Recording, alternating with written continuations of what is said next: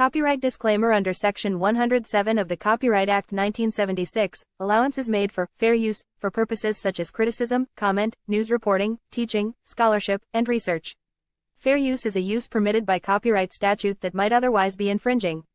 Nonprofit, educational, or personal use tips the balance in favor of fair use. So what I'm saying now is that you're going to have this massive influx of immigrants into the country that are better equipped. They don't have your legacies. They don't have your disadvantages. They're walking across the border. They're going to get a free lunch. They don't have to pay dues. But you got public policies in this country that are equating them to black folk. They're equating them to black, and what we've allowed them to do starting in 1970 is to wrap themselves in black folks' suffering and pretend somehow they suffered along with black folk. And therefore, whatever program is created under this misguided label called minority, that they are equal to you and over you. And we're going to deal with that whole concept of minority in a few minutes too.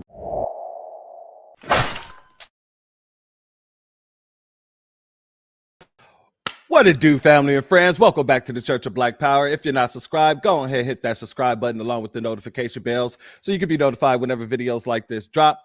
Please make sure you're hitting that like and share button so we can beat up the algorithm. Make sure we get this message out to the ears that need to hear. And if you have not done so yet, please click the link in the description. Go to change.org and put your signature on the petition for reparations.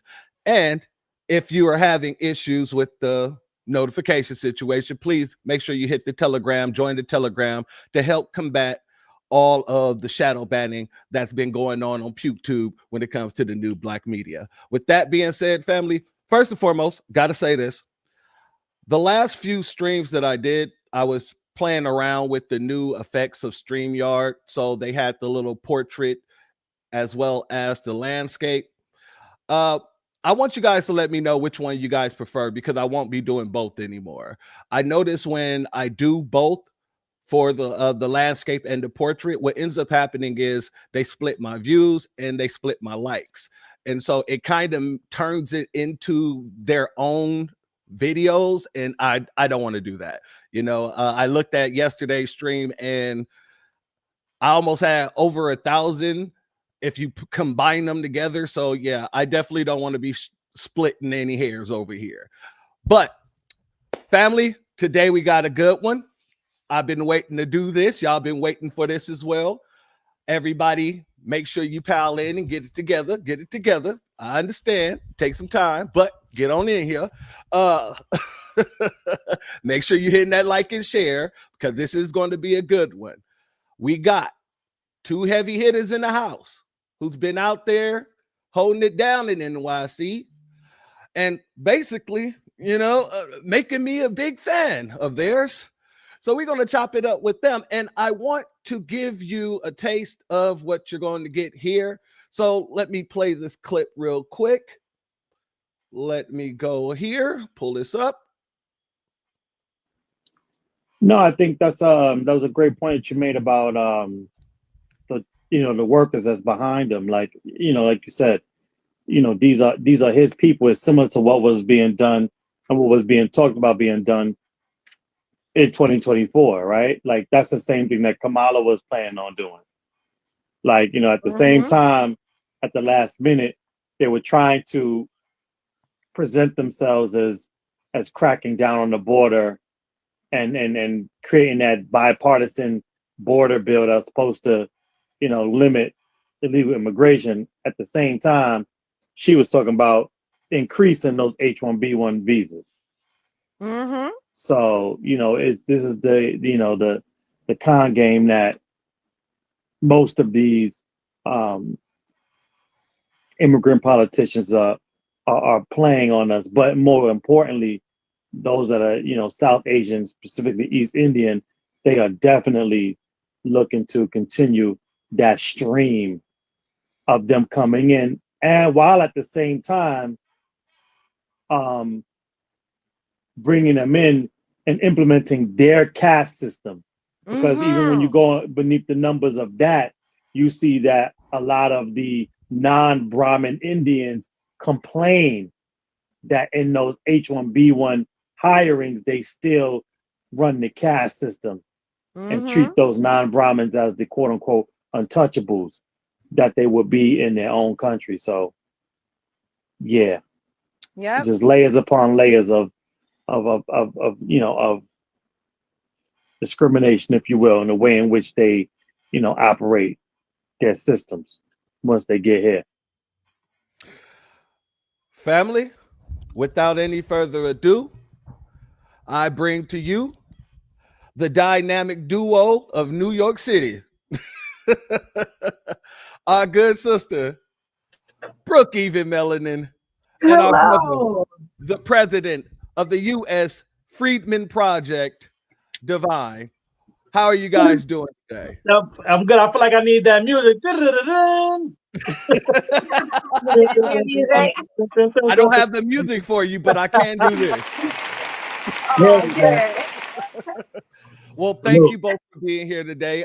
Like I said, I've been keeping an eye on what you guys have been doing out there. Me being a Californian, I've been out in California for a while, actually working towards the same goal before I moved to Texas. So it's always wonderful to see folks standing 10 toes down, not just for the lineage, but what's owed to us. I would like to ask you guys a starter question, and you guys can choose who's going to go first. Take your time, because ever since we started doing so, ever since we really haven't been taking any nonsense from anybody, we've been standing on our square, we've been fighting for what's ours. People have made us the bad guy about the whole situation. And I don't have a problem being the bad guy. As a matter of fact, I love being the bad guy. I have no problem being the villain in this situation particularly. So my question is, and I like to ask everybody who's comes on the broadcast this specific question: what was your villain origin story? How did you get started in this particular work? You want me to go first, President Devon? Okay, I'm gonna guess there by your silence. Okay. I guess that's a little bit of a harder question for me. You mean reparations specifically, or just fighting for us as a whole? When did you realize that you needed to be the representative that you are in all spaces, just fighting for us, going into reparations? How did that all come about? Okay, so you're asking specifically about reparations. So I will, once I read the bill, you want to be honest, I read the bill and I was disgusted. You know what I mean? I could see the holes, I could see the flaws and everything. And I make jokes all the time that, I grew up in East Flatbush, Brooklyn, and I don't really know a lot of FBA that aren't related to me. And so they were having a meeting at the Schomburg in Harlem. And I just knew I had to be there. So I asked the one FBA person I knew, and he came with me. And that is where I met President Devine. And I walked up to him, bright-eyed, bushy-tailed, with the bill in a manila folder, highlighted and notated, because I'm a nerd. And I walk up to him and I'm like, hey, the bill is unconstitutional. The bill is unconstitutional. And he looks down at me and goes, we know. And so, he had already been doing the work. He had him and, I met other members of the U.S. Freedmen Project that day. And, I call them my aunties. I met my aunties, and they were so welcoming and warm that the person I ended up coming with, I was like, I wanted to go to dinner with them. And I was like, I can't go to dinner. I got to talk to these people because I got to find out what to do next. And they already doing it. You know what I mean? And so I literally, it was like a how can I be down situation. Like, do you want me to send out letters? Because I worked on Marcel's campaign, sending out flyers and stuff. Mm-hmm. Nothing major, but what I could do from New York, I did. And so I was like, I just figured that I would be doing, office work and sending out emails and things like that for the Freedmen Project. And I was willing to do clean up, you know what I mean? Whatever I needed to do to be down. And so that's how I got involved. And I just got on board of the bus that they were already driving. All right, Divine, how about you? Man, now I see why. Just for full transparency for the family that's tuning in, now I see why this brother didn't want to give us the questions beforehand. These are some good questions, so I'm anticipating a really, really good and just very intriguing interview tonight. And so, not long before, because I don't want to act like she hasn't been down for a long time, but before we got a chance to meet Sister Breuck at the Schomburg. Well, matter of fact, prior to all that, because I love telling this part of the story, prior to getting involved with any work for our community, for our people, for our ethnic group and lineage, I believed I was a part of the whole Black capitalism movement. I really thought that if we just did some small business, if we just group economics, we can just do it. We can make it, right? And so one of the best things that came out of that stage in my life is a mentor of mine told me, he said, if you look around and see that something needs to get done and nobody else is doing it, that means it's you. And so when I looked around and saw the state of our legacy, quote unquote, organizations, of the Pan-African organizations on the scene, I saw that none of them were fighting specifically and exclusively for who we now deem ourselves as foundational Black Americans, right? Legislatively, the freedmen, those of us that had ancestors that was enslaved and emancipated in the US. And so since nobody else was doing it, I said, it's gotta be me. What I didn't know at the time is that there was already a pre-existing group, similar to what Breuck said, that was doing the work. And so when I went to go start the work in New York, just how the ancestors and God has been working, whichever one you choose to believe in and on, somebody was like, yo, Divine, no, there's already a group of people meeting, talking about reparations. And so I was like, where, who, just give me the daytime. I don't care what borough it's in, if it's on the outside of the boroughs, if it's in the tri-state area, let me know where these people are at so I could go meet up and I could see what's good and I could plug myself in. And so I went. It was a good, solid group of some brothers and sisters, some who are still in the fight now, others who have, gone their separate ways due to personal situations. And that's another part of work we can get into later down the line. But the bottom line is similar to Sister Breuck's story. I just got in there and I was like, look, y'all already got something going on. I already know how strong my personality could be at times. So I was like, yo, if y'all need somebody to sit at the signing table, y'all need somebody to, sweep up after the meeting is done, go get coffee, cookies, snacks, whatever. Just let me know what I got to do. And I'll do it because because everyone has a role in the movement. And so I was like, just let me do my role. And as we continue to build this thing out and we start looking at some of the problematic legislation that was coming out of New York, in juxtaposition, you said you're from California. So that's another part of our origin story, studying what happened in California while also working closely hand in hand with what's going on in California, because there could be no us without California to a certain degree.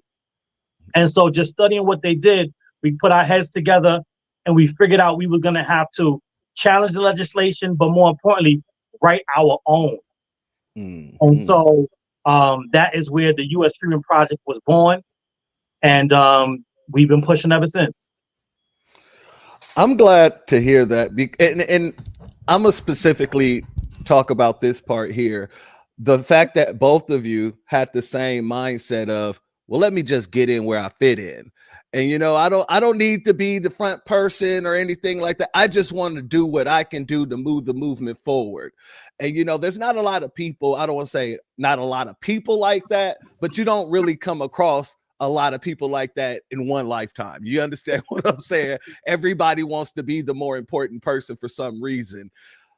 But we're seeing foundational Black Americans get on that type of time, that thought process of no matter what I'm doing, as long as I'm helping this movement move forward, then I feel good about it. And I love that you both kind of had that same thought process, you know, in your beginnings. I want to ask you a question, Divine, because I've watched a lot of your interviews together. And that's why I call you guys the dynamic duo of New York. You know, in one of the interviews, you spoke about the different Caribbean groups that you went to. I think you said it was somewhere around 55. And you was trying to go to them and talk to them about getting on call with us about reparations. Can you tell us more about that, please? 100%. So, you know, I always say at this point in time when I start telling this story, listen, I'm a New Yorker. I know he's problematic at this point, but you got to understand from the era I was brought up in, I do quote Hove a lot, you know, even though he's, you know, we know where he's at today, right? But we just gonna go back to what he was when I was I ain't gonna judge you, brother. I appreciate that. So I'm saying that to say let me not say my thought process around it was one thing, but obviously there's a team of us at the U.S. Freedom Project. I am the president, but we all have a Democratic vote. So we spoke about it. And when I was talking to them about it, I was like, listen, we need to get on our Hove business. I wanted to make sure that Hove did that. So hopefully y'all won't have to go through that. You see what I'm saying? And so our whole process was, if we can do all the things that the Rollins, that the Democrat shills are going to say, oh, but did you do that? If we could cover all those bases before we had an influx of the people, of the family coming around. Because, you know, when we first started doing this work, we was the little engine that could. There was nobody else really here. This is before we met Breuck. This is before we met a lot of people that's in there. It was just a handful of us saying, you know what, let's just see who we can meet with when we go to these politicians. But at the time, one of the biggest excuses, and now fast forward, it wasn't an excuse, it was the reality. So one of the biggest excuses then that we found out is the reality now is that over time, the Afro-Caribbeans in New York went from being those that were on code with us, or at least just being silent while we was doing our thing, because their numbers wasn't what they were now that they have these numbers, they have built up enclaves of political power.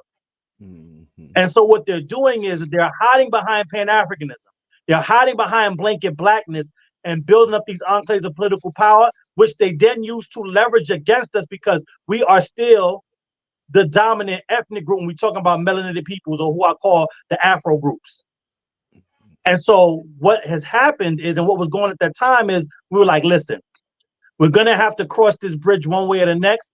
So let's be proactive. Let's reach out to every single Caribbean/African advocacy organization that we can. And what we found is that there were numerous of those organizations that exist in New York. So at the same time, they were telling us we just all Black. They had individual advocacy organizations based on ethnic group that were fighting specifically for their ethnic group.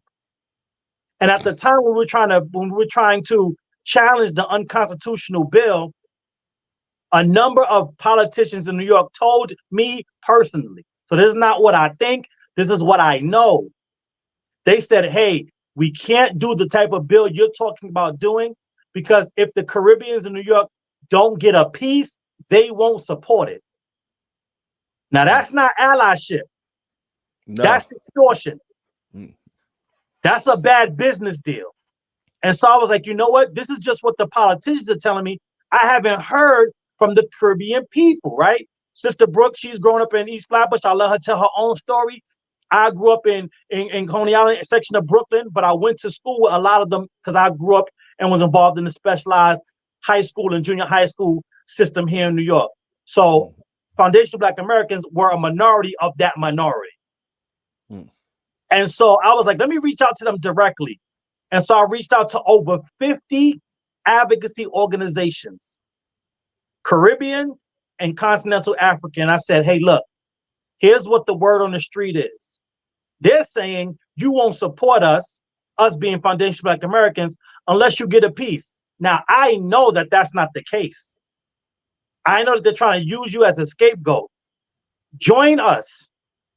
Give us a letter of support saying, you know what? No, reparations is supposed to only be for foundational Black Americans, and we ally with them and stand with them. I don't even want to say guess. There's no need to guess.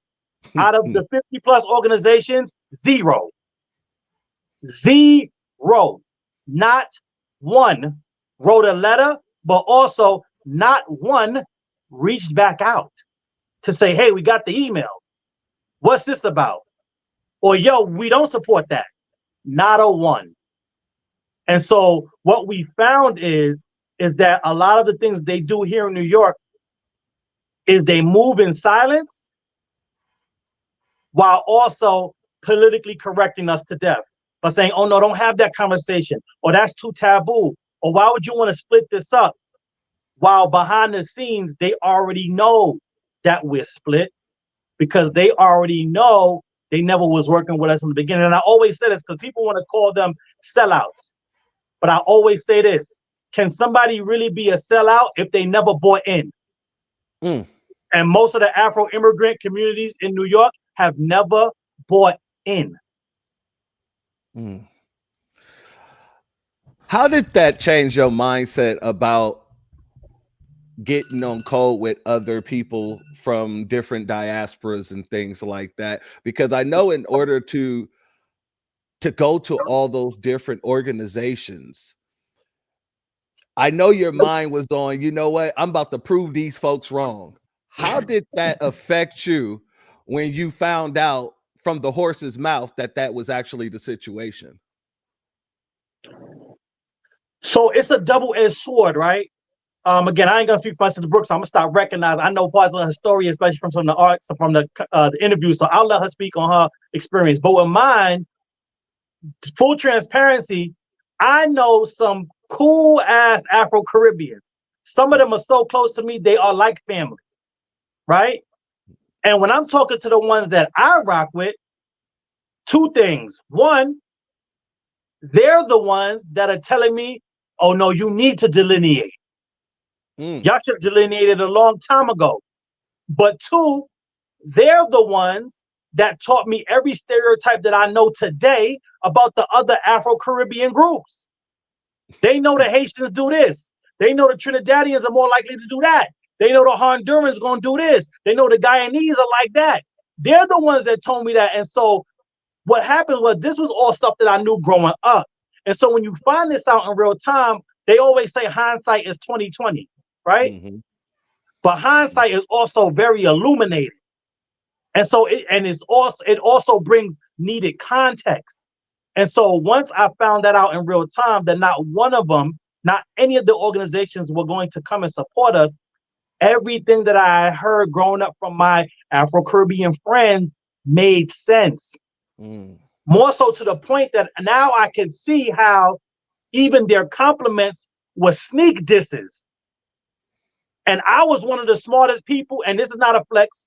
I'm not trying to impress nobody, but just trying to impress upon you that I wasn't the stereotype. But because I wasn't the stereotype, that's why the sneak disses were more prevalent when it came to me. I'm coming into your house smelling jerk chicken for the first time because we don't cook that in my house. I'm hearing accents that I only hear on TV and in the reggae songs being spoken in the home. But I'm smarter than your kid because I came here to tutor them. But they're telling me, oh, wow, you're so polite. You're so nice. Or you're not like the rest of them. And in full transparency on this, before I take a breath, I'm thinking, because again, I'm not a street dude, never proposed to be one. I never was one, but I grew up around them. And I got a lot of street dudes in my family. And so when they were like, you're not like the rest of them, that's what I thought, because that's the conversation that we would have in my house. And that's the conversation I would have with my family, because they would run me off the block when I was places that I wasn't supposed to be. And they would tell their friends, you see him, whip his ass or come get me. You see what I'm saying? And so when they said, you're not like them, I'm thinking, oh yeah, I'm not a street dude. So I didn't even pick up on the undertones until I understood that not like them meant you're not like all the other Black Americans. You know, it echoes white supremacy. You know, all my life, I've had Nabiscos, and that's what I call them, folks. I've had Nabiscos come and tell me, you know, salty, unsalted crackers, you know, that's me. Anyway, I've had these folks come up to me and tell me, oh, you speak so elegantly. Oh, you are so what is the other word they use all the damn time? Eloquent. Eloquent. They try articulate. Thank you. Yeah. They love to say how articulate you are. They do that in a way to try to make it seem like other Black folks aren't articulate just because they don't like the way other people speak, or other people might have accents, or whatever the situation is. But everybody, no matter what region you're from on this continent, have some sort of accent. Let's be very clear. I don't hear mine because I got a California one. But when my sister Breuck talk, I can hear her accent nice and clear. You know what I'm saying? And that's the difference. A lot of these folks, they want to pick and choose who to try to give a little pat on the head. And anybody who don't understand the system of white supremacy, how it is and how it operates, they get confused by it. Shout out to Dr. Neely Fuller Jr. And I call him doctor. I don't give a damn what anybody say. That's Dr. Neely Fuller Jr. But with that, if you don't have that mindset, you'll take what they're saying as a compliment. And right. I'm glad that you were able to see that. Oh, this is just a backhand. This ain't even a backhand compliment. This is direct, just egregious. You just want to be a JA right now to me, you know? So, you know, I'm glad to hear that you wasn't one of those brothers that fell into the trap, because a lot of people do fall into the trap when they hear sweet nothings in their ear. Yes. My sister Breuck, I want to come to you. I want to ask you this. What have your experience been in New York, living around Caribbeans and anyone else really, just all the other different melanated immigrants? What was your experience, and what did you think once Divine told you that he went and put 10 toes to the ground and went to all these different organizations and nobody came back with anything? Nobody even gave him the time of day.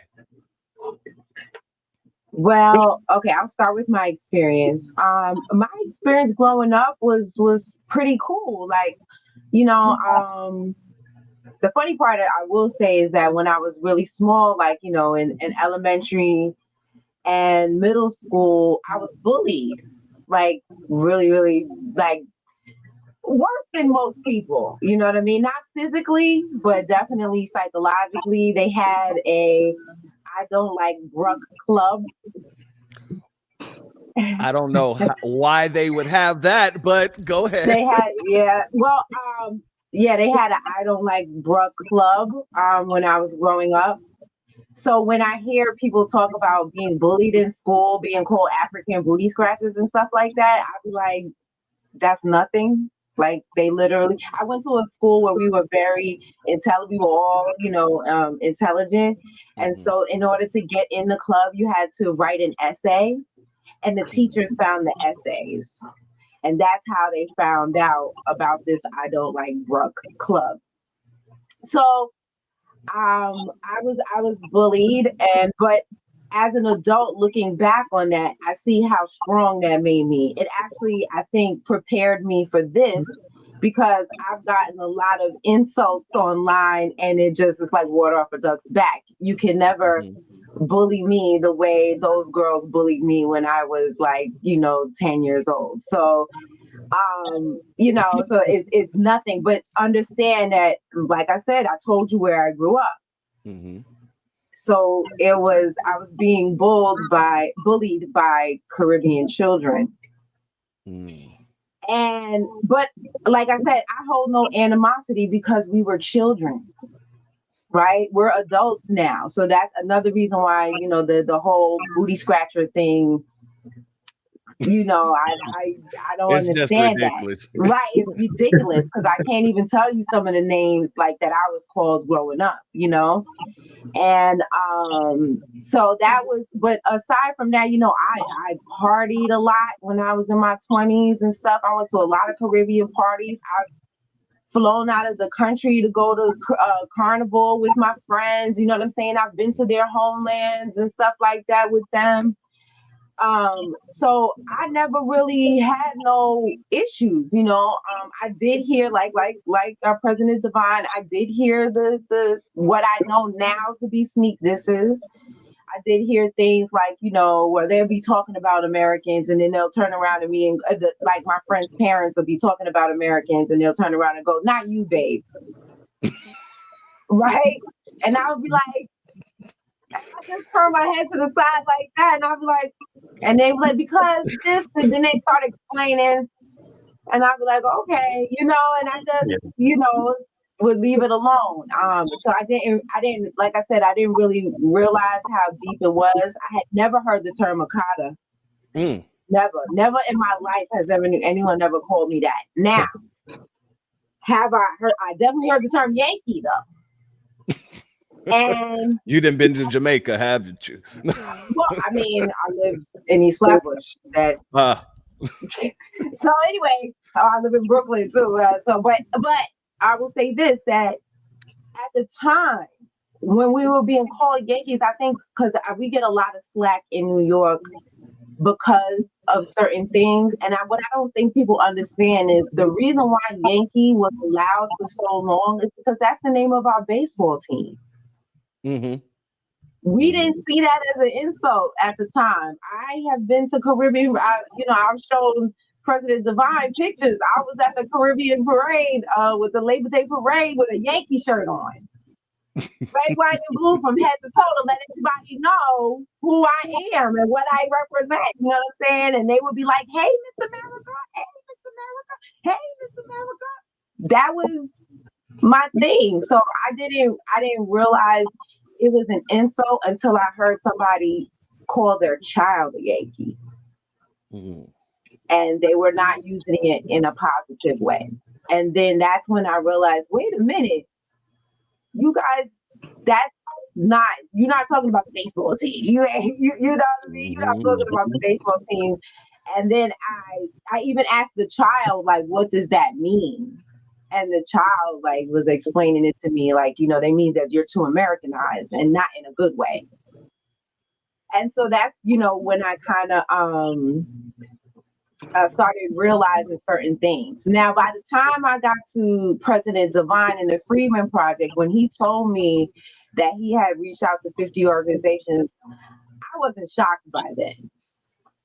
At that point, I know that a lot of people, even ones that won't fight us, they just don't do anything. You know what I mean? Like the ones that they're not gonna, and then so the ones that are strong, the ones that are going to give us pushback, the ones that are not going to give us pushback, and the ones that are even on our side are not really going to say anything to the ones that are not. Because they're going to keep their head down. They're going to go to work. They're going to get money. They're going to, you know what I mean? They don't want no problems. They don't want no spotlights. They don't want to cause no trouble because they just,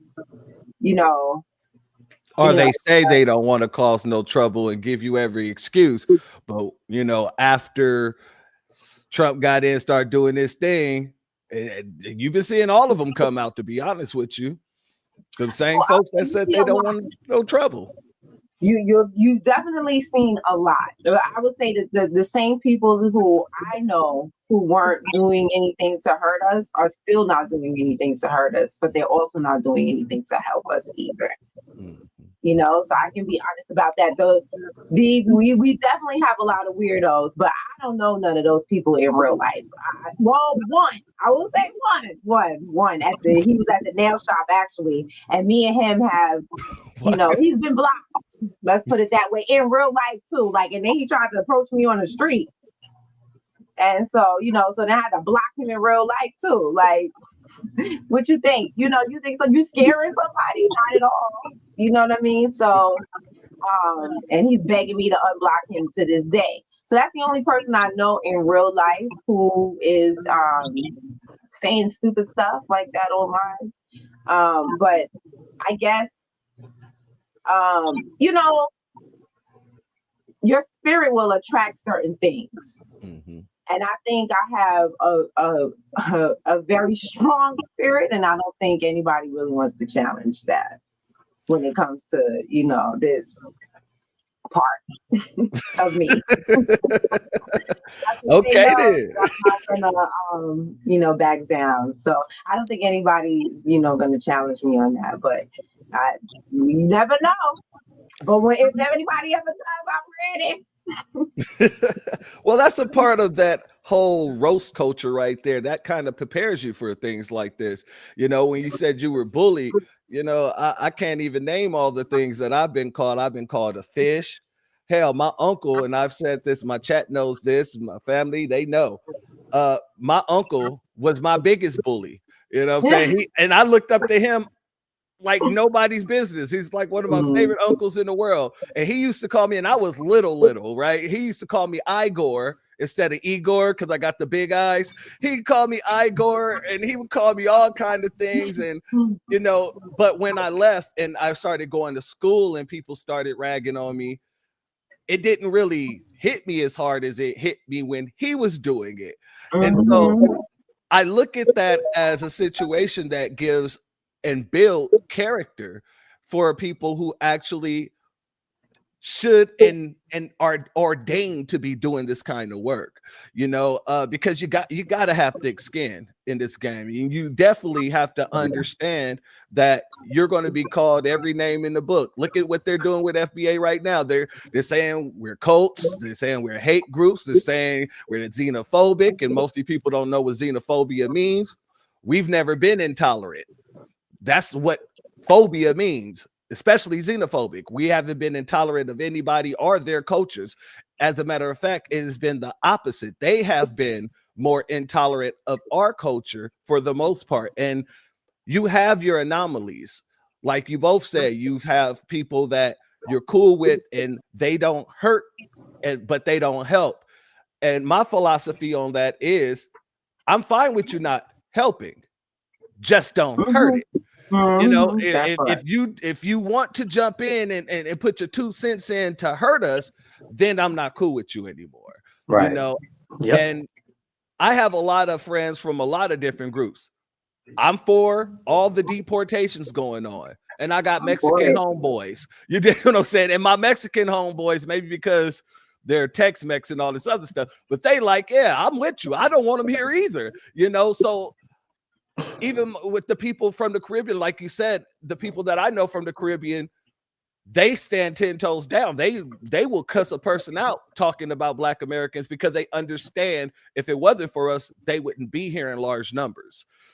So I do want to give a shout out to everybody who stands on that type of business, even though they don't want to be involved in the business. But sometimes you get pulled in and you got to make a decision.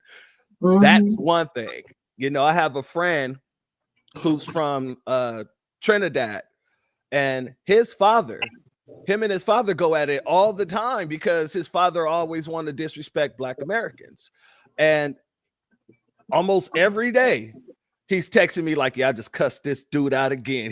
He don't say dude, he say the MF a word. I just cussed this MF out again, man. I'm sick of this dude, man. I don't even know why I was born to this man's loins. And I'm like, well, maybe you were meant to be born to his loins because somebody's got to be able to combat that nonsense that come out of his mouth. So I do appreciate those who are willing to speak up, but I also appreciate those who say, you know what, this isn't my fight. I'm not going to say nothing, but I'm also not going to say anything against you because this is your homeland. You deserve what you deserve. I got to ask this question. Oh, before I do that, I just wanted to show the family because our sister said that they call her Miss America, and I have to show this. You know, she definitely is out there looking like Miss America. You know what I mean? With the Juneteenth flag and the Black American Heritage flag. And she got the whole American flag around her hips and legs. That right there alone make you the And don't Statue of forget, Liberty. there you go, the Lady Liberty on the chest, okay? And the Yeah. Freedmen Project logo right here. You know, my sister was like, that is the most patriotic outfit I have ever seen in my life. And if I'm correct, you were out there with looking like this at a Caribbean Day parade, right? No, this one, I mean, I would though, but You would? no, Okay. that's probably too much clothes for the Caribbean Day Parade, only because it's a little hotter. And during that one, that skirt would have been a little too long. But I would wear that for I've worn similar outfits. But this was for the Black American, the African American Day Parade in Harlem, That's right. where the Freedmen Project and we had our own, like, I guess, float. We were in the parade, and so trying to, drum up people for, with trying to find our family members, giving out flyers, talking about our family members that was it World War One, two? Which one? Two. Okay. World War Two. And so we were just out there. And another brother had those flags. I didn't go up with those flags. I wouldn't have been able to do that through the whole parade. But at the end, he let me take pictures with them, and I was very excited about it. And I'm glad he did, because this is a great image to have right here. This is a beautiful image. And I looked at it and I was like, damn, that's a great picture. And I'm mad that I found this picture after I snatched the picture from your Instagram to make the thumbnail, right? I'm like, I could have used this one. But much That's all love right. to You can you, just because have that you back on again, and then you can use that picture next time. that there we go. And I just want to give you grace, because I want to give you so much love, because this is proper representation, and this is what I love to see, because we see so many other flags being waved. It is so beautiful, especially in New York, to see you doing it like this out there. Oh yeah, I don't play no game, and that's the thing. I've always been like that. This isn't this part of me. This whole dressing up for Labor Day stuff like that. Well, that part's not new. Like dressing up in American. It's always that is my challenge. Is how am I going to make it different this year? You know what I'm saying? What am I going to do? Which is how I ended up with a Yankee shirt one year. Because I'm always trying to figure out how I'm going to flip my red, white, and blue this year. And so, so me and my patriotic outfits have been going on for some time now. I tell people all the time, when it comes down to FBA, we're actually the most patriotic people ever in this country. I want to go to a clip, and I want you guys to kind of give me what you guys were thinking when you saw this, because I know that you guys were most likely there in person. Let's go here, family. Let me pull this down for a hot second here. Let's go here. Where we go? You're going to see this man's hairline and already know where we got to go.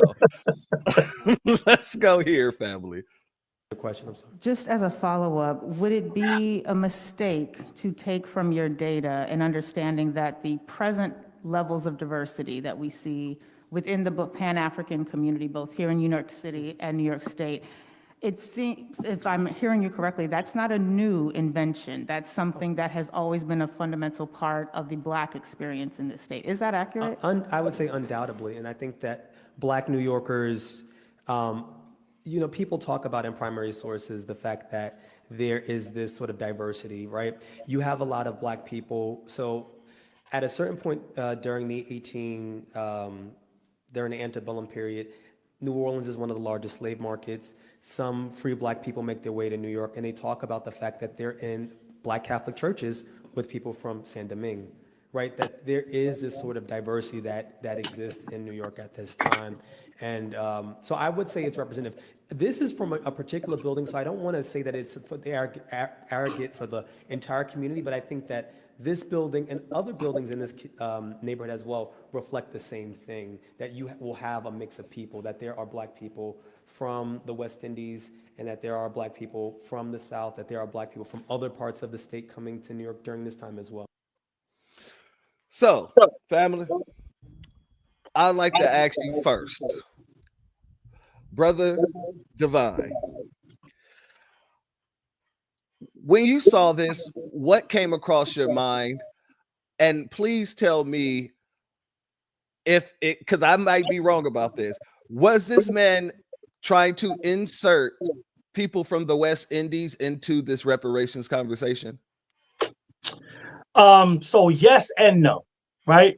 So before we even get to that point, and I don't want to step on Sister Brooks' toes because she can speak directly to us more than I can, but I want to make sure I say this and I'll leave it to her to put more meat on the bones. Okay. This is the second time in this process that this anecdotal story and this anecdotal building is being used to push an agenda. The first time was I think it was also a hearing. And like I said, she could speak more toward that because I was at work, so I couldn't make it to the hearing, but she did. And this same building and this same story was being used at an entirely different hearing. So why it's being rehashed is something we don't have to ask ourselves, but that's the bigger question. So to my yes and no is he is not trying to insert them into our reparations claim. The legislation already inserts them into our reparations claim. And Dr. Ron Daniels and Lurie Daniel Favors Esquire is trying to use this anecdotal story and this anecdotal building to justify why Afro immigrants, specifically the Afro-Caribbeans, need to be conflated with our justice claim. And so the issue that I have with this, outside of what I just mentioned, is the fact that this is one building. It's not a neighborhood in New York at the time. There's not a number of buildings at the time. It's one building. And my issue with that is that one, I can't guarantee you, let me take that back. I can't tell you that there's never been a point in time where that building is a microcosm of what an entire area or perhaps even a borough of New York City would look like at any given time. What I can guarantee is that the makeup of this building is an anomaly compared to what New York looked like at that specific period of time.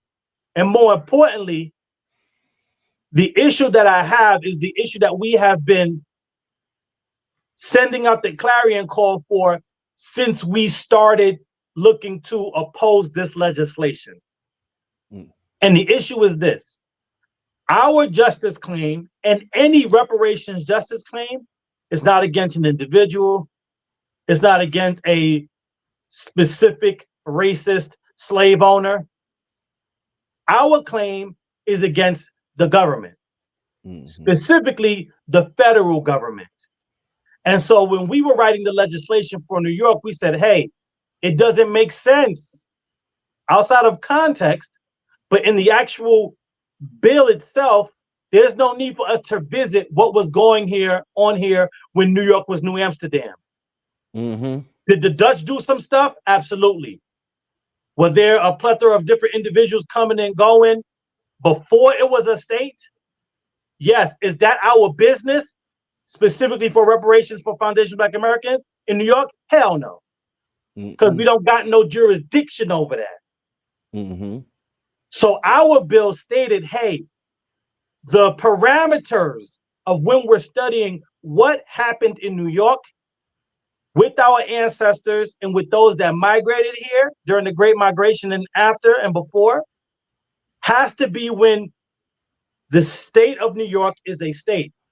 The Pan-Africans pushed it to expand to when the Dutch is here because they wanted the term enslaved African to be relevant, but also to be added on to the context of the story so they can more so do exactly what she tried to do with that leading line of questions to include this group of people that Breuck will break down, and she did so in her testimony on the real issue or the real backstory of those quote unquote people, not from Haiti, but from Saint Domingue. And there is a difference. So I'll pass this to Breuck on that. Yes, like he said, that was his second time presenting. The first time it was on a Zoom. It was like an online. It wasn't an in-person hearing. We had a Zoom hearing. And understand that these presenters get paid to do this. He's not an expert or anything. He's a freaking student. Yes, he was. He's a master's student. So they paid him twice. Understand what they're doing when they're using him also. They're also padding his resume to make it seem like he's an expert in something that he's not. Okay, so that's number one. And he got to speak twice. Okay, so that means they paid him twice. Okay, so let's start there. Then back to the whole Saint Domingue thing, right? During the Haitian Revolution, right, which lasted for 13 years, I believe, well, 11 to 13. I can't remember. I might be getting that number wrong, but it was definitely over 10 years. It was over a decade, right? It was like 11 to 10 to 13. I want to say 13, but I'm not quite sure. Anyway, it lasted a very long time. And during that time, the French were escaping off of the island because the Haitians were killing the white French, right? And the mulattoes. They killed their black wait, I want to say that again.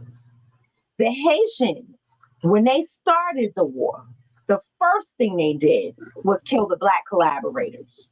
So when we have our black collaborators here, we have not done to them what the Haitians did with theirs. All we're doing is delineating from them. We ain't trying to kill nobody. We ain't trying to cut off your head and burn down your house. Because that's what Cooper tie limits, blah, blah, blah. I can't say it. Okay? That's what that means. Okay? They did it to Deathleen. Okay? So, but we're not even there yet. We haven't gotten there yet, right? So during this time, the French, instead of fleeing all the way to France, right, they could just come right to Louisiana because they owned Louisiana at the time. So who did they bring with them? They're slaves. Their mulatto children, not all the slaves, just certain ones. They didn't bring the black ones.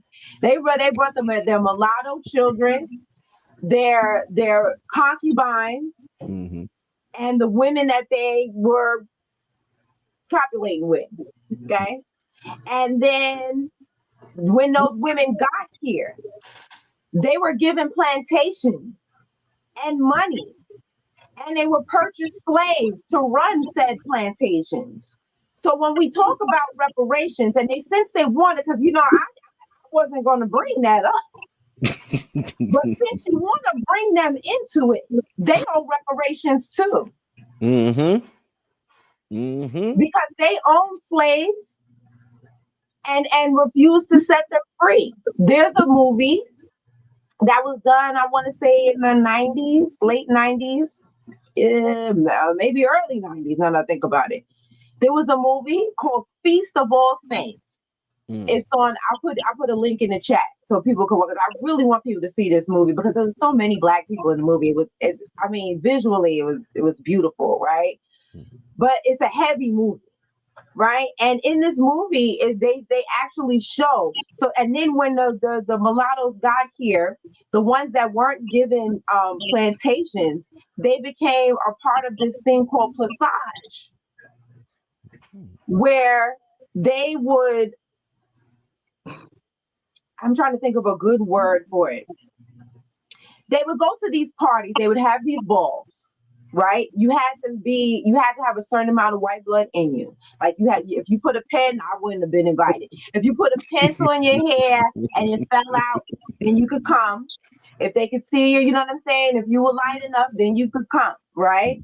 So these mulatto women would go to these parties. They call them octoroons and, quadroons and all the whatever. They would go to these parties, and the rich white men would come to these parties, and they would pick one out. Now you would never, and so now the madam, your auntie, whatever, mother, whatever, would now negotiate the price before they get to see you alone. So you gotta buy them a house. You gotta promise that if there are any kids that are produced from the marriage, that you take care of them. Some of the HBCUs were started for these children because they didn't want their children. Their children couldn't go to white schools, so they created their own schools so that their mixed breed children could go to have somewhere to go to school, or they would try to send them to France. Mm-hmm. So we had this class of people, a different class of people, because the rules were different in Louisiana. But as soon as, you know what I'm saying, they lost the Louisiana, or we purchased Louisiana, it was slavery as usual, and also they had delineated from us. They called us the slaves, Mm-hmm. and they called themselves the gens de couleur. They were a distinct ethnic group, Mm-hmm. but they could not leave Louisiana unless they went to France. That was the only two places where they could be free. Mm. So when they talk about, when she started talking about bringing in or including them, I had to smack them in the face with that history real quick. And I'm glad that I knew that, because there's no way in hell I'm going to let you equate them, slave owners, with us. Mm-hmm. Not on my watch. That's my favorite. Not on my Not on my watch, okay? Hold on. I got something for you. Hold on. I ain't got that clip, but I will play this because you need to go to the Bush and Week. That's my other favorite one. Because you had to clear some things up. And I do have a clip that kind of describes why. 1 second. People know exactly what they're doing until they get exposed. Oh, that was beautiful. You gotta send it to me. You had to do some exposing. I had to do some exposing right there live and in person, Yeah. And so I didn't think they was gonna let me speak that day, because that's a whole nother thing that we got going on. But Right. yeah, I definitely had to let them know about that I had to let them know that we are not ignorant Mm-hmm. to your history, boo-boo. I want to just say this because it really gets to me that they're trying to shoehorn Caribbeans into our reparations, no matter where they are, because they tried to do the same thing in California, right? But it's interesting to me that they would try to say, one, they love to bring up the fact that, people have come here before America was founded and, did what they did here. And my answer to that is, okay, then that means that they ended up having an ethnogenesis. So they became foundational Black Americans anyway. Why are we talking about Caribbeans? Because those same people, the descendants of those people, can't go back to the Caribbean without immigrating there. So at the end of the day, we're still talking about Black Americans. And the Caribbean has a reparations firm. They have CARICOM. They're not over there talking about Black Americans need to be added into it.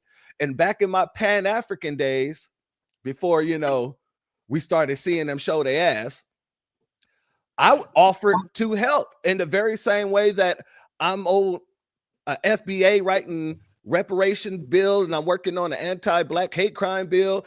I wanted to help the Caribbeans get there too. I'm like, hey, I called CARICOM. Hey, I'm willing to offer my services. And they told me, we don't need your help.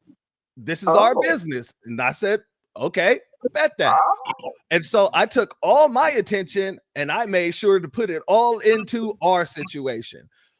And of course, as foundational Black Americans, we have big hearts. We want to see people succeed, other melanated folks succeed, and we want to help them reach their highest potentials. But when you tell me, oh yeah, we don't need your help, okay, cool. That means I can concentrate more on my own people. But remember, you said you didn't need my help. And now CARICOM is over there kind of floundering.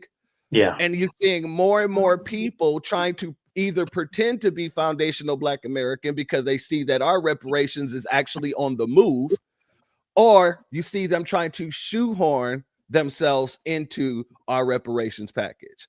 So, I find that to be very, very interesting. The ethnogenesis explains away everything this dude just said, to be honest with you. Absolutely. Yep. I want to play this other clip here, and you guys can tell me who this lady is and what you think her agenda has been, because Sister Breuck has posted this clip. This is coming directly from your X account. So please give us some of the background on this woman. And also tell us more about your call to action that you put together. And if you can, drop that link in the chat as well so I can pin it to the top so that people can actually, call in and do whatever they can do to help as well. But let's go here. Brother Church, can I just add one thing to the clip? Yes, sir. Okay, great. Yeah, I want, because you mentioned and you invoked the what happened in California. I want the family to be clear. At the time that, if you guys remember, and you're a Californian, so I'm pretty sure you do remember, you seem plugged in. Well, I was in California. I'm in Texas now. Oh, well, you're a former Californian, but you was paying attention to what was going on in the task force, correct? Absolutely, yes. Right.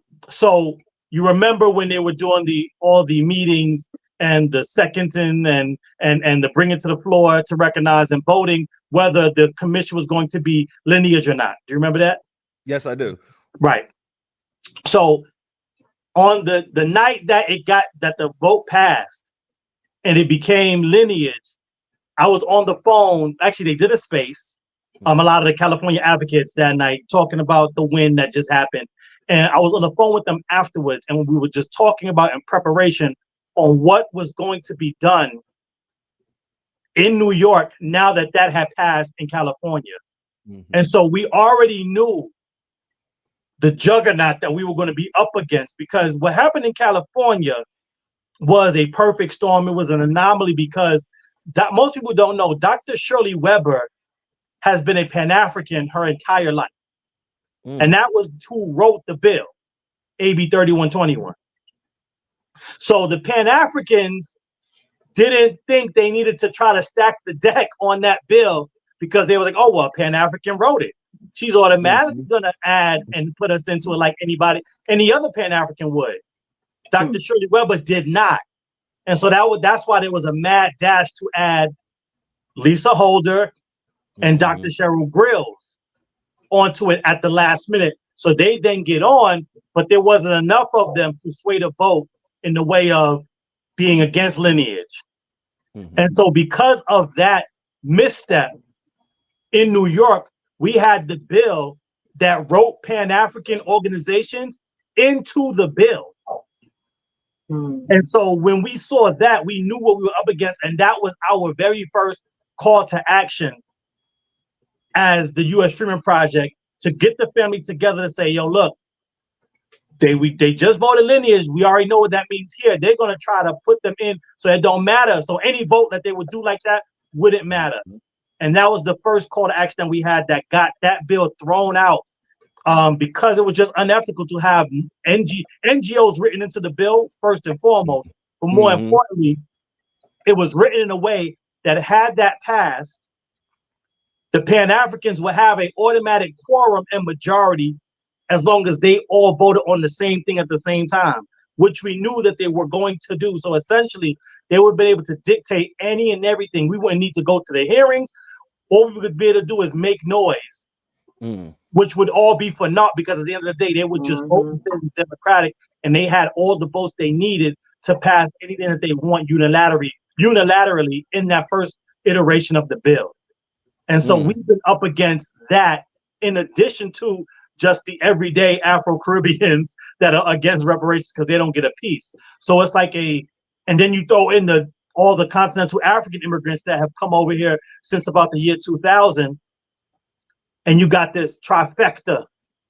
And don't forget the Democrat shield, so it's not even trifecta, it's 4, right? Fearsome, foursome. It's all these people that are up against us that we're fighting against long before we can ever get to the right-wing white supremacists that are supposed to be the boogeyman. We can't even get to them because these 4 are standing in the gap for right-wing white supremacy. So I wanted to put that on there. Straight fire, brother. Straight fire. As my brother Iron Will just said, 1000%. We're dealing with so many ops in this situation. And it's like you said, one of my first real viral videos on this channel is when Dr. Amos came out in California telling, and Dr. Amos here, he sits on he was sitting on the panel, he was sitting on a committee for reparations out there, as well as I believe he's the president of the NAACP chapter out there. He came out and he did a letter when it got real serious. And he said, well, Black Americans don't need reparations. You should give $5 million to the NAACP and let us do programs as we see fit. And that was one of my first viral videos because I had to, like our sister Breuck had to do, call them out, name some names. And really, I had to disrespect him in a way because I had to let him know you're not an elder by doing such. You're working against the next generation, right? Reparations is very important because it gives not just us what's owed to us, but it makes it possible for the next generation and the generation after that to actually stand on equal footing, especially with the racial wealth gap and how far apart we are in that, especially how, they have studies saying that by 2050, somewhere around there, we're supposed to be at a net zero median income. So I look at anybody who's trying to downplay reparations, and especially those goddamn people in the congressional legislative Black caucus out there in California, how they sat here and crashed out the bill and then literally laughed at the people who was telling them that this is disrespectful. This is going to cost Kamala, and they just thought it was okay to just mock us, But it does go to show that even people that are a part of the lineage aren't really, I don't want to say aren't really. There are people in the lineage that are willing to throw themselves over the sword in order to protect the system of white supremacy. And that is heartbreaking, especially when everything that we're doing is to benefit our community. But these folks, like you said, I can't say they sold out because these folks most likely never bought in. So I'm glad you gave me that talking down. I'm gonna use that, just so you know. All right, I'll give you your credit. I'll give you your credit. Don't worry. It belongs to the entire lineage. It's okay. Shout out to you. You're gonna be hearing that a lot lately. All right. Let's go here, family. I wanted to go to this clip because our sister Breuck posted this here, and I kind of want to get what this lady was doing and what her background is in this situation. Let's go. If you would just take a moment to introduce yourself. Good afternoon, everybody. Livy Daniel Favors, pleasure to be here. And I do have a question, if I may, Madam Chair. I was very curious. One, thank you for the presentation. I thought it was really insightful. And I was very curious about the slide that demonstrated in District 8 where the origins were for the population of that district. And if I interpreted the slide correctly, approximately 26.9% of the residents of that district were from New York, meaning their roots began in this space. And which indicated that the vast majority, even in the 1860s, I believe that was the time period of the slide, were Black New Yorkers from outside of the state of New York. Can you extrapolate for us what we know about the origins of Black New Yorkers during this time period? I'm very curious about this because this is immediately following, if I looked at the time correctly, the end of the Civil War. So if in this district, nearly 75% of the Black residents were not native New Yorkers, what do we know about the origins of Black New Yorkers outside of that particular district? Because I think that's extraordinarily pertinent to our work. Yeah. And so thank you for that question. So what do we know about Black New Yorkers at this time that are from New York City and New York State? It's a really sort of interesting dynamic, right? Because you have people like, let's say, people like Gina Manuel's family, right, who we started with, who in the 1870s, her family had been here for about 70 years. So there's a very long history of people actually being from New York, or the New York, at least, area. But then also, too, there's also a strong influx of people who have come to New York City, particularly between the decades of the 1790s, 1800, and 1810. Okay, we don't have to play him again. I want to know this woman here. Can you tell me something about this woman? Like, it seems like every clip that I saw of her speaking, she was basically playing the same game. Am I wrong in saying that? No, you're not. She is always playing this game. She has a pot. This is Lori Daniels Favors. I'm gonna let President Devine tell you what, or because I have a bad memory, what organizations that she belongs to, but she is a constant opposition to us. She is, number one, before I even get into her, I just want to talk about what she said, right? Because I caught something there. She specifically said that New Yorkers, or Black New Yorkers that came from outside of the city. Mm-hmm. She didn't say that immigrated, that came from another country. She said that came from outside of the city. And as we know, David Ruggles was a stop on the Underground Railroad. Mm-hmm. And he was a free Black man living in New York. And so many people were coming here from other states, emancipating themselves. That is why we had NYPD started as a kidnapping club that would kidnap free Black people and smuggle them back down south. Richard Riker, who, of Rikers Island, was the judge or the magistrate at the time. And he was the one that was in charge of saying whether you were free or whether you were actually enslaved. So understand that they don't even have pictures of these people, because in the 1800s they don't have pictures of the people that have that emancipated themselves. So they have descriptions, 5'10", brown eyes, black hair. That's everybody. You understand what I'm saying? Yeah. So Richard Riker would be like, yeah, that sounds like it. So that's how we got a whole jail. So the NYPD was started based on kidnapping clubs. The Rikers jail was started holding what they called runaway slaves to sell them back into slavery, or to return them back into slavery, and sometimes sell them back into slavery. I just wanted to point that out. At the time, I was giving out flyers in the crowd, and I must have missed that. But I got her now. So I just wanted to talk about that. But yeah, back to Lori Daniels Favors. She's a constant irritation. She's like hemorrhoids. She don't never go away.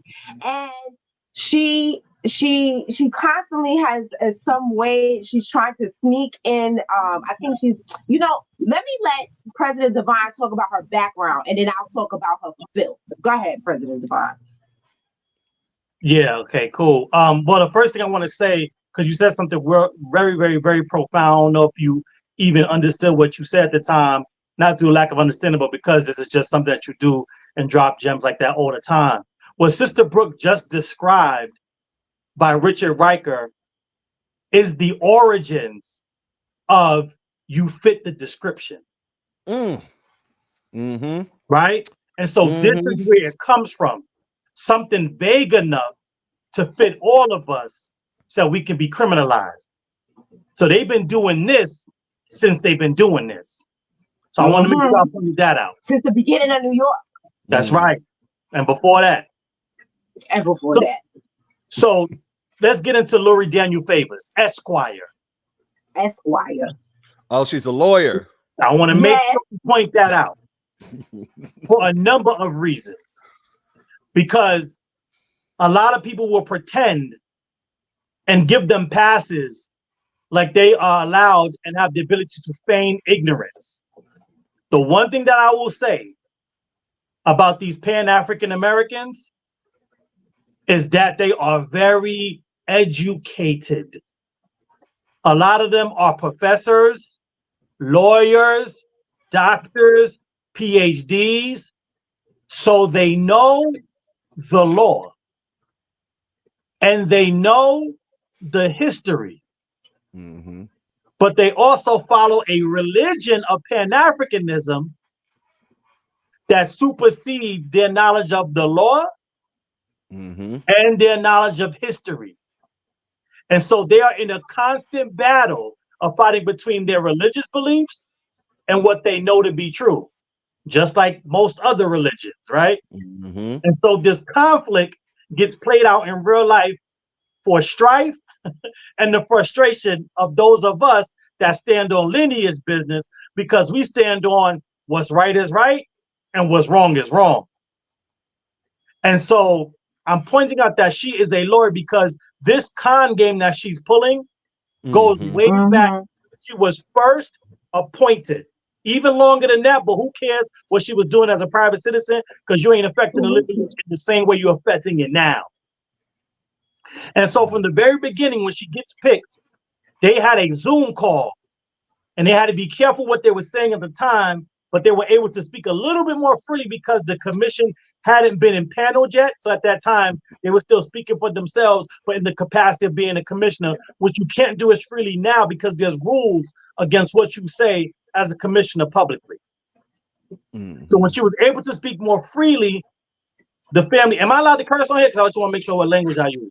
You can use whatever language you want to use, my brother. Okay, go ahead. I want to respect, because I know you were saying JA and you was being real PC, so I want to make sure I respected it. For myself, I tried to limit myself to a few curse words per, you know what I mean? Because once I get started going with the cursing, I'll just keep on cursing. So I gotta be very, timid sometimes with my curse words. So when I do use one, it's gonna be even more impactful. All right. So what I'm not gonna do is I'm not gonna be the person with the extra drink and you trying to stay sober for, you know what I'm saying? Your sobriety's trying to last. So we're gonna keep it in check, and I'm gonna keep myself in check. So well, no, brother, I want you to speak freely, because trust me, when it hits the fan, trust me when I say I'm gonna be speaking just as free. Trust me. Okay, cool. So I will, as the house guest, I will make sure I wait for you to break the seal. I'm gonna do my best to keep it under wraps. So in the beginning, shit, go ahead. Shit, fuck, damn, motherfucker. Go ahead. You got it going now. Go ahead. You're broken. It is broken. The doors have been cracked open. Go ahead. So when they do one of the first Zoom calls regarding this reparations commission before it gets impaneled, the family was on her ass, right? We was on her, not just me, but a number of us in the grassroots are on her, because we already knew where this was going. She is a public Pan-Africanist. In fact, she did allow him to come on her platform, so I will give her that much credit. But she had Marcel Dixon on her show when he was running. Really? And just some of the things that she was saying in that interview was very problematic with the pushback she was giving him. And so from there, I already knew what type of bullshit she was going to be on. So she, in this first Zoom, goes on and says, well, hey, if we try to limit reparations, to only those that were enslaved and emancipated in the U.S., aka foundational Black Americans, aka the American freedmen, then what's to stop us from only limiting reparations to those of those ancestors that were enslaved in New York? Now, at the time, well, not even at the time, currently, and I implore everyone to go do so. If you read the bill that created this commission from top to bottom, nowhere in that legislation does it say reparations are only to be paid for those that were enslaved and emancipated in New York. What it does say is that the state of New York impanels this commission to study the effects that happened in New York to those that were enslaved and emancipated, or the people of African descent that were enslaved in the U.S., and any living African Americans in the state of New York. But because she wanted to try to circumvent us making this lineage specific, she threw in this red herring about, oh, well, then we're going to limit it to only people being here in New York. Now, you can't do that because that's not what the legislation says. Y'all would have to take a vote to say we're going to limit this just to those that were enslaved in New York. They have not yet taken that vote, so that is not the scope of the commission. But she speaks in that way because she has an agenda to make it be about only those that were enslaved in New York. That's why she brings it up in this particular setting when she says, oh, anybody coming from outside New York, because what they want to do, and they said it at this hearing, not her, but it was somebody else. I think it was Jennifer Jones Austin. When our brother Melrose got up and said, hey, does anybody have lineage that's not, who's an immigrant essentially? And they tried, one of them said, like, halfway jokingly, but still said it on the record, oh, well, who you mean, immigrated from the South? And that's when the crowd was like, oh, no, I'm not no immigrant. That's not what we're talking about.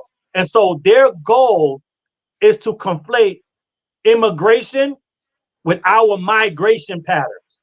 And so that's why there's always this false equivalent between her talking about people that come from outside of New York to people that immigrated to New York, which is why she keeps questioning this brother in the line of questioning that she has. And I'm saying Esquire because for this second point, and I'll land to give it back to Sister Brooke so she can read her fulfill. She knows the law. Long before they had one meeting, official meeting, I was interacting with her on Twitter before she blocked me. And she was bemoaning the turnout for, I think it was the Louisiana mayoral race at the time. And all the shills were going up in arms, like, look what y'all did. Y'all didn't come out to vote. It was either mayor or governor for Louisiana. Definitely Louisiana. I just don't know if it was the mayor or governor. Either way, the shills was up in the uproar. And that other dude, that big heavyset shill, I forget his name, Gary Chambers. And he was like, see, if black people just came out to vote, we wouldn't be dealing with this. So I said, no, if the politicians gave foundational Black Americans something to vote for specifically, then y'all could have had record turnout. Stop blaming the customer. What are you putting on them damn shelves? You can't blame me for not buying nothing out your store if you ain't got nothing I want. We don't spend money for fun. You need to get all the way the fuck out of here. That's not what we do. So in that exchange, she's saying, well, what policies would you want them to do? Because race-based policies are unconstitutional. And I said, Lurie Daniel Favors Esquire, I'm so glad you brought that up. Remember that point when we get to the Reparations Commission and you have to deal with that race-based law. I want to know what you're going to do on that commission. Obviously, I was blocked after that. But then the next thing that she said that I was able to get a screenshot before she blocked me, because back when she blocked me, it was before Elon Musk took over. So when somebody blocked you, couldn't see none of their tweets. Now, if somebody blocked, you can still see some of their tweets. You just can't respond. So before that happened, because it was back then, I caught a past tweet of hers, which goes toward her background and their motivation. This is one of the things that they don't like us bringing up, because it's the dual allegiance. What I found out is that Lurie Daniel Favors Esquire, on her mother's side, is of Jamaican descent. And her mother was living in the United States as an illegal alien for a long time before she finally got her citizenship just a couple years ago. And so another screenshot that I got from from Lurie Daniel Favors Esquire, which I stated on the record at that same hearing, which she tried to say I was lying, which then I had to say, no, I got the receipts, and you know that I do. She came out with a number of other Democrat shills and Pan-African shills telling us, hey, y'all need to fight for immigration because Black Americans can get deported too. Hold on. On that note, Get somebody else to do it.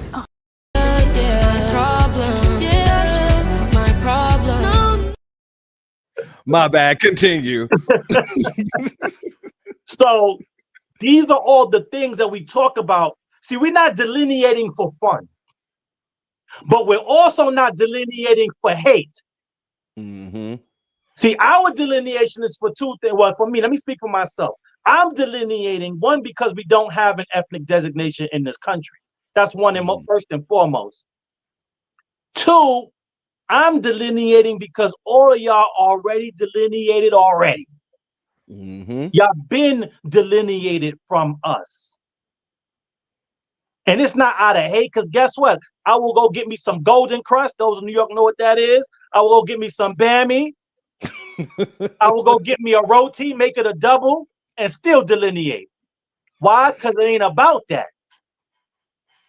It's about us standing up for our lineage. And too many people in this space, especially with the Pan-Africans, either they are Black American sellouts, Foundation Black American sellouts, or they are the Afro-immigrants that those Foundation Black American sellouts empower and provide cover for.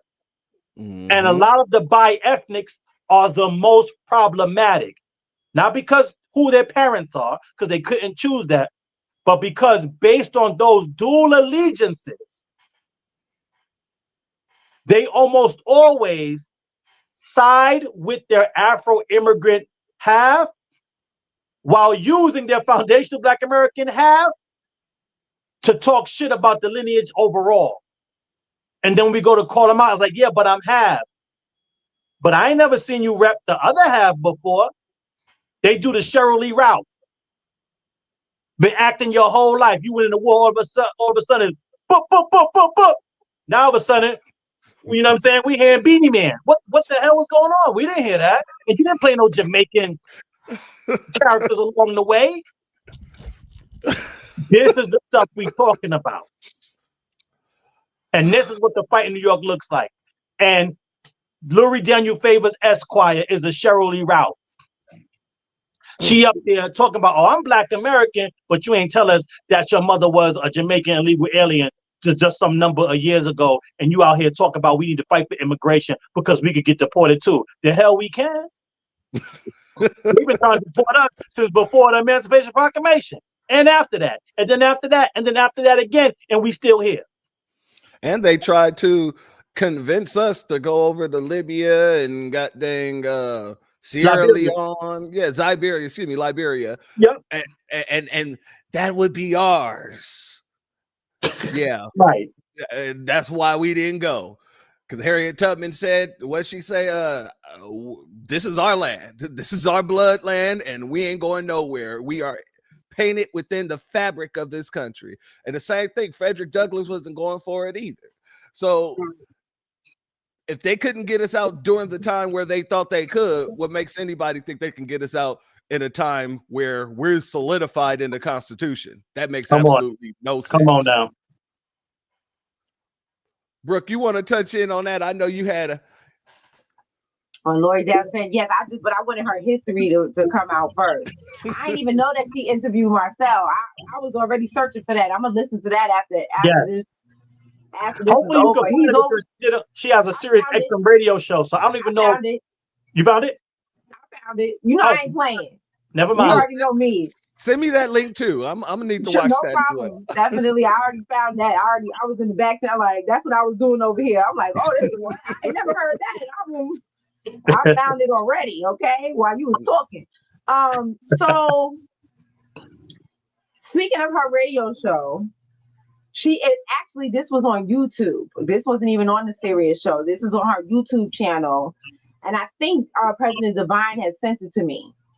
Like, to show me some of the things that she was saying. And she's always super condescending. She's always talking down to us like we freaking stupid. You know what I'm saying? And that's the part that really drives me crazy. That's why somebody was talking about her mask is annoying. She wears a mask so we don't recognize her in these streets because she's scared. That's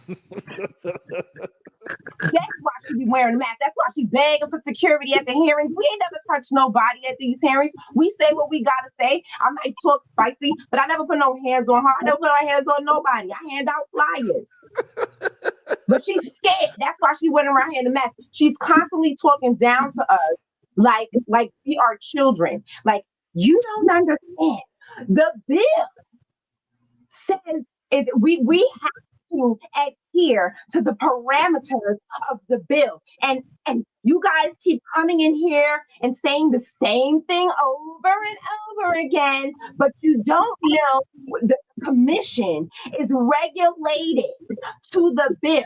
And if you're not going to make recommendations for us to make, then you are wasting your time. And that is why President Divine has to let her know, we keep coming in here saying the same thing because the truth don't change. It was the same today as it was yesterday. And that's something that he said in one of his testimonies. So all of my speeches, I've said this before, all of my speeches I've written in the room. I don't write them except for the one I had special for her. Oh, when I heard that podcast, I was at my that speech was written in 10 minutes. I had that thing written and 3 minutes and because you only get 3 minutes to speak. So I had my 3-minute speech written in 10 minutes because I took her words,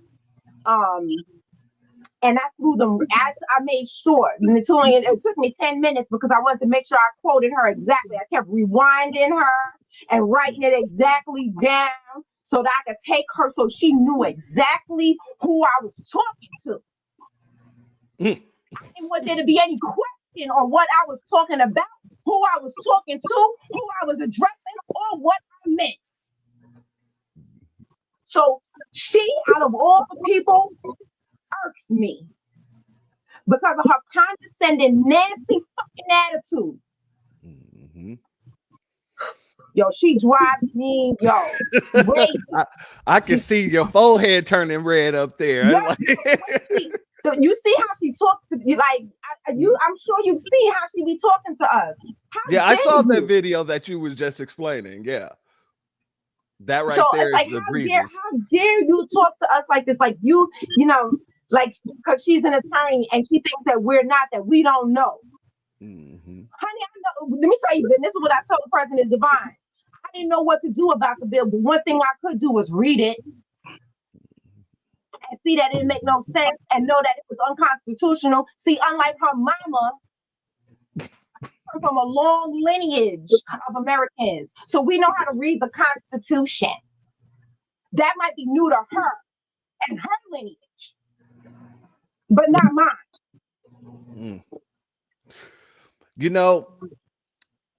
I know why she's afraid of you. Like the brother Christopher Ellis, shout out to him. He says it right here. It's the legitimate righteous tone. And that's exactly what it is.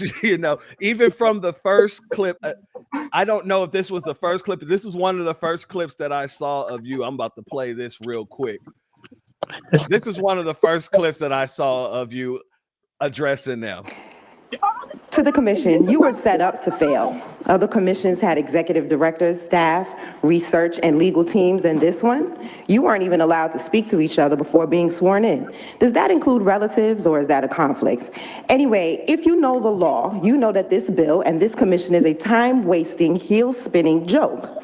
More democratic symbolism over substance. Why pass a blatantly illegal, unconstitutional bill, then use taxpayer funds for a commission? Commissioners may not be getting paid, but other staff and researchers are. Race-based compensation will never become law. And this isn't just a valid point, it's constitutional law. And as we have seen with the overturning of DEI and affirmative action, labeling it African descent doesn't change its race-based nature. Legislators can pass bills, but that doesn't mean they'll survive legal scrutiny. Legal scrutiny like Ed Blum, who is laser focused on knocking this bill down. The Freedmen Project went to legislators and told them that they got it wrong. They told them they wanted it amended. They told them to repeal the existing bill currently signed into law. The Freedmen came in hand with a constitutional bill with the recipients based on our legal status as freedmen. They went around to different legislators and the Assembly and State Senate. They talked to them, they sat with them, they sent letters and phone calls, but due to what I can only assume is the inability of legislators to see themselves benefiting from this legal bill, we faced what we always face in this country, except this time it's from skin folk, proving in action that they aren't the kinfolk of the FBA freedmen. How telling is it that we're getting the same treatment as we have with other legislators who don't share our skin? How does this free us? I guess the legislators would be unqualified to tell us, or they are purposely sabotaging our reparations because they do not have a bill that's worth a hill of beans. So there may be only 44 million of us, but we are 44 million who are used to fighting. And I don't mean to sound pejorative, but we are 44 million who don't run from a fight. Foundational Black American impact and influence, our presence over power is so effective in fighting that people immigrate here from all over the world to benefit from the fruits of and the gains of the civil rights that we fought and died for. Since this bill is already deader than a doornail, I come to speak before my neighbors. I come to serve you notice that when this bill dies, we, the FBA freedmen, will remain standing and fighting as we have for centuries on this land drenched in our blood. And in closing, include in your report that this bill is unconstitutional and illegal and isn't worth the paper it's written on, and you know it. Have a good day. Thank you, Breuck. We appreciate your testimony.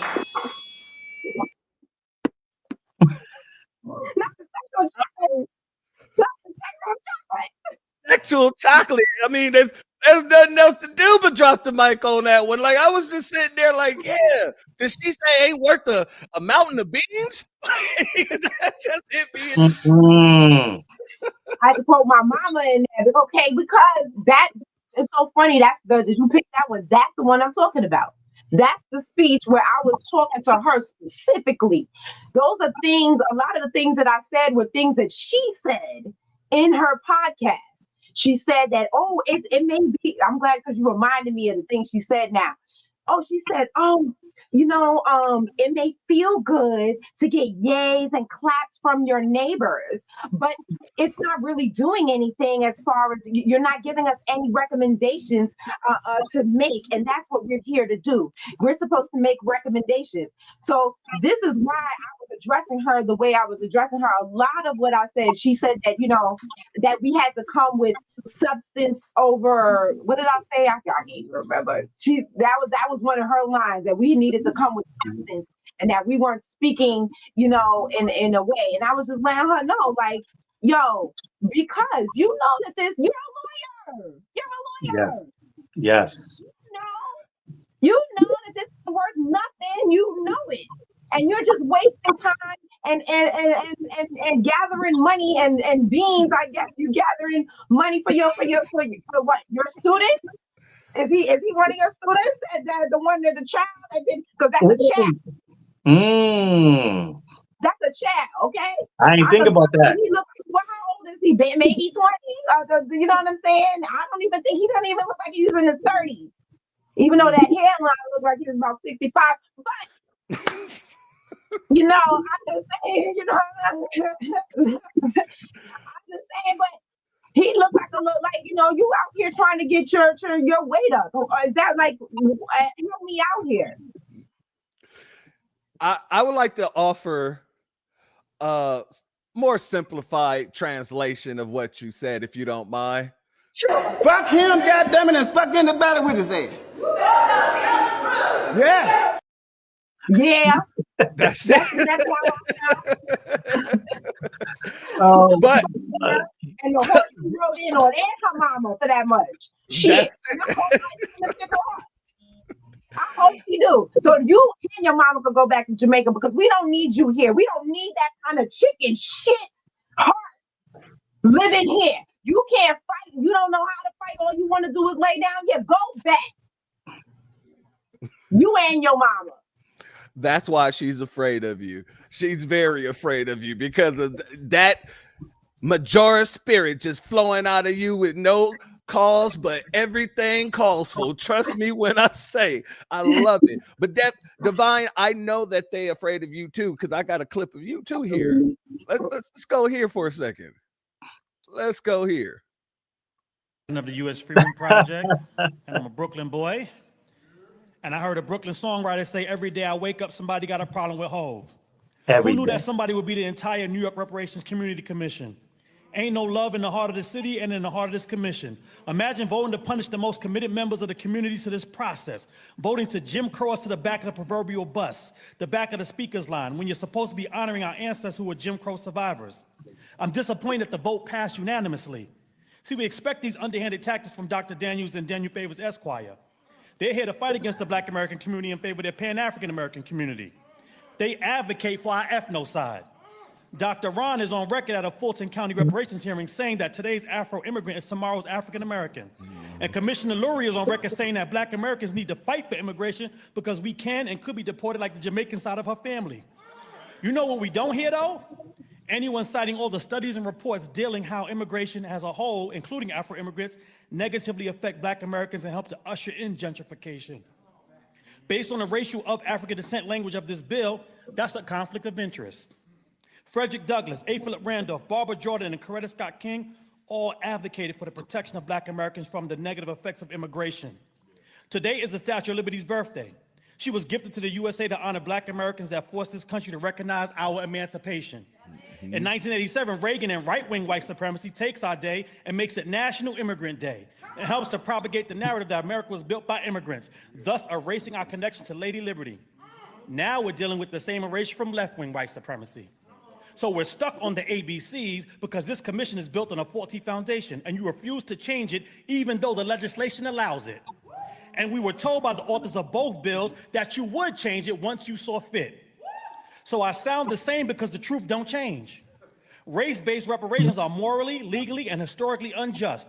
Global unity based on melanin has never meant let's follow a religion that claims we're all just Africans in different countries. The U.S. Freedom Project created a presentation that details the reparations movement has always been lineage-based.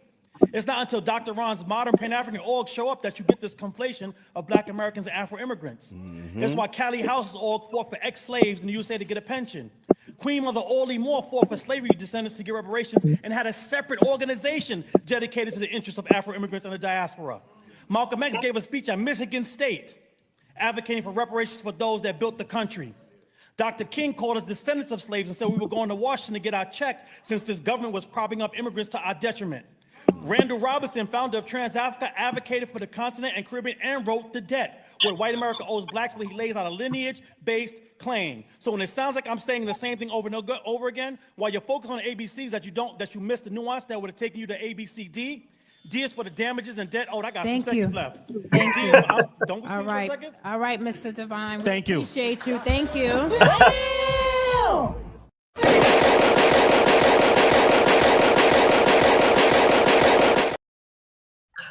That's how you put the beating on somebody. Tell me about that. What was going Tell me what's going through your mind at that point in time. Because you already, I seen the conviction on your face. Man, because so during the business meeting, right?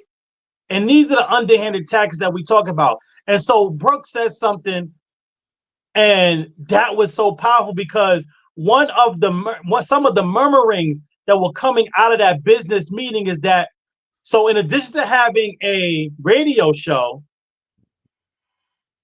Lurie Daniel Favors Esquire, either she either teaches or as an advisor or some other role, but she is employed by Medgar Evers College in Brooklyn. Okay. And so some of the murmuring was that she was going to bring her students from Medgar Evers who would have all been first-time speakers. And so the point was that she was going to bring her students in to take up all the speaking spots. And that's why they were saying, hey, let's get all new speakers to be prioritized. Now, whether that's true or not, either way, what we see is that she was unable to fill the room, even though Medgar Evers is a hop, skip, and a jump away from where they had that meeting. Okay.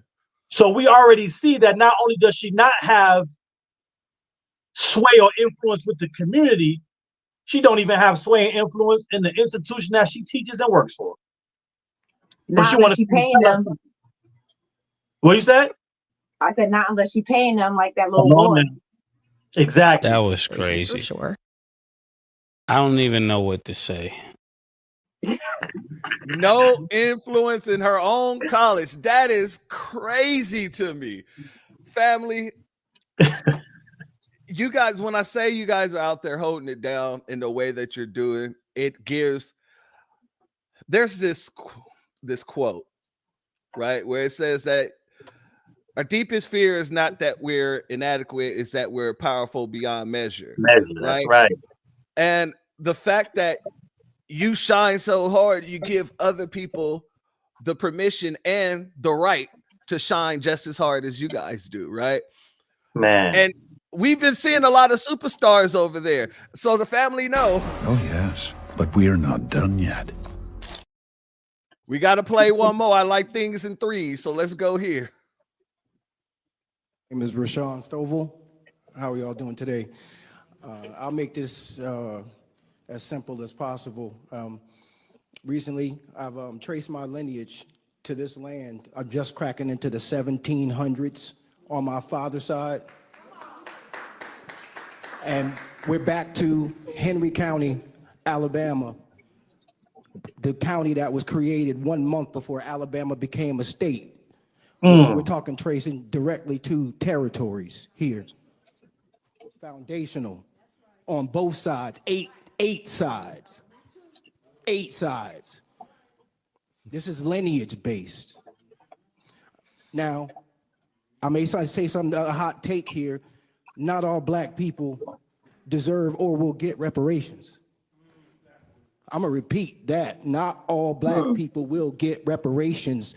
If you have not traced yourself to harm in a lineage-based trace in this nation, then it was a privilege and a choice to come to these here United States. After the Civil War, my family aggressively got property from ex-slave masters, 1,521 acres in Henry County, Alabama. I'm gonna repeat that. Got property from the slave masters, take that right up off of them. For it to be half of the property right now to be taken up under eminent domain through Montgomery, Alabama. As my family, fast forward to now, as my family moved up here at the tail end of the Great Migration.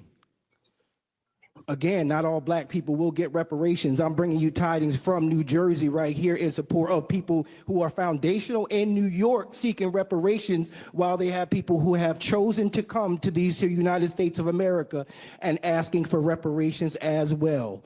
Now, you may receive reparations from where your lineage traces from, and I recommend that you seek that path. Because this path here is for people that can trace their lineage to before America was America. You're looking at the realest American you've ever seen in your life. It's the difference between an American and a U.S. citizen. It's a difference between an American and a U.S. citizen, and it is an abomination to my ancestors, the Kynes and the Ingrams on my mother's side, and the Stovalls and the Frasers on my father's side. We had no choice. We had no choice.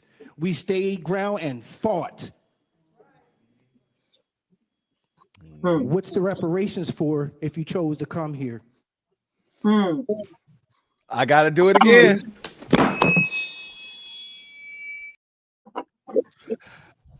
that brother right there, 8, is he a part of your, I seen you giving some love to him. Is he a part of the organization as well? Let me tell you something. What he said, and in the same vein as the movie you just quoted, that can help Gilligan get off the island. You understand me? Yes. Let me tell you something. What's so powerful about what you said? Again, this is not. I'm not trying to impress nobody, right? I had no idea who that brother was. Mm-hmm. And you don't know this story, so it's so powerful that you said what you said. After he gives his testimony, and we're going up to him and pounding him up because he was a first-time speaker, so he got a chance to go before us. Mm-hmm. And we didn't know who was going to say what at that time because anybody that's a new speaker, we don't know them. All the people that we know and work with have been to damn near every hearing that there have been. And what's so powerful, again, this is not to impress, but just to show how prophetic what you just said was. When I went to go introduce myself to the brother, like, man, yo, what you said was so powerful. I'm going to give him big ups. He's like, oh, I already know who you are. And when I say that, that just touched me so, right? Because we're not in here to do this for recognition, right? We're not in here to be famous or to go viral. It's great when it does, and people, there's an awareness that happens. But I'm going to him to praise him for what he did, how he stood up for the lineage. He's like, nah, I already know who you are. And that just goes to show you, right? That, like you said, like there is a movement. This is what scares them the most. There is a movement of foundational Black Americans. And I wore this shirt for a reason. I didn't know how powerful it's going to be. But this is foundational Black Americans on code. The code is the leader. And so we're coming out and we're meeting other people that are standing on business for their families. And the beautiful thing about this foundational Black American Renaissance is that when you stand on business for your family, you're standing on business for mine. And when I stand on business for mine, I'm standing on business for yours. And so there could be no ego in a fight and in a movement like this, because everybody is standing for everybody, even when they don't know everybody. And that's why this is so powerful. And that's why they're so scared.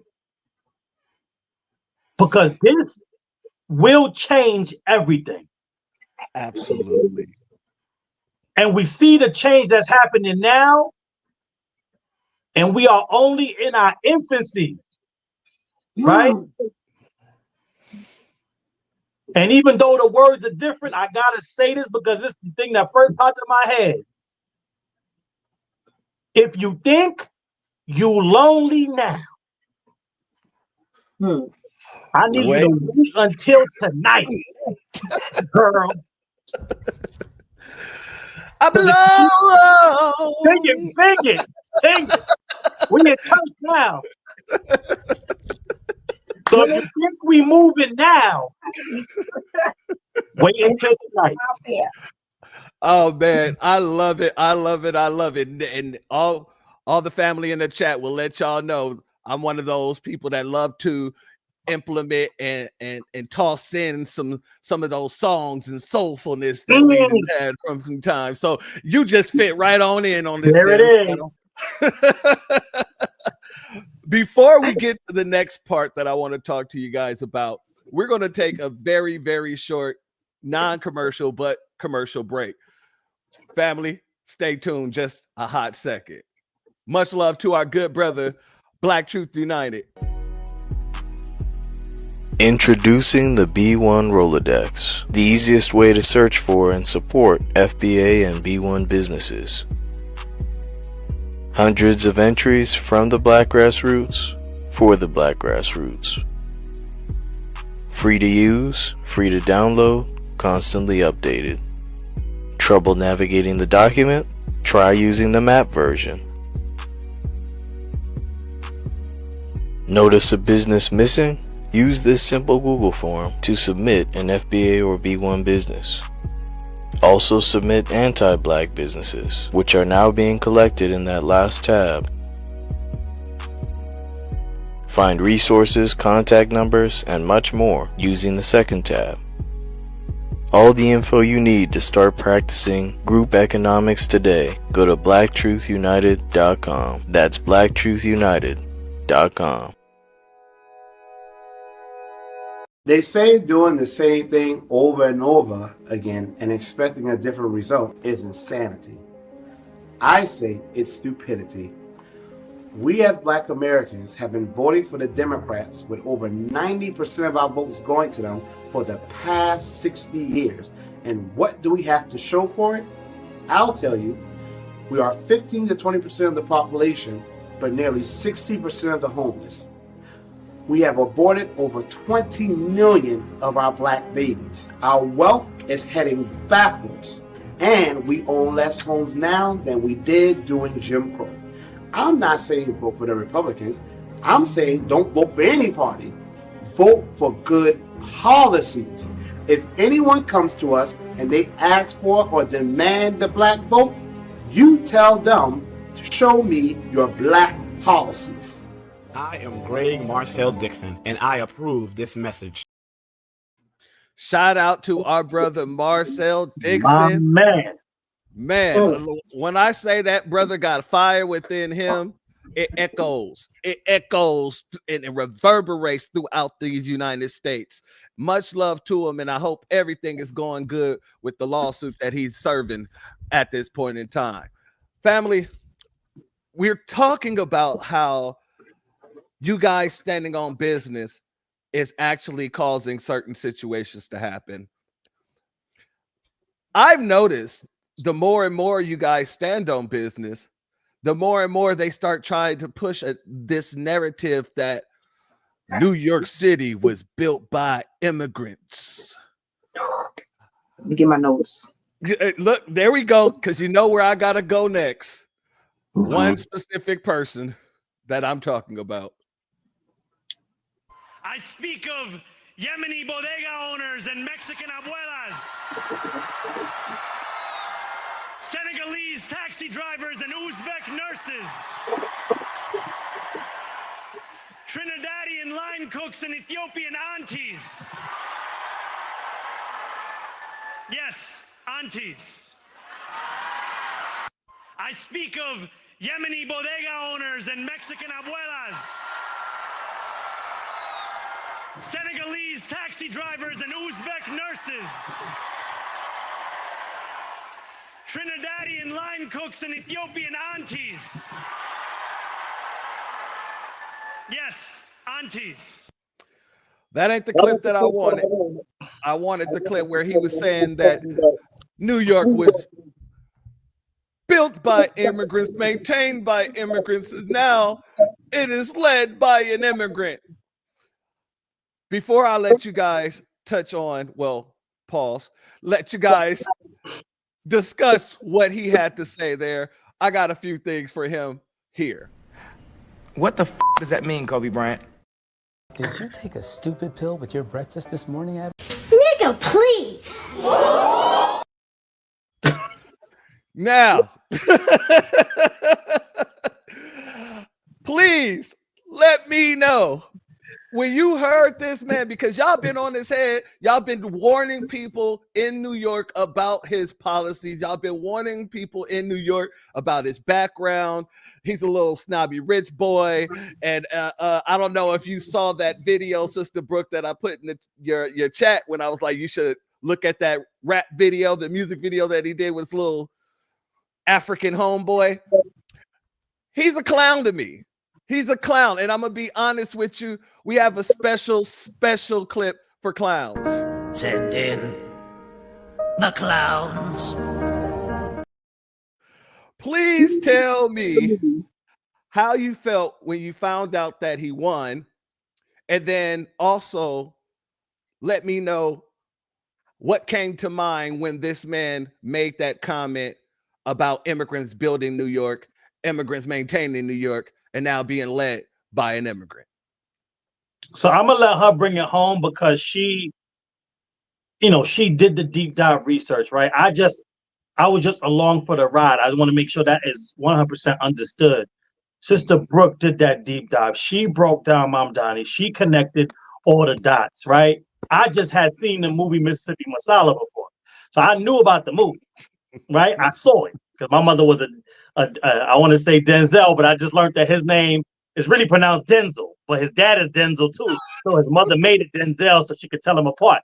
So Denzel Washington, my mom was a huge Denzel Washington fan. You can tell her nothing. So I've seen damn near every one of his movies by proxy. Mine too. Right. You know what I'm saying? So, but I do want to say this because I think it was something I wanted to say during the commercial, like after seeing the commercial break, and I think it all ties in. So, in addition, and I think that's an amazing idea. I love the concept of B1. Like I said, we have, I have, and this is just my personal choice. I have moved in the spirit of delineation to calling them Afro immigrants as opposed to Black immigrants for my own reasons, as far as what we're doing here in New York, looking to attempt to create delineation, disaggregation. So that's the term that I use. But I understand the concept of B1, and I do not necessarily disagree with it. Here's what I will say about it, though, and it's in line with what I'm about to say about Mom Donnie, before I let my sister take it home and do what she do best. We have to have an extreme focus on, in addition to still supporting businesses based on the concept of B1, we have to be extra particular and extra focused on supporting foundational Black American businesses, first and foremost. And here's why. Here's one of the biggest harms that the Pan-African community did when they hid our Afro-immigrant brothers and sisters, I'll still say that because there's some that's riders, in with us as foundational Black Americans. See, the entire concept, that's a different conversation. Let me not go there. Let me keep it real light. That was about to be too deep. So I'll say this. The concept of supporting Black business was to circulate our money in our community to build our community and our families up. Now, this might be a bit controversial, but I need to say this. Supporting an Afro-immigrant business before you support a foundational Black American business is the same as supporting an Asian, East Indian, or even a white business before you support a foundational Black American business. Here's why. We all understand the concept of remittances. And if you have Afro-immigrant friends, they will tell you how it's their main goal and the main goal of much of their family to take American dollars, push it back to their homelands, because that's where they really gonna retire. Because the money, quote unquote, stretches. Or they send that money back home to their friends, family members, and interests back home, which is their right. But here's the issue where it becomes a detriment to us. If I'm going to get that jerk chicken because I believe it's going to help my foundational Black American teens down the street to stay off the street, because we're sending an influx of profits into the community, but just sending that home to buy a barrel during the last hurricane, which is your right, that means those foundational Black American teens are still in need. And so when we even support Afro-immigrant businesses, that dollar and those profits still get siphoned out of our community like it would if we went and got pork fried rice and 5 chicken wings. And we just gotta be real. It's not about malice, and it's not personal, it's business. Absolutely. And we have to stand on foundational Black American business. Now, how does that tie into what was going on with Mom Donnie? Here's how. And I need us to understand this truth, because it's a hard truth, but we in church. We in the church of B1. Mm-hmm. So I heard the book say, the truth shall make you free. Absolutely. And so I want you guys to understand that in that clip that he did play, that he didn't mean to play, but I'm glad he played. Mom Donnie thought about everybody but us. Mm-hmm. He listed everybody he was thinking about. Mm-hmm. He was not, and he is not thinking about foundational Black Americans. Didn't hear him say it not one time. Not one time. Now that's number one. And might not be as egregious until you add number two, the clip he didn't play that he meant to play. Mm-hmm. So not only did he not mention us, but then he goes on to try to erase us. Mm-hmm. And say New York was built by immigrants. The country was built by immigrants. I said in my testimony, because I already knew that that's the pervasive narrative that they're trying to spin now, as we're trying to have this inclusive DEI moment in history, which stems from right-wing white supremacy that now left-wing white supremacy is adopting, because like our master teachers, Dr. King and Malcolm X taught us, two wings on the same bird, the fox and the wolf. Mm-hmm. And so I want you to understand that what Mamdani is saying and what he's doing, he's not an anomaly. That is the Democrat agenda, whether you a centrist, moderate, or the progressive that they claim him to be. And so I want you to understand this, and this is why I'll take my breath. The reason why it's important for us to stand on our business and support our businesses is because it's clear that they are not, and they will not. And this is a hard truth that we have to accept. And this I tell my Afro-immigrant friends, like I said, the same ones that I mentioned earlier that are like family, I have to tell them the truth, because the truth will make us all free. Here's what I noticed about immigrants and about immigration. Regardless of your hue or country of origin, they will unite around their immigration status long before they unite with us based on race or melanin. Mm-hmm. And because of that, we got to stay on their business first and foremost, because they will not. Brother, I'm going to be honest with you. Die line, because you spit that hot fire, man. Fire. You know what I'm saying? 1 through 5. 1 through 5. Who is the top 5 in the world?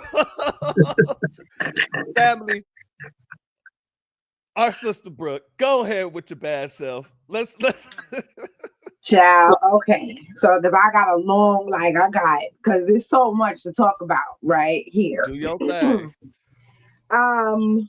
One, to piggyback off of what President Devon was saying, in New York, we, the Foundational Black Americans, welcome our melanated family in.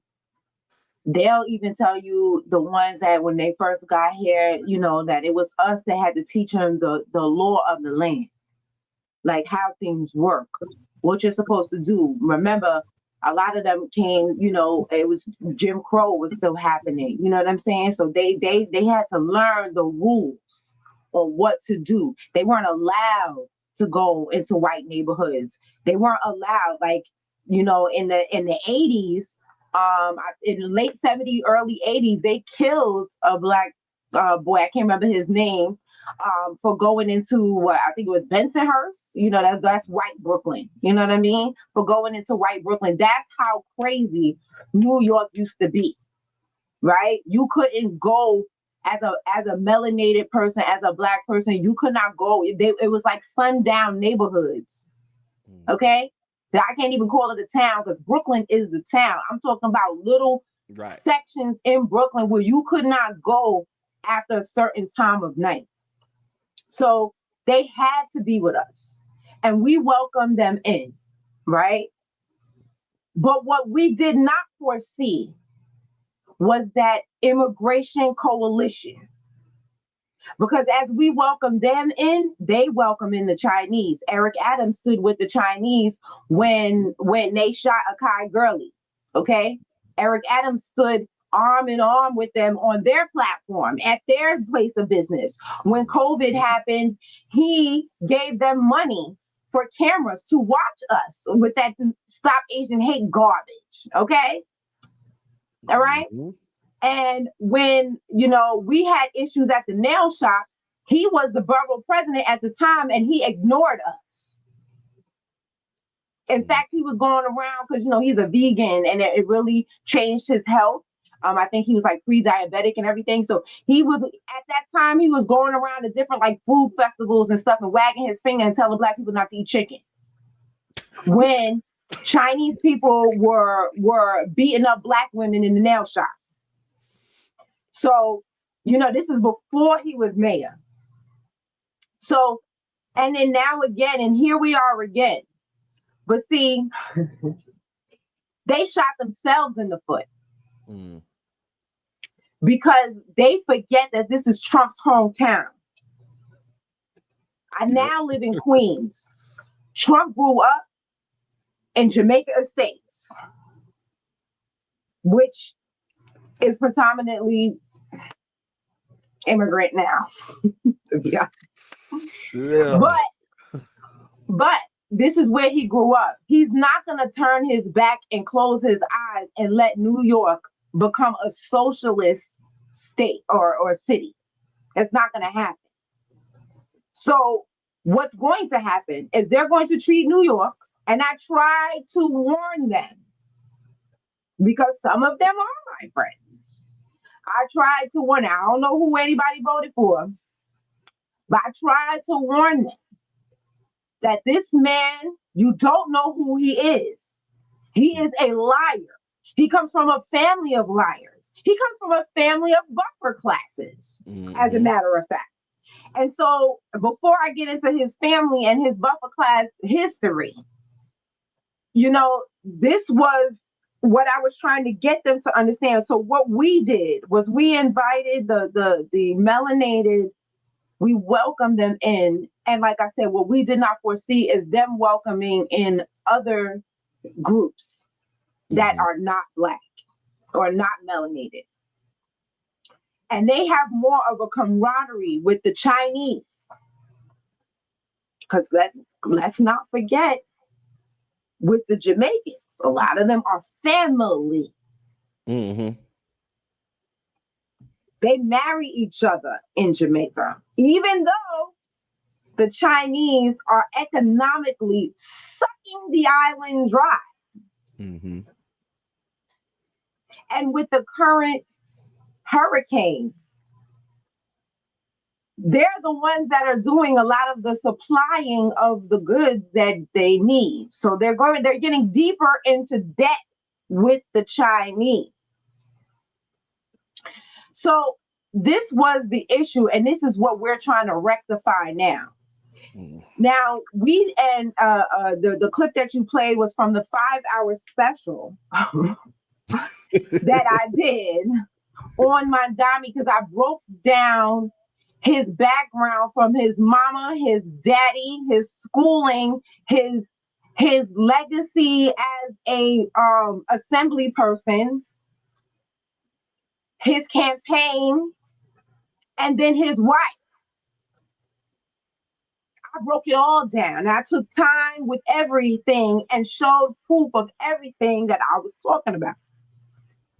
So Mandami's family, Mandami's mother, we all know that she did Mississippi Marsala.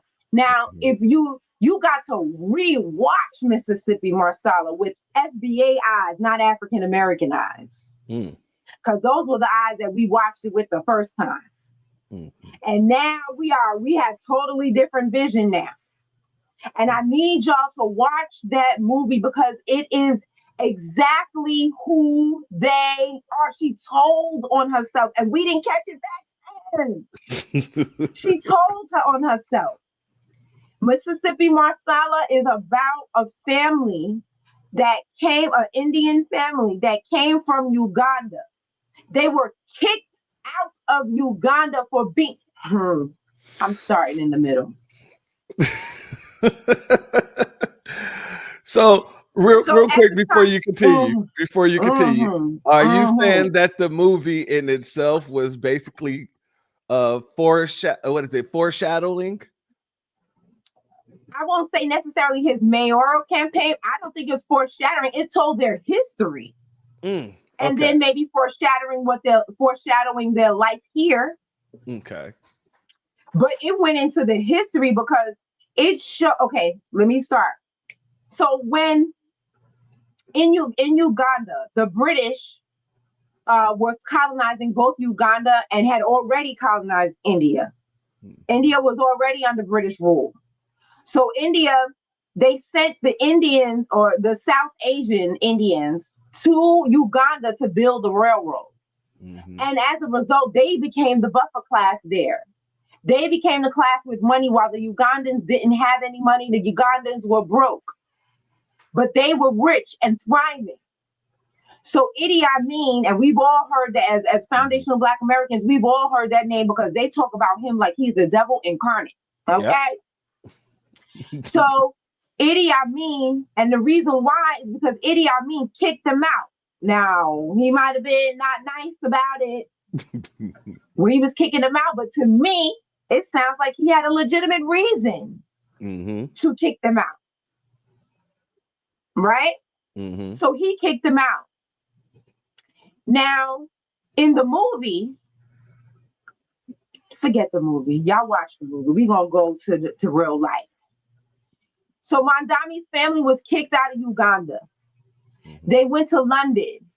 And then they got jobs in America. They were able to immigrate here on H-1B visas. Damn Trump. Wait, I'm not done. As Africana Studies professors at Columbia University. Do you understand? So they tethered on to the Ugandans in Uganda. And then in order to come in, they tethered on to Africanness to legitimize themselves as an Africana Studies professor, as an expert in Africana Studies because they lived in Africa. The mom makes that movie at the time, I don't think they were living here. I think they might have been in London at the time when they made the movie. So the mom makes the movie, and in it, she puts this premise. She puts that the main character is racist towards Black people because of the legitimate grievances the Ugandans had against them in Uganda. So they already came here hating anybody with a darker skin tone. They already came here with that hatred because they were kicked out of Uganda. So like I said, the movie, it just permeates through the movie how they really feel and everything. So now back to real life. So once he gets here, because his mother is a professor and she's that's part of it. We ain't get there yet, Kiki. Okay, girl, slow down. We still talk about the parents. I didn't even tell you about where he went to elementary yet. Okay. She got all the tea. I'm telling you, I went deep. So then because of his mother, he was able to get a scholarship to a school on the Upper West Side. He didn't go to public school with us. When he sits there and talks about he's grassroots where? You went to school with rich folks on a scholarship. And we all know how rich white kids can be to the kids on scholarship. That's why he pretends to have an issue with billionaires. Because at this point, I question if he is not one or close to one, he's definitely a millionaire. And I question his wife if they are not, in fact, billionaires. Okay? So that's where he went to whatchamacallit. Then when he applied, then he was able to parlay that into Bronx Science, which is one of our prestigious specialized high schools. You have to take a test to get it, a test that they have now made it racial, because they have made the test so very hard that if you went to public school alone, it is very difficult. Divine is one of the few that on a public school education without extra test prep, because even in New York, if you go to the Asian neighborhoods, there are test prep centers everywhere, Kaplan, all that stuff. They got all kind of new test prep centers everywhere. So they take the Chinese money, the you know what I'm saying, the French fries and chicken wings money, and they send their kids to these test prep schools to get them into that free specialized high school so they can parlay that to a college, acceptance. So he goes to Bronx Science, and he must not have done that great in Bronx Science, because he was trying to use every advantage that he could to get into college. Just like his family tethered on to Ugandanness, he tethered on to African Americanness. By labeling himself like Miss Key Prince. I keep calling you Kiki, and you may not like that. I'm sorry, hon. Key Prince said in the chat, he then, like I said, claimed to be an African American on his college application so that he could have the best advantage to get in. And guess what school he was applying to?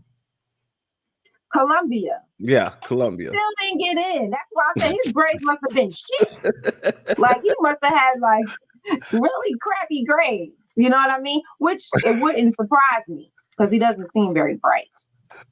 Wasn't it a situation? I think one of his parents was working there as well, and he still didn't get in. Yes, I'm saying Columbia University, the same school his parents worked at. Yes. And he still didn't get in. Like how terrible of a student were you that you didn't even get into the college where your parents taught, and B, you used African American and you still couldn't get in. That's like going to a club that your mother's the manager at and they won't let you through the door. Your mother's the manager and your dad is the bouncer. They're like, yeah, we're not doing it tonight. Just right. go or home. Your dad's the bartender. You know what I mean? Yeah, they're like, nah, you can't come in. And he's calling his parents from outside, and they like, there's nothing I could do. Sorry, son, I tried. Key Prince says Kiki is her new nickname. There you go. Hold on, since we finding stuff out, we messing with Key. Listen, we might be kin, Key Prince. So you need, let me know. All right. Where your family from? Prince is my last name. Y'all forgot all about that. That is true. So Kiki Prince, families. Where your family from? Right. I'm over here giving your kin nicknames. There we go. Yeah, it is. So yeah, he couldn't get into Columbia. He wanted to go into some school. Right. His parents couldn't get him in the club. So he ended up going to some, I don't know. I don't even remember the name of the school. And then he becomes an assembly person. And he calls it in an Asian, a largely Asian district. And he keeps talking about how he did all this grassroots to help all these low income people in his district. His district is full of Asians. They know low income people. The elderly. You understand what I'm saying? Ain't no low income people in that district. Ain't no minorities except for that. Well, I guess if you want to include them, ain't no melanated minorities in that district. It's like 1% to 2%. Very, very low. So he talked about all this grassroots things that he did. He is AstroTurf. He's always been AstroTurf. Then I talked about his campaign. Let's talk about his campaign. He keeps talking about he had grassroots support and how many people he had knocking on doors. What, rich white kids? Mm-hmm. That's not grassroots. That's who he had knocking on doors for him. It was rich white kids. They said that he had the largest grassroots campaign New York has ever seen, and I say bullshit. That ain't grassroots. That's AstroTurf. It's AstroTurf, and we've had bigger. There was a campaign here about how racist the school system was, and that was over 40,000 people that did not send their kids to school, that protested all types of things. So we've had all types of real grassroots campaign here, but they want to label him as the largest grassroots campaign New York has ever seen. Bullshit.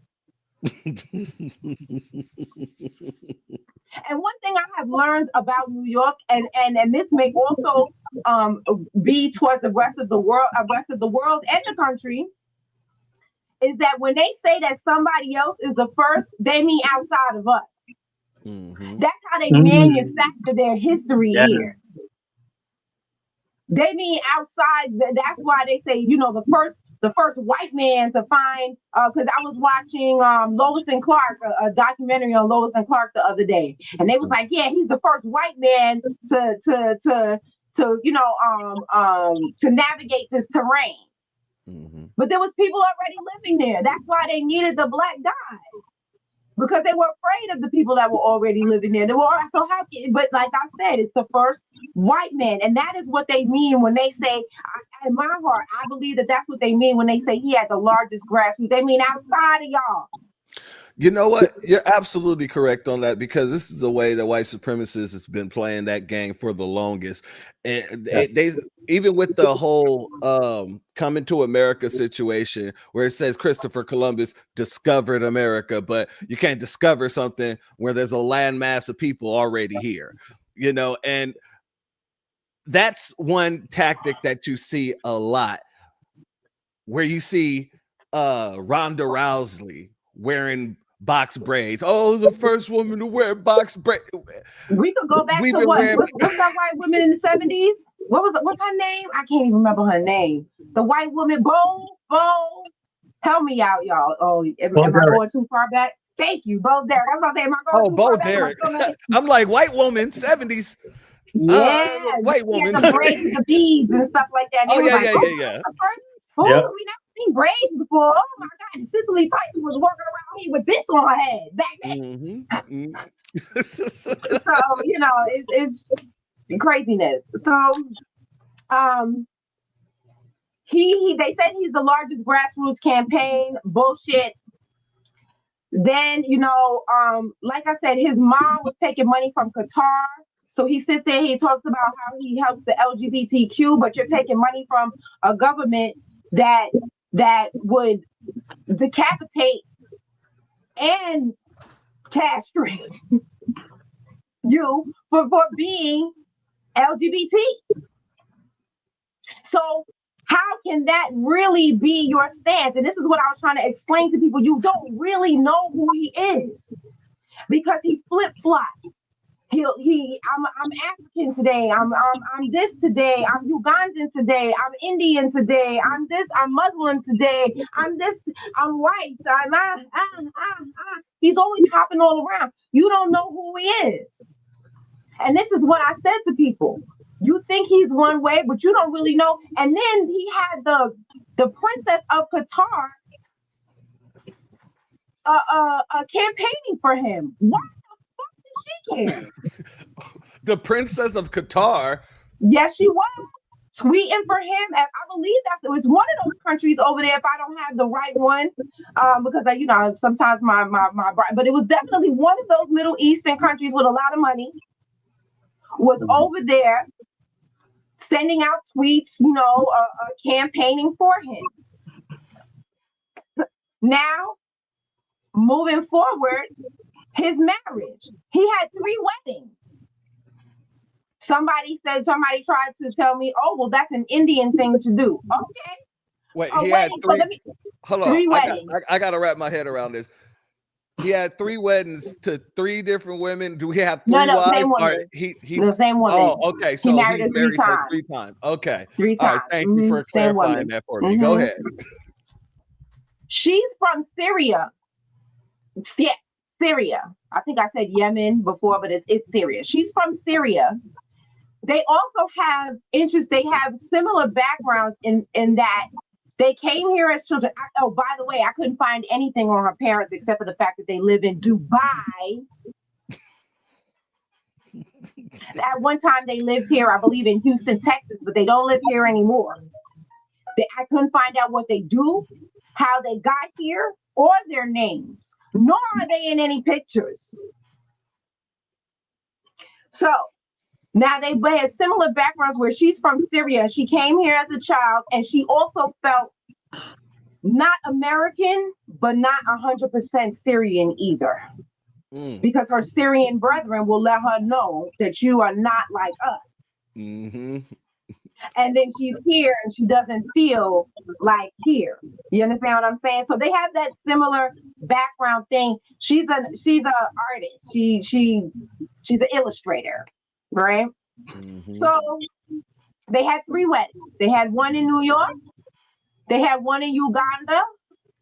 And where do you think that last wedding was? Dubai. How was this grassroots, ladies and gentlemen? I wonder if he allowed one of those Dubai guys to take a dump on her chest. Just a question. That is a good question. I'm just, he seems like somebody that'd allow that to happen, and he'll sit there and film it and eat it because they got to eat it too. Oh, stop it! Look, I watched the documentary. On it, and the girl came back with all kinds of diseases. I'm like, of course. Why would you eat? We can't keep doing this shit, man. Oh, you taking me out with the clip. You taking me. I love it. Oh, yeah. Okay. So, and that's a quick summary of his background, and then to talk, because then the next part I need to go into, right, is the New York history. I have got to break this down. Okay, please break it down. I didn't broke it down on this broadcast. I didn't broke it down on this podcast. Well, this broadcast before. However, I know you're gonna go more meticulous in your background on it. So, because you are a New Yorker, I just know what I read. You know what I mean, and know what I know. I know that you know, and it's tied to you. So please enlighten the family. Okay. So the Dutch were the first white men to set their foot on these shores, stick their stanky feet on these shores. And when they got here, it was already making money. The Lenape, let me make sure, the Lenape, I'm reading my notes here. The Lenape already had a thriving beaver trading business. So they came here. Come on now, y'all gotta keep me. Come on. All right, focus. My bad. We like to have a little fun here. I know. I gotta be focused. Don't make me laugh. So, yes, because he said still Kevin Tree said their clogs were stinking. Yes, they said stinking ass clogs over here, clacking along. Anyway, yes, the Dutch were the first white men to come to New York, and like I said, New York was already a money-making city before the first white man ever put their foot on their shores. This is why they stayed. This is why they came. Because there was already a profitable, extremely profitable beaver trading business happening here. Now, for whatever reason, well, we know the reason, because the British, the Spaniards, and the French alrery had a hold in the Caribbean. So the Dutch couldn't get in there, right? They couldn't get in there. And so that was the issue on why they came here, right? So when they talk about, I just want everyone to understand that from the very beginning, they came here to enrich themselves. This has never been, they have never come here to build anything. They came to, in the words of our Brooklyn's finest, get money. let's be real. Let's be real. They came to fuck bitches and get money because they was with the Lenape women. Hey, just call it like you see it. Money, okay, if we gonna quote a Junior Mafia, we might as well quote the whole thing since it does apply. Okay, excuse my language, but that's what they came here for. And so, like I said, New York has always been a place of greatest opportunity. And so this was going on in the 1600s. Mm-hmm. And by the end of the 19th century, it was the largest growing city. We have the finest harbor on the East Coast. That is what makes New York a profitable city, on top of, what we were already doing here, right? Mm-hmm. And so, let's see. Hold on. I'm sorry here. So I want people to understand that certain roads and things were already in existence. Roads like Broadway was already in existence here. It was an Indian trail at the time. So and the Lenape have lived here, and this is what the white people say. Mm-hmm. That the Lenape have lived here in New York. Our native people have lived here in New York since the end of the Ice Age. That's a quote from them. Mm-hmm. Okay. So when New Amsterdam started taking root, when they started taking root here and making it, more and more and more people were coming. This is where modern capitalism was born. Mm-hmm. Okay, so any other place has copied what New York was able to do, what the beaver trade was doing here. Okay, so everything else has just been a facsimile of what we were already doing. Okay, so when they got here, they sent over Stuyvesant to become which Bedford-Stuyvesant is named after. Mm-hmm. They made Stuyvesant the governor or whatever they were calling him at the time, and he came here and he had a lot of rules because when the Dutch came, they brought a lot of filth. They were living with their animals. Mm-hmm. They're living with their pigs. They living with their horses. They living with their animals in filth. Okay, mm-hmm. They were drunk and drinking all the time, and that's why they had to bring Stuyvesant over here, because then Stuyvesant put strict rules in place. One was no drinking on Sunday, mm-hmm. No knife fighting in public. So that tells you how much knife fighting in public was happening. I was about to say knife fighting. God damn. Okay. No knife fighting or sword fighting in public, and that brings on a whole different. Anyway, well, anyway, we gonna say we're on track. Yeah, knife go ahead. In public. The West Side then he Story. He would charge you a high fine. No missing church on Sunday, you get another fine. No speeding on Broadway, you get another fine. And no having sex with Lenape women. That's why I said they came here to fuck bitches and get money. Okay? Because there was a lot of that going on. Okay? So he moved the slave trading to Wall Street. Okay? Because it was just where it was probably close to the harbor at the time, or closer to a different harbor or a different area in the harbor. So he moved the slave trading to Wall Street. So he had at the time there was a labor shortage because people didn't want to come here in mass. Why? Because they were living with animals, drunken all the time. Mm-hmm. and not going to church and having fights. So nobody wanted to come here. Okay, so they had a labor shortage. Nobody was coming here for jobs at the time. You understand what I'm saying? Mm-hmm. So what did they do? They enslaved the population that was here, and slave labor built a 240-foot wall on Wall Street, which is why it is called Wall Street. We built Wall Street. In fact, they took that very same labor and widened Broadway. Because I told you, Broadway was already in existence. It was a slave, Indian trail for the Lenape. Okay, so let's see.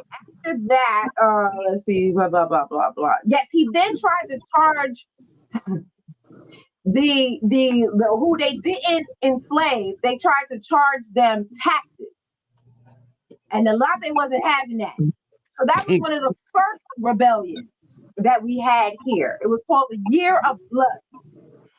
So when we hear from specifically Haitians telling us that the Haitian Revolution influenced us to revolt, bitch, we've been revolting since the 1600s. Come on. Tell it like it is. So the oppressed and the persecuted were the ones who would come here from the Netherlands. You know what I'm saying? From the Dutch cities. Those are the people who would come here, was the oppressed and the persecuted. So if you had money and where you came from, you didn't need to come here. So understand, you didn't come here to build nothing. You came here to escape.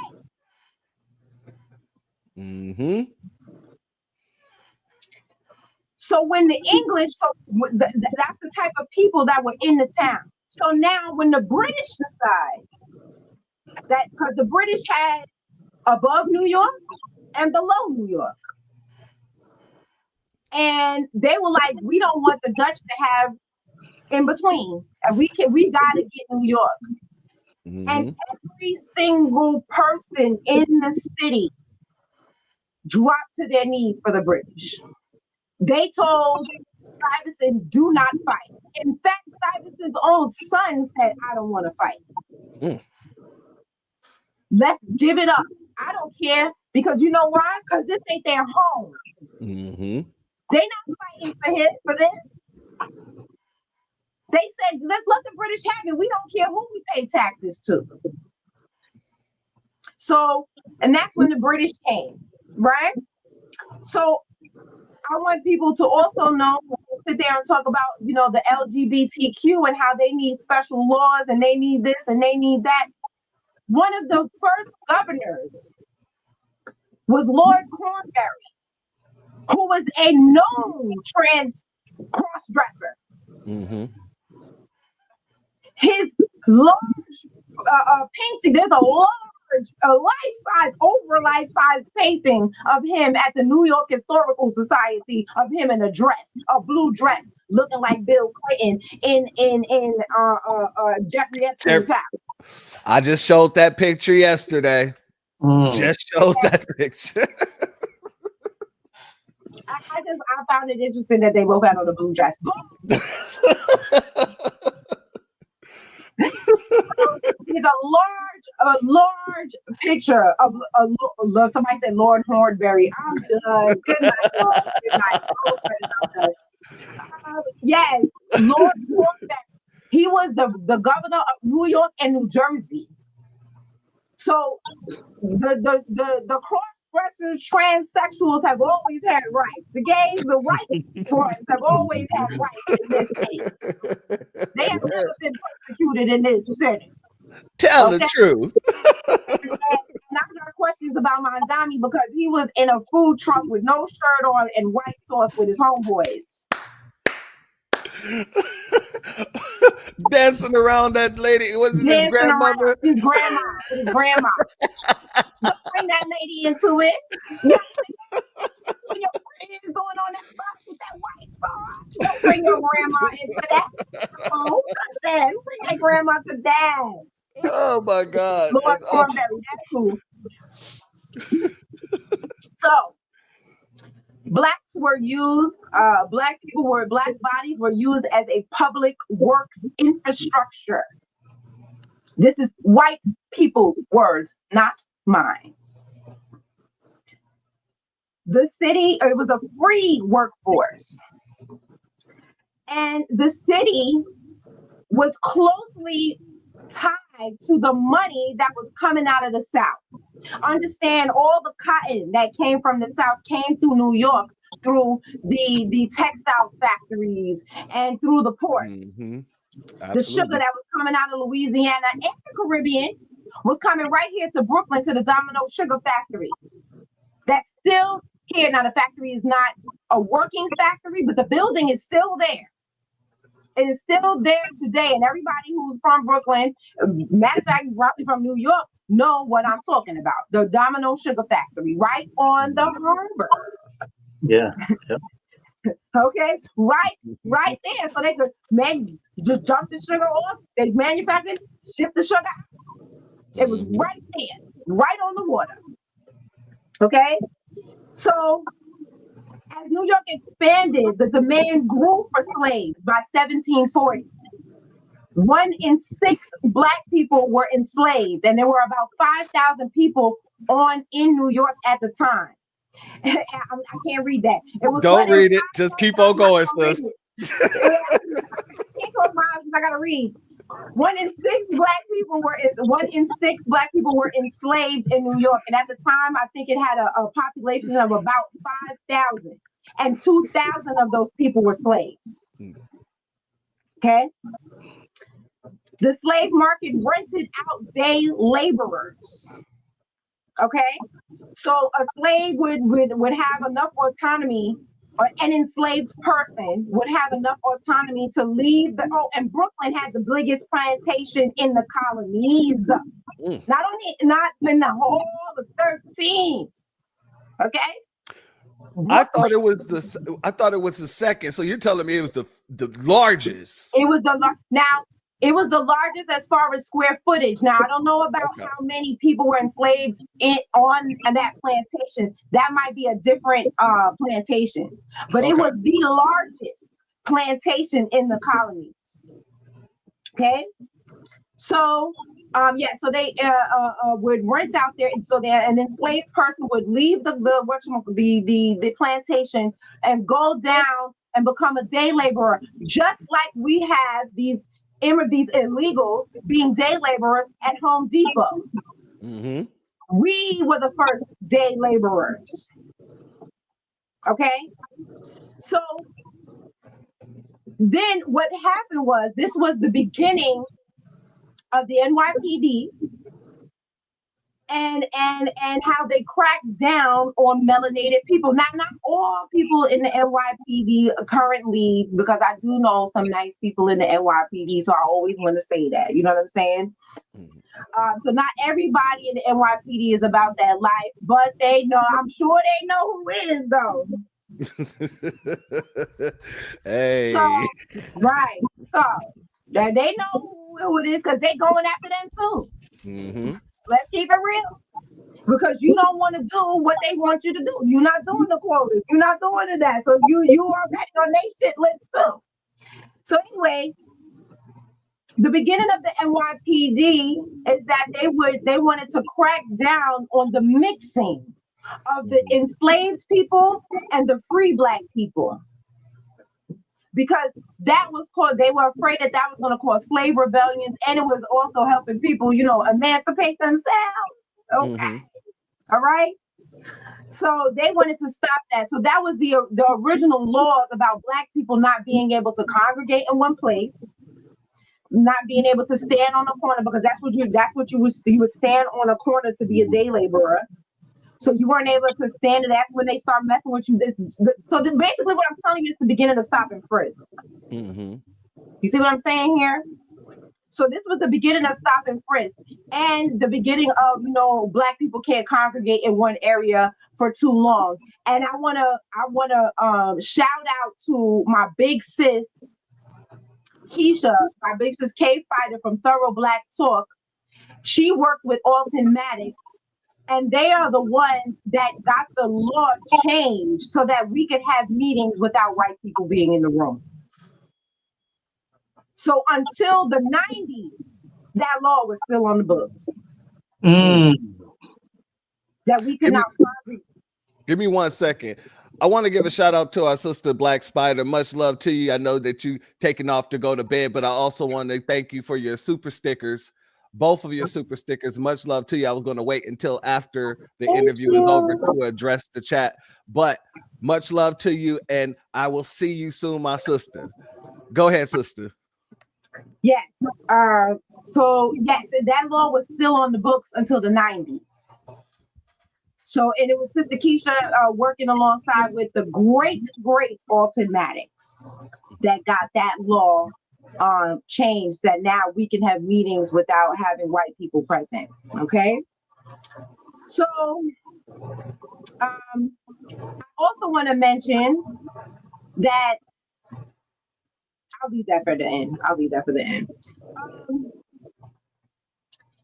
They mentioned that New York, and this is where I'm going to wrap it up. New York is a city of endless recomposition. This is why they find our bones everywhere, because they just keep building on top of our history and pretending that it doesn't exist. That's why anytime anything happens and they dig something up, they find another Black person. They find another Lenape. Yeah. They find another, you know what I'm saying, person, because when Fannie Lou Hamer says our blood is drenched here, well, in New York, our bones are scattered everywhere. Everywhere.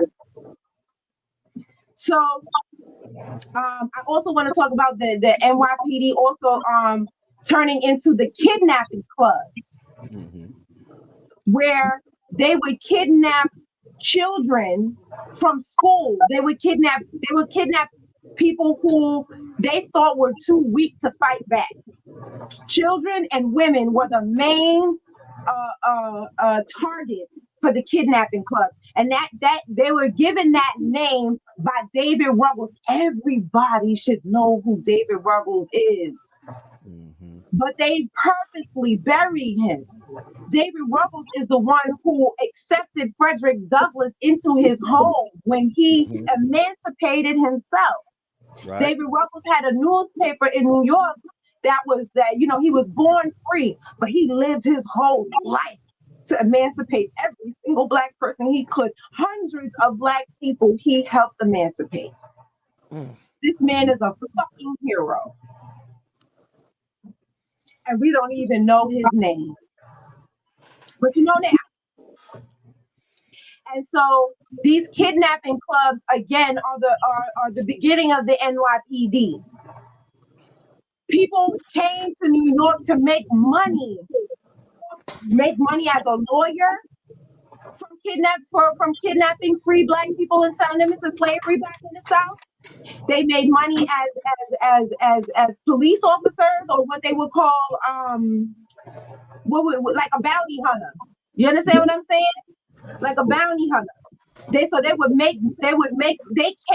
Whole industries were started off of selling free Black people back into slavery.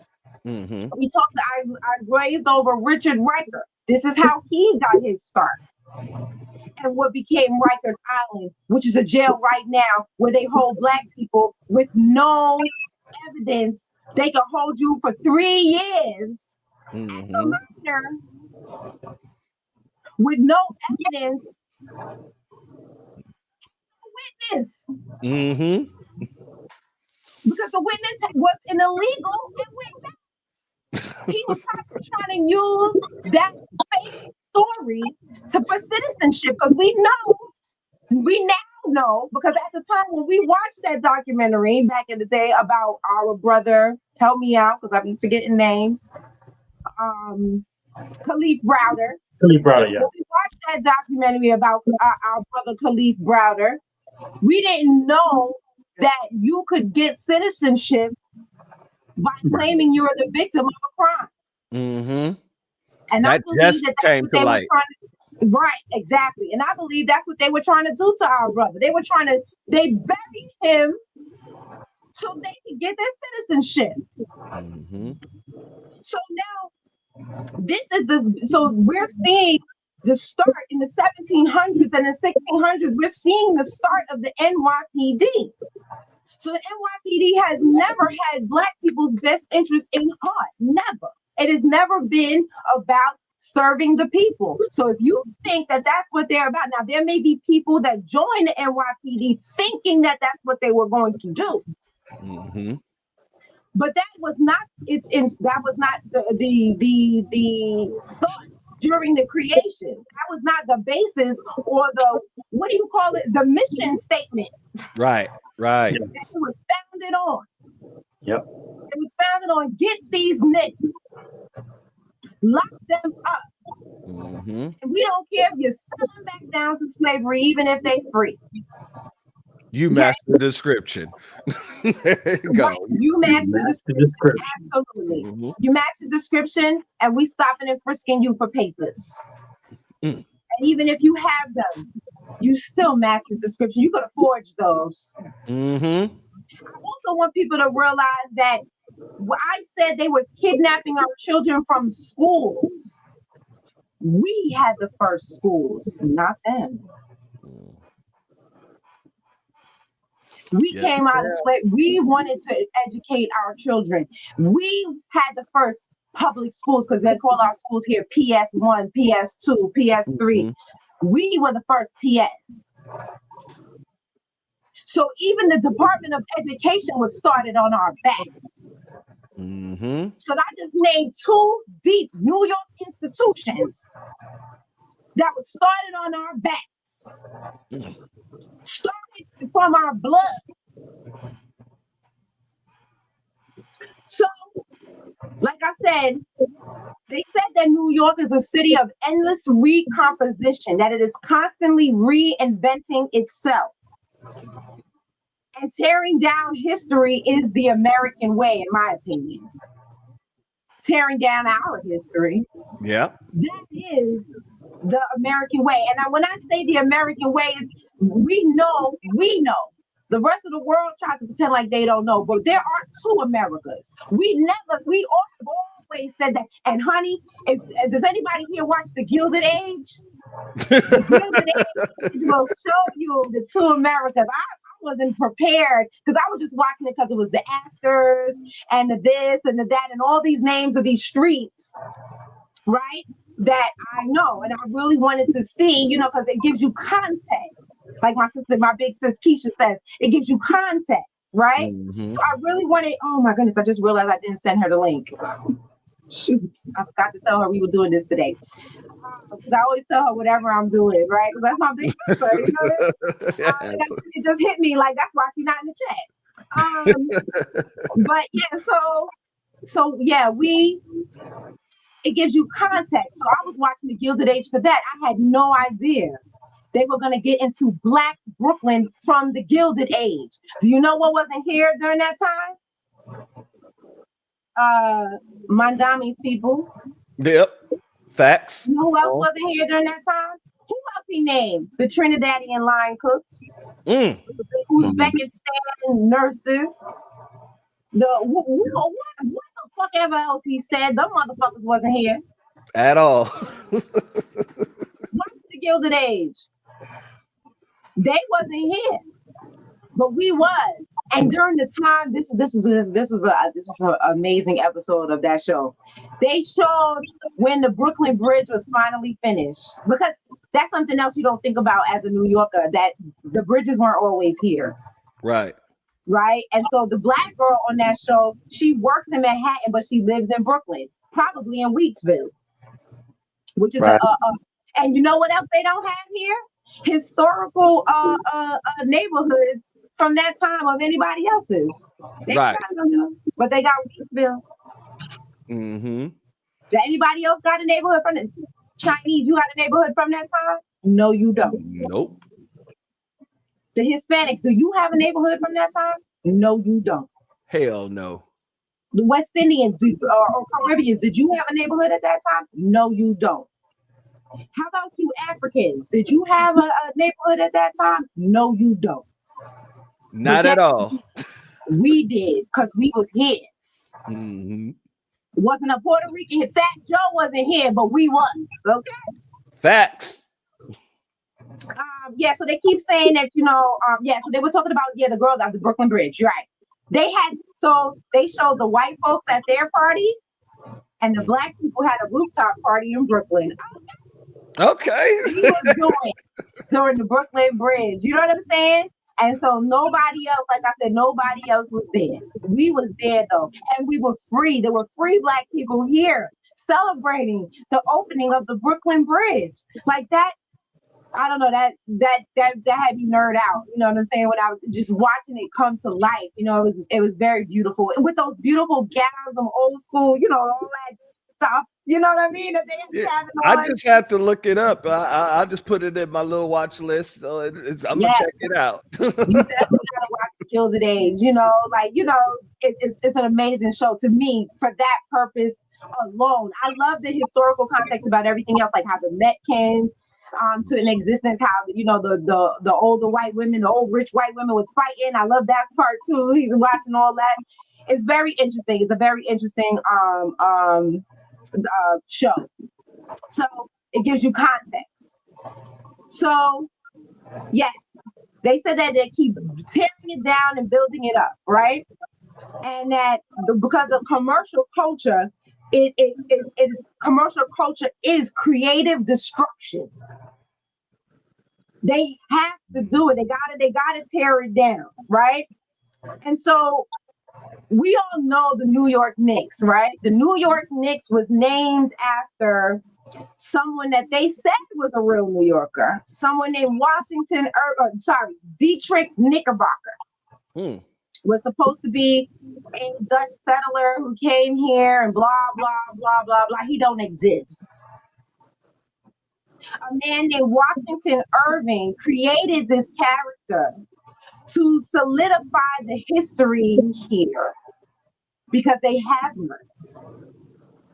They have always made up stories and lies about their history here because they have none. They have to make up stories and fables and lies and tell you that it's real because they have no history. See, I just sat here and talked for I don't know how long about a bunch of shit that's true.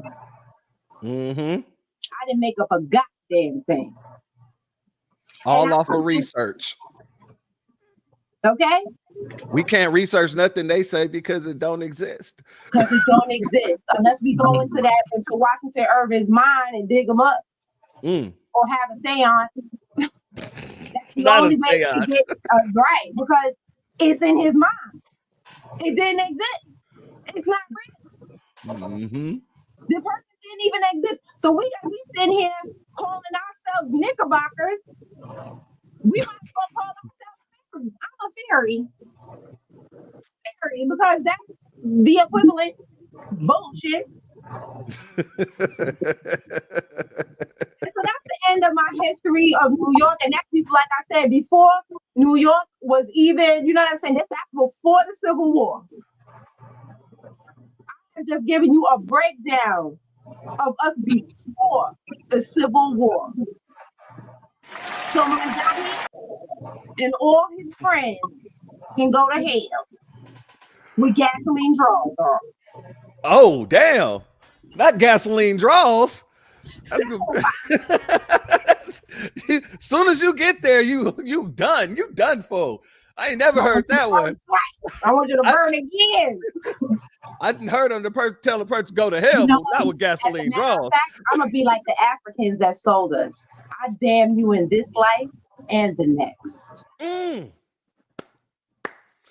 That deserves another one. Sorry. Can't do it. Much love to you breaking that down in the way that only you can do it, because I told you it was going to be meticulous. Y'all thought I was joking. And I was like, no, see that 5-hour stream, I was in the chat. You know what I'm saying? So yes, go back and look at the comments after you were done. I was in there just tossing stuff all up in there. Oh wow! Yes. Oh my! Because I be so focused, it's hard for me to look at the chat and do what I gotta do. So I sometimes forget about the chat, and I apologize. I get it. I'm so wow! I did not know you were there. I'm in your chat Phew. majority of the time whenever you're going live, and when it's rarities that I do miss one, and if I miss one, I catch it on the playback, and that's why Wow. I was so adamant about bringing you onto the broadcast, bringing you both onto the broadcast, because the knowledge that you guys provide, it's not just regional, right? It's actually American history. And the more people, and that's why I tell people all the time, go subscribe to our sister Brooks channel if you ain't subscribed over there yet. I keep telling y'all to go do so. You dig me? Because the sister be cooking. That's all I can say, you know. Oh my goodness. Wow. I was unaware that you were in the chat like that. I really did just, you asked for the interview. I'm like, sure, why not? I'm like, sure, I also the same Church of Black Power that be doing the spaces with our brother Black Alpha. So every time you come up, I'm always saying, "Hey, Sister Brooke, that's me." Okay. All right, so I'm connecting the dots. The dots. Okay. Okay. There we go. I don't be knowing who I'm talking to every time. I'll be honest with you. I be talking. So But I want to do this. No. I want to do this real quick because there's a couple of things going on in New York I want you guys to kind of touch on. And then if you guys still have a little bit of time, I want to drop the link and let whoever wants to come up and bring a question or give you your flowers, they can do so. Okay. After Mandani won, there was this narrative going around, being passed around that, see, the Black Americans showed up for Mandani. No. And right after, there was some information put out that showed that majority of the people that voted for Mandani was either here for, yeah, exactly, was only here for like 5 years, and some of them 10 years, and others 15 years. But they couldn't find foundational Black Americans to put in that demographic because they were not us. And then this video came out, and that just shitted on everything that they lied to us about. Let's go here real quick.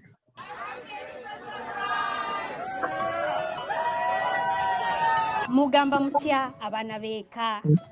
Wafrika wenzangu, sisi ni wahamiaji hapa New York City. Zoran Mamdani amesema atatupa ulinzi, atasimama nasi, na sisi tusimame naye. Pamoja tutaweza. Mumutani Africa, Mumutani New York, Kufto Muzabi Zoran. Zoran Mamdani, xeexalna jaaykatu yi jaay nit yi jaay ci mbedd yi, xeexalna tamit dawalkatu taxi yi. Def na lu ñuy wax hunger strike lu toll 15 jours pour xeexal gëddu dawalkatu taxi yi. Kon ñu ngi leen di woo yéen suñu mbokk yëpp sénégalais, gambien, ñun ñëpp ñu booloo ñu votel Zoran Mamdani parce que pour ñun la ñu changer New York ñoo ko bokk. Intel africanol del New York kol del carte faylat ana nga fonte carte fay moy membe bal wo soli andila wala Zoran Mamdani ti ñu ngi woo africain yëpp foo leen mënti di nekk si New York City ngeen ñëw ànd ak ñun November 4th ñu dem wooteel Zoran Mamdani pour mu nekk mayor New York City parce que mooy nekk mayor bu gën si ñun, mayor buy yombal New York ak mayor buy def suñ dëkkuwaay si New York mu baax.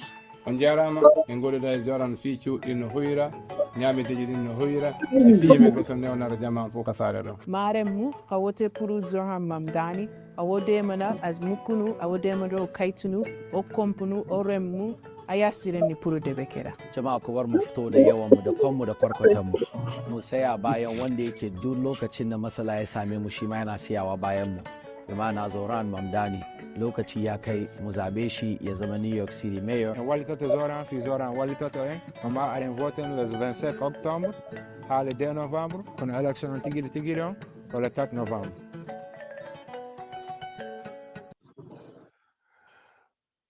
Family, your thoughts, please. This one lady said he's fighting for taxi drivers. He's as they tell us that they are doctors and engineers. You see what they're concerned about. Here's my question. Y'all didn't see what his family did in Uganda? See, why are we standing with the Ugandans? Why do we feel camaraderie with the Ugandans and you don't? See, I would kick him out just like Idi Amin. I stand with the Ugandans. You are a buffer class. We don't want you here. Just like Idi Amin didn't want them there. But see, Africans don't stand with their own Africans. And you got the nerve to call me divisive? See, I look, just like how I don't go to Dominican Republic. You ain't spending a dime in Dominican Republic ever again after I heard how they treat Haitians. But you know who will go to the Dominican Republic and go to them all-inclusive resorts? Everybody else, the entire diaspora, will go to the Dominican Republic. And Haitians. And Haitians. And Haitians too. They will fight their way in there only to get put back out of there. That is crazy. This is what that just shows you right there. Everything what his family was doing, they got kicked out of Uganda for what they was doing. But they standing with the buffer class. No solidarity with their own. So, that says right there for me. And and they shooting themselves in the foot. Let me reiterate that this is Trump's hometown, and everything Mandani talk about he want to do, he can't do it. We got Viola Swamp waiting in the wings. I don't know if I told you who that is. That's Kathy Holcomb. Viola Swamp. I don't know if you read that book as a child, Miss Nelson is Missing. But Kathy Holcomb looked like Viola Swamp to me because her makeup looks like a clown. She looked like how Miss Viola Swamp with all that blush right here. I'm like, girl, you just killed me. Do that makeup. What the fuck are you doing? She walking out here looking like a clown. All the time. You just killed me with that one. She looked like Viola Swamp. So yeah, Viola Swamp would charge us for air if she could. You heard me? So there's no way we having no free buses, okay? And it's not gonna. All the things he said he could do, he can't. It's beyond the scope of his mayoral duties.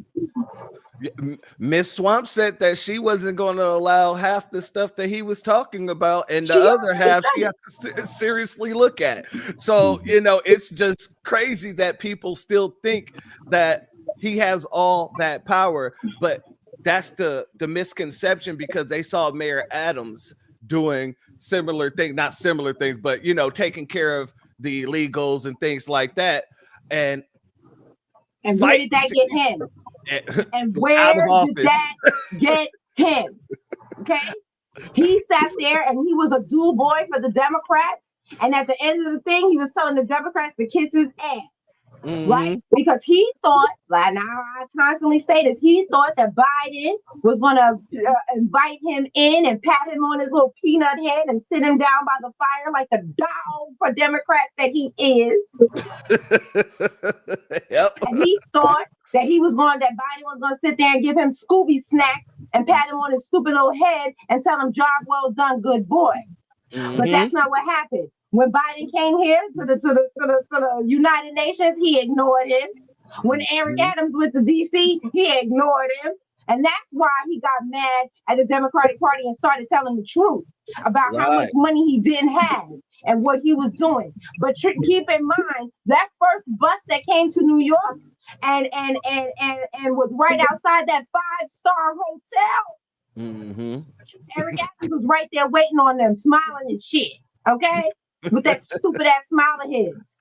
Yeah. Okay. Yep. And that's what. Go ahead. Go ahead. He thought that that they was gonna look out for him if he looked out for them. He gave them all this money, and you think and Biden was in office then.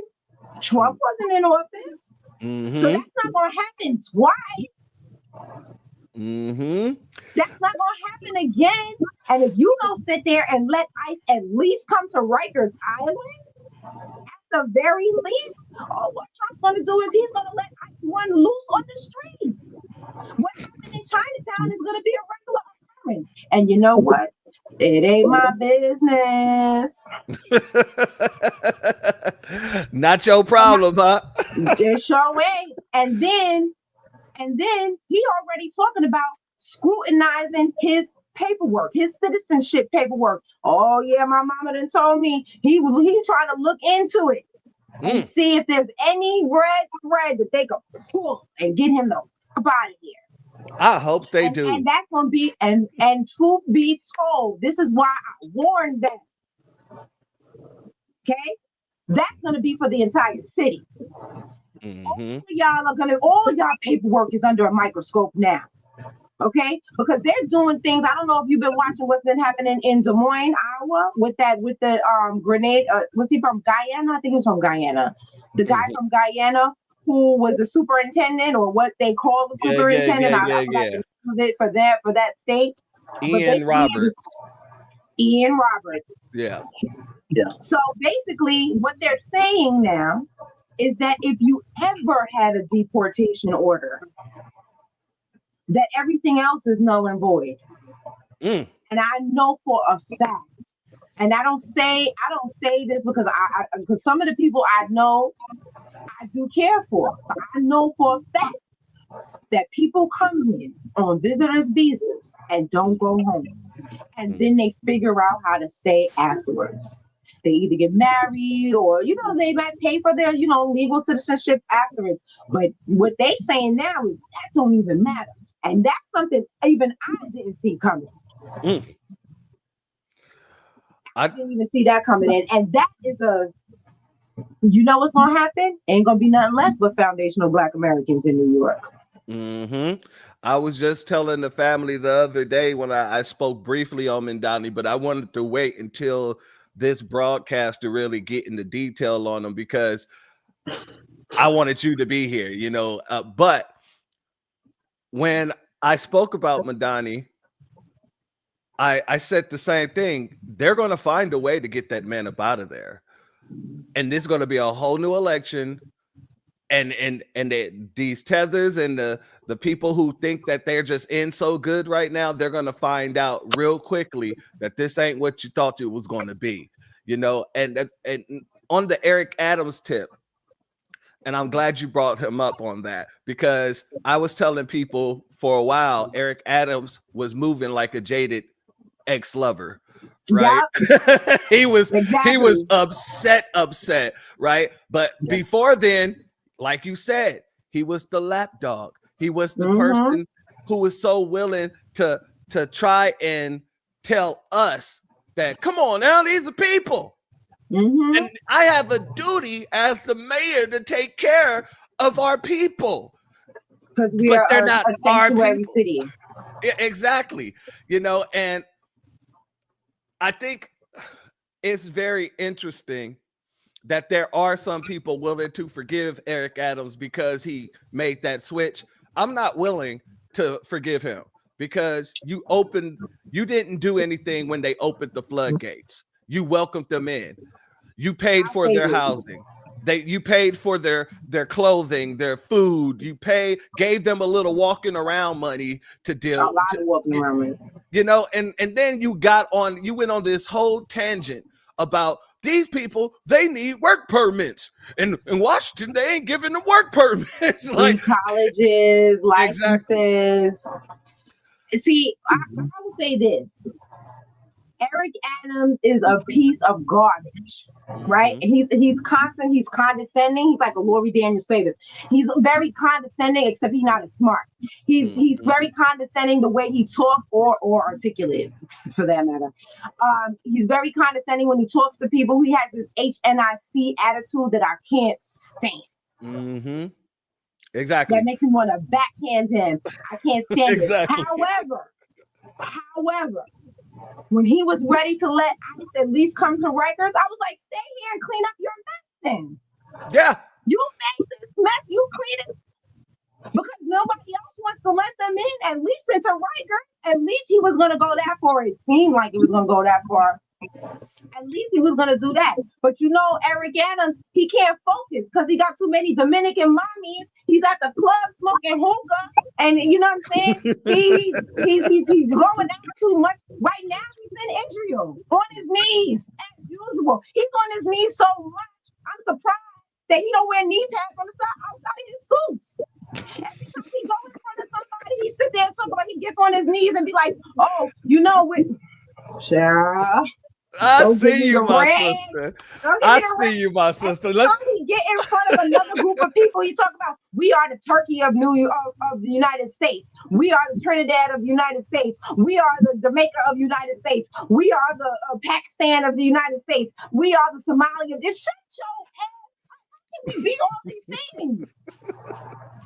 Absolutely. But that's him with his knee pad and his napkin.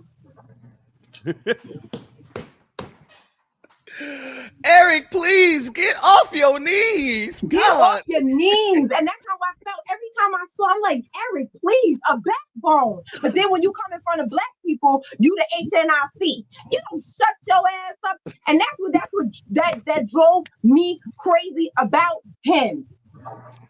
When you get in front of black people, you got all of this tough talk. But then when you out there, you like, oh, you know, like, and you let them, that nail shop situation bothers me about him. You sat there and you let these people beat up a woman and a grandmother, and you were okay with that. So I felt that Eric Adams should have stayed and cleaned up his mess. But of course, as usual, he's too chicken shit to do the manly thing. He don't have no balls. He matter of fact, when we sitting here talking about rap, that's when I realized that nigga wasn't a man. When we had rap, we got rats going on. He talking about, I'm afraid of rats. I'm scared. Bitch, that's my job. You're supposed to be running from the rats. You're supposed to protect us from the rats. Grab your balls and kick that rat. Hey, my sister. Like tough-ass women. Once again, the whole I gotta do this. I'm sorry. I gotta do it one more time.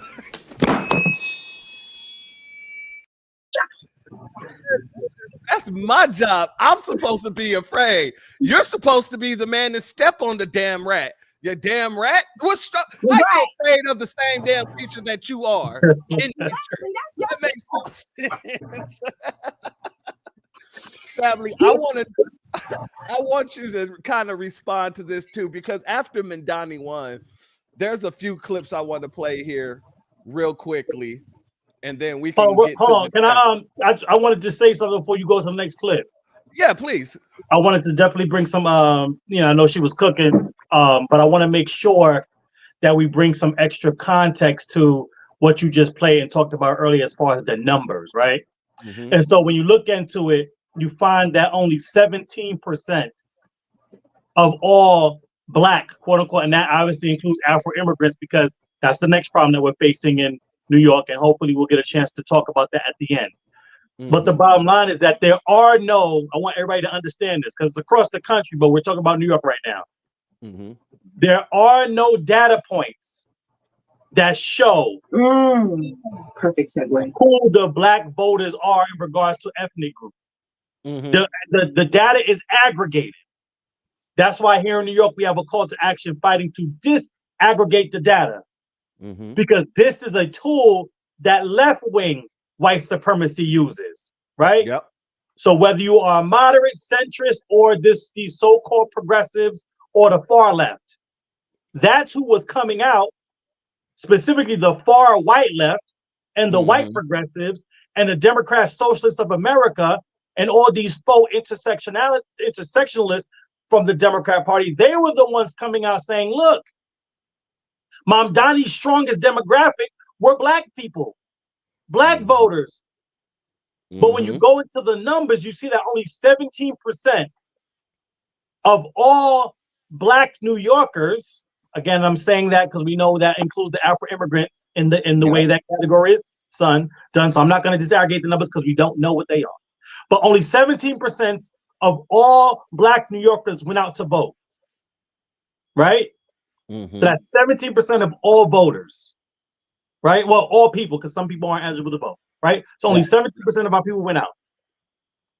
And now what we do know, and we don't even have to go to the end where he wasn't talking about us. We talked about that and we touched on that. But what we do know, based on what you just played, is that not only did he not talk about us at the end, he never mentioned us at the beginning or during his campaign either. Right. So when you want to talk to me about his Black support, which is only 17% of all Black and Afro-immigrant New Yorkers anyway, we know that the large majority, or at least the majority period, of those voters have to be Afro-immigrants because those are the people that he pandered to by name. And so you don't get to tell me that quote unquote Black New Yorkers supported him. I need you to tell me that Afro-immigrant voters supported him. Right. Because he spoke to the Afro-immigrant plight, and then in that video spoke specifically to the African plight. And here's what I need the family to understand. Because I said this earlier, but we got a chance to see it in real time. They have already delineated from us. So when they come into our spaces, whether that be on TikTok, X, in this chat, wherever they might find us, they can't come to us with that divisive bullshit because they've already done it. What they're doing is gaslighting.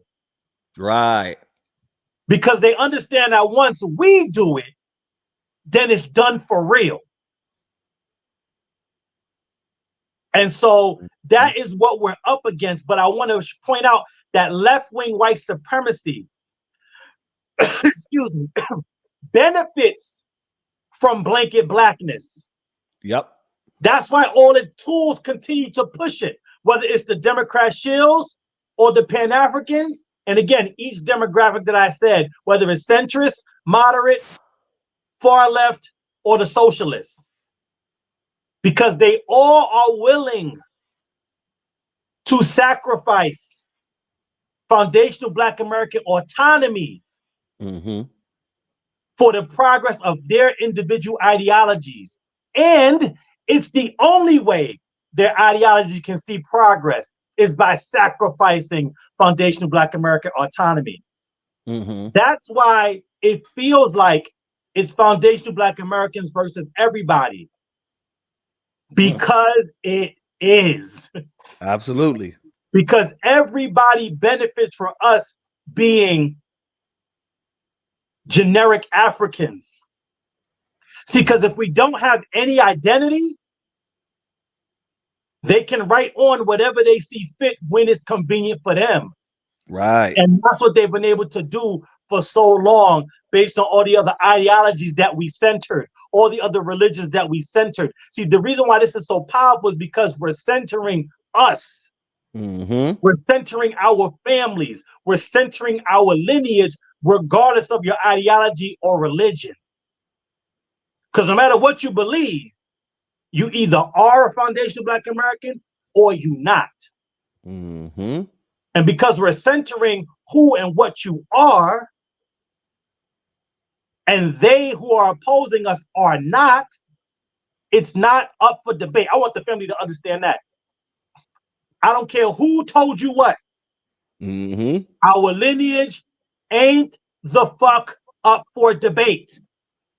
I don't give a shit how you feel about it. That's I don't right. care if you think I don't care if you think it's a cult.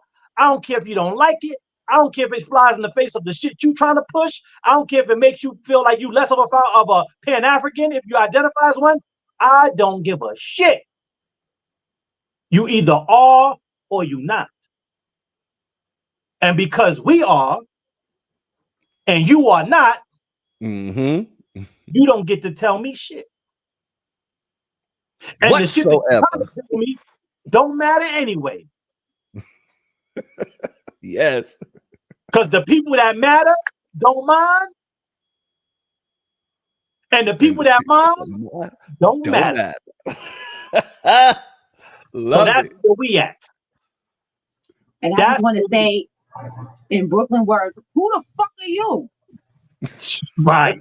Who the fuck are you? That, fuck what you say. That's right.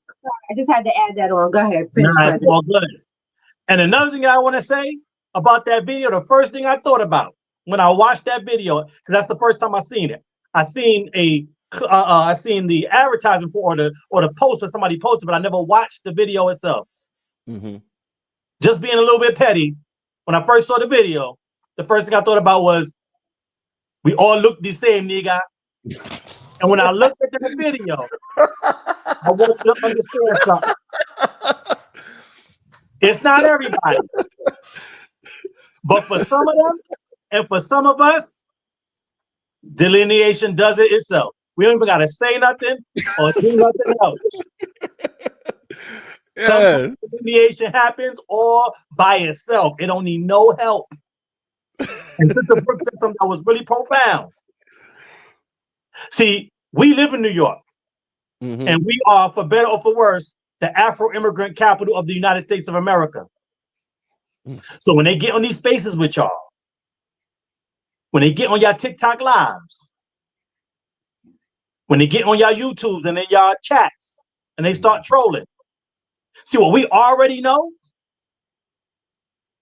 is that even with the scamming, even with the fake degrees, the overwhelming majority of these Afro immigrants, both Afro-Caribbean and continental African, these bastards ain't no doctors, ain't no engineers in no large numbers. Somebody capping.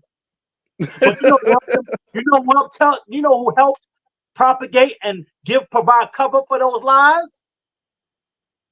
The Foundation of Black American Pan-Africans. That's it. And that is who has been providing cover for them for a long, long time. So just to end there, I'm gonna take a breath here.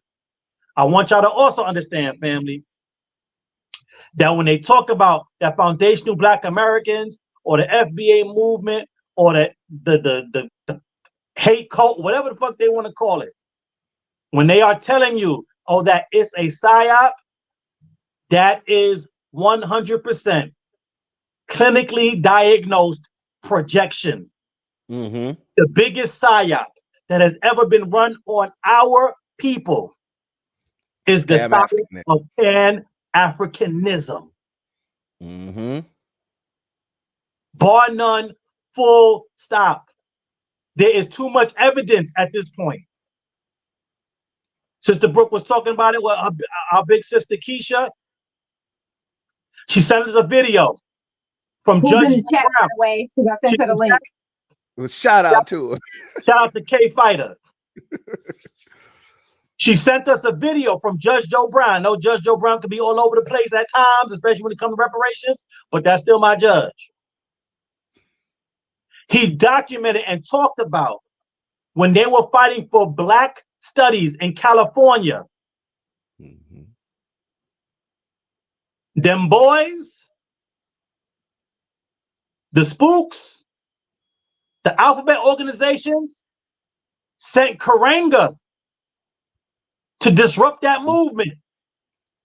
And he turned, amongst other things, getting into shootouts with the Black Panthers, that's a whole nother thing. But the bottom line is that he took that energy that was fighting for Black studies and diverted it to African Americana studies.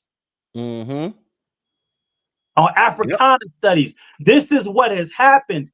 And so it has been a movement to take all that is Black and make it African. And I really will take a breath here. I know I said that last time, but I'm definitely taking one after this comment. I want to make sure I make this. Because they say, going back to the good book, we in church. We in the church of Black power. Let's go. Somebody say amen. Chat, you know what to do. The chat already on it. They already know. They say that the greatest trick the devil ever pulled was convincing people that he didn't exist. Mm-hmm. And in the same way, I say the greatest trick Pan-Africanism ever pulled was convincing us that Black and African is the same. And I'll take a breath there. Family, I'm going to tell you this. When I said that y'all was going to enjoy this broadcast, I meant it 100-fold. Like I said, I've been watching this already. I just knew that when I brought this over to you guys, that you guys are going to enjoy it tenfold. The Most High works in the way the Most High works. And trust me when I say everything that happens is ordained. So everybody that I bring on this platform, the Most High makes sure to put it on my heart to bring them on this platform. So thank both of you for being here, because like I said, there are so many elements, and a lot of folks think that because we're in different states or we're working hard on one thing over here, I might be working in Texas. My homeboy might be working out there in California. You and Breuck out there in New York. Jesse out in Colorado. We got so many people who are out here standing on lineage business and standing on the business that's owed to us. What they say, give on to Caesar what belongs to Caesar and give to the Most High what belongs to the Most High. At this point in time, we're Caesar, and I'm going to need that coin. And I'm going to need everybody out the way who's in the way from us getting that coin. It belongs to us. Now, I know y'all want y'all 30 pieces of silver, but we ain't got no Judases because we kicking everybody out. That's right. If you ain't writing, you ain't got nothing to say over here. Like Breuck said, who the fuck asked you? You need to sit the hell back, watch and learn, and maybe, just maybe, you'll be able to take that back to your homeland and fix it up. Once you kick out all the folks who are also there to do the same thing that you're here doing to us. I want to play just a few clips. I'm going to play these back to back because they're very short. And I want your take on it, and then we'll get to the chat. Because after Mandani won, I saw an uptick of a lot of different people who are Muslims coming out and just proclaiming that New York is now it's going to be Muslim city, basically. So I'm going to play a few clips. The last clip is going to be funny as hell because, you know, that's how I do. But let's get over here real quick. Let's pull this up. We're done hiding. We're done. We're done being tortured and hurt and judged. This is the correct religion. This is the religion that all of humanity needs to be a part of, Islam. And we will not stop until it enters every home. So I want you to repeat after me. I want to hear it in every single district. It should tremble. Brooklyn should hear it. The Bronx should hear it. Queens should hear it. Say it as if the Ummah depends on this, my brothers and sisters. La ilaha illallah. La ilaha illallah. Muhammadan Rasulullah. There is no God worthy of worship except Allah, the God of Jesus, the God of Moses, the God of Abraham, and the God of the last and final Prophet Muhammad sallallahu alayhi wa sallam. Our work is not done. We must show up. We must show up. Stronger than we did the first October 7th. Louder than we did the first October 7th. Make it clear that we are not going anywhere. Keep fighting until Palestine is free. From the river to the sea. Within our lifetime. Make some noise.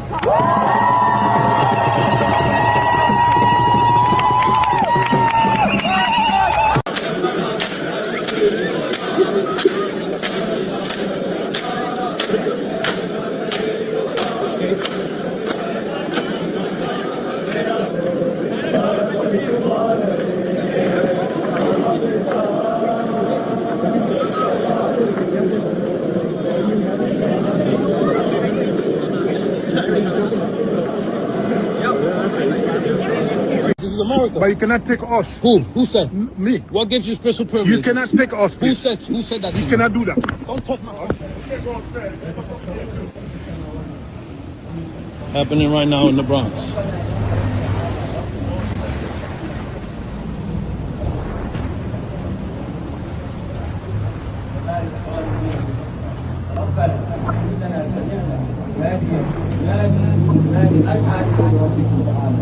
ربنا فاغفر لنا وكفر عنا سيئاتنا وتوفنا مع الابرار ربنا واتنا ما وعدتنا.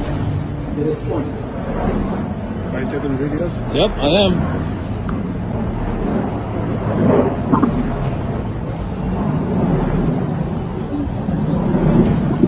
What happened? Do you want to ask me why I'm taking video? Yeah. Because I can't, because this is America.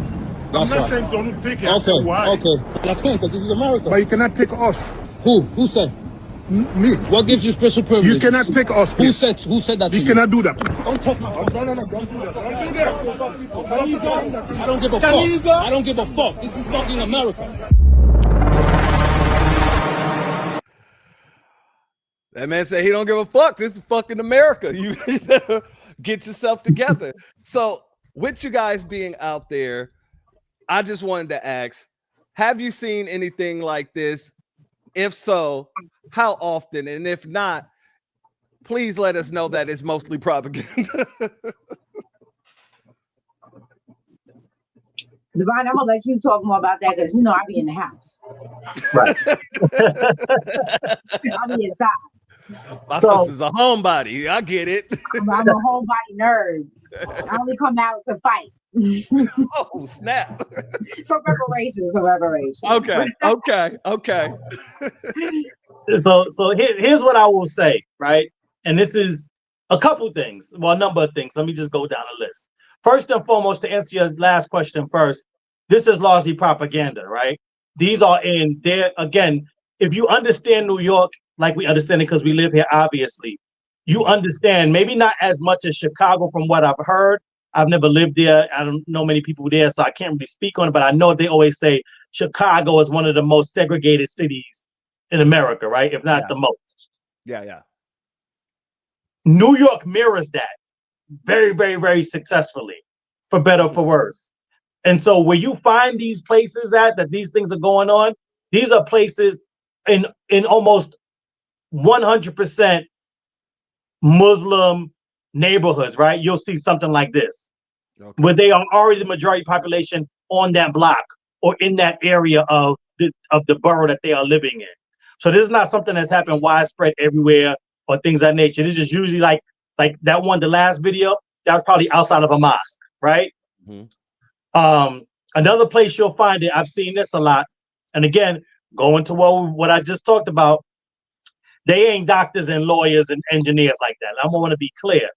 So what you will find where you find this stuff at is, where I see it the most, especially based on the work that I do, you'll see it outside of all the delivery depots. Mm-hmm. So it'll be like I forgot what the one is called. It's like this orange bike that they ride around now.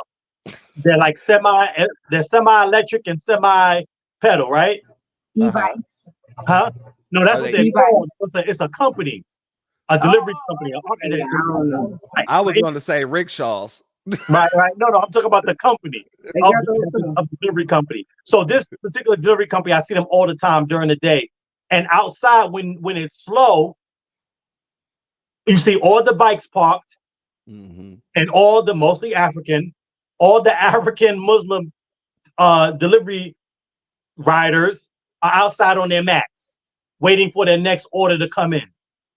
Right? Because I think they pray, can't remember how many times, but they pray multiple times a day. Right? So in between orders, they're praying. That's where you will see it. They're congregated in places like that. But in everyday like streets or everyday life, no. Now that one where it was the Palestinians, the people advocating for Palestinians, that was more likely a coordinated event, right? Or a coordinated rally. You'll see those a lot at like 14th Street, Union Square. They'll be out there a lot.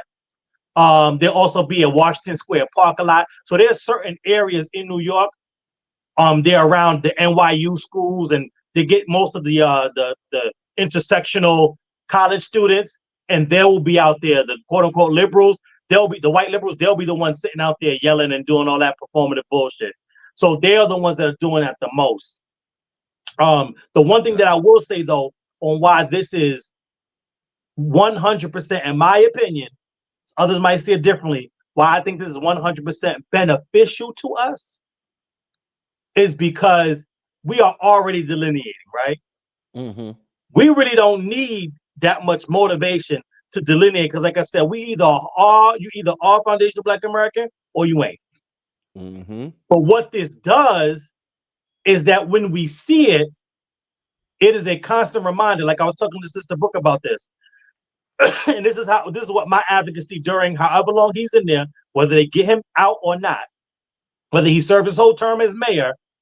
The beautiful thing about Zohran Mamdani is that he is a constant reminder to our disaggregation campaign, because he, as your chat was saying, he actively identified as, and Sister Breuck broke down, he actively identified as African American.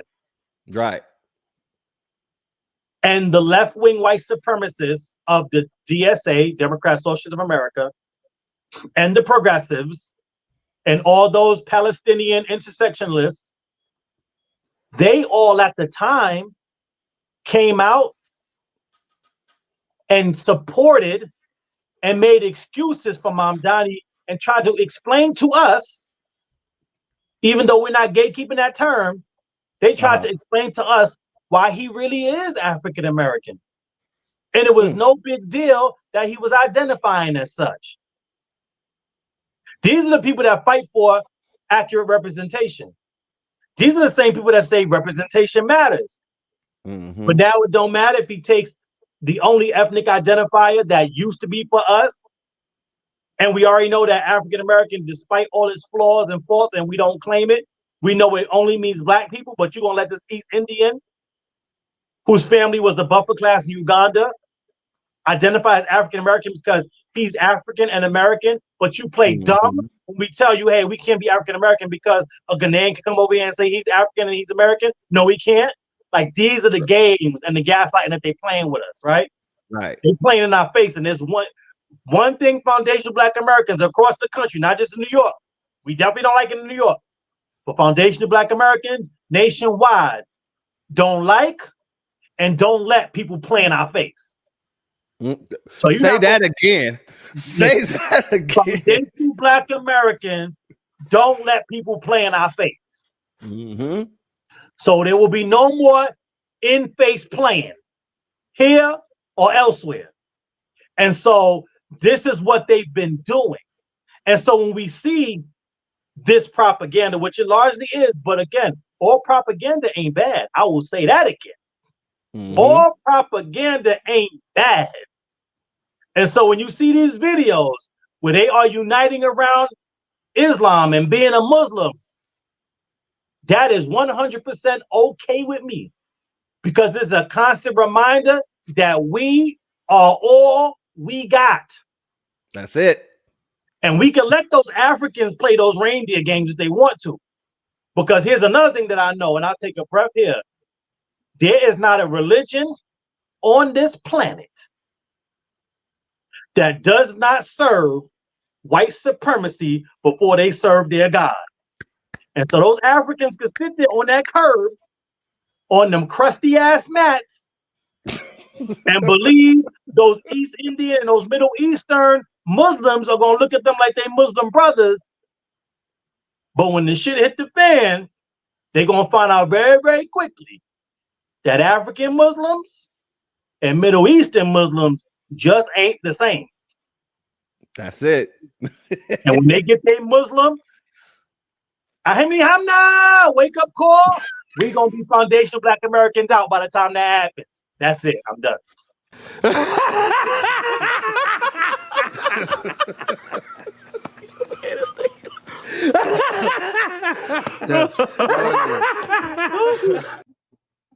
Not the Muhammad Nama. Oh, Jesus Christ. Family. All right, family. Y'all know what time it is. I gotta do it. I'm gonna drop the link in the chat. Hold on 1 second. I just gotta add my little 2 cents on the end. I know I've been talking a lot. I'm sorry. Go ahead. Now the Republican Party and Trump are two different things. They allowed Mandami to win because they did not even run a legitimate candidate. Sliwa is not a legitimate candidate. He is a big, fat, thinking joke. That's right. No one takes him seriously. So the Republicans didn't even try. So it is my opinion that this is what the Republicans wanted. Now, I don't think this is necessarily what Trump wanted, but this is what the Republicans wanted. And let me tell you something. They're feeding right into it.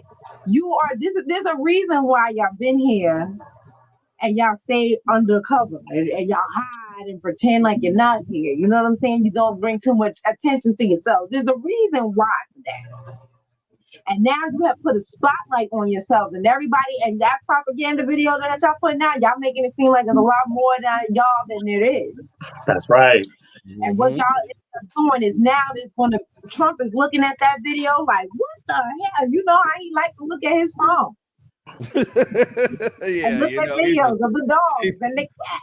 Okay. And watch himself dance. He's gonna look at those videos and be like, oh, that's where we're gonna send ICE.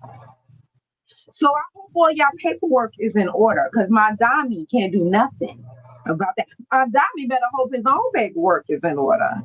Him and his parents and his wife. Give me 1 second, my sister. I gotta address this. Andre Davis, you said black immigrants outnumber FBA's ADOS in New York. That's absolutely incorrect. You could just Google search it. That's just factually incorrect. I think it's probably about 1.5 million melanated immigrants altogether. So you're putting all those groups together, the Jamaicans, the Dominicans, and anybody else that qualified in DART. But foundational Black Americans, I believe it's about 3.4 million in New York. So yeah, that's factually incorrect.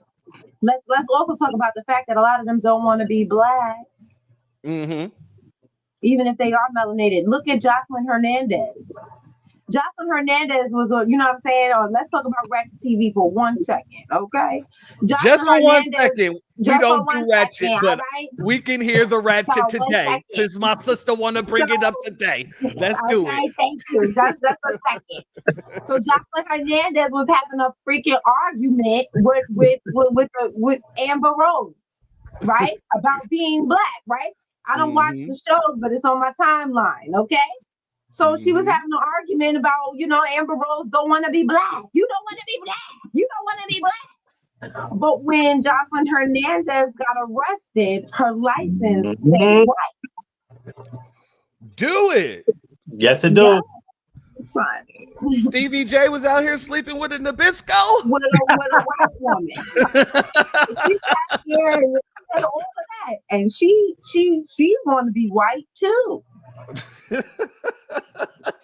So when you sit there and you talk about how y'all don't even want to be Black.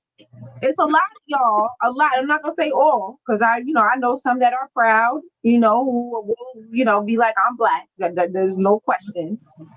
But there's quite a few of you who don't want to be Black. So you don't have y'all will never outnumber us because you don't even want to be Black. Half your population wants to be white. So Fat Joe too. His license says white on it as well. He is a white man. Now Jocelyn Hernandez is an Afro, what you call it? But Fat Joe is a white man. That's why he keeps his hair on. I agree with you, but I'm just showing the coalition of them saying, "Oh, we all Black." But then it's weird too.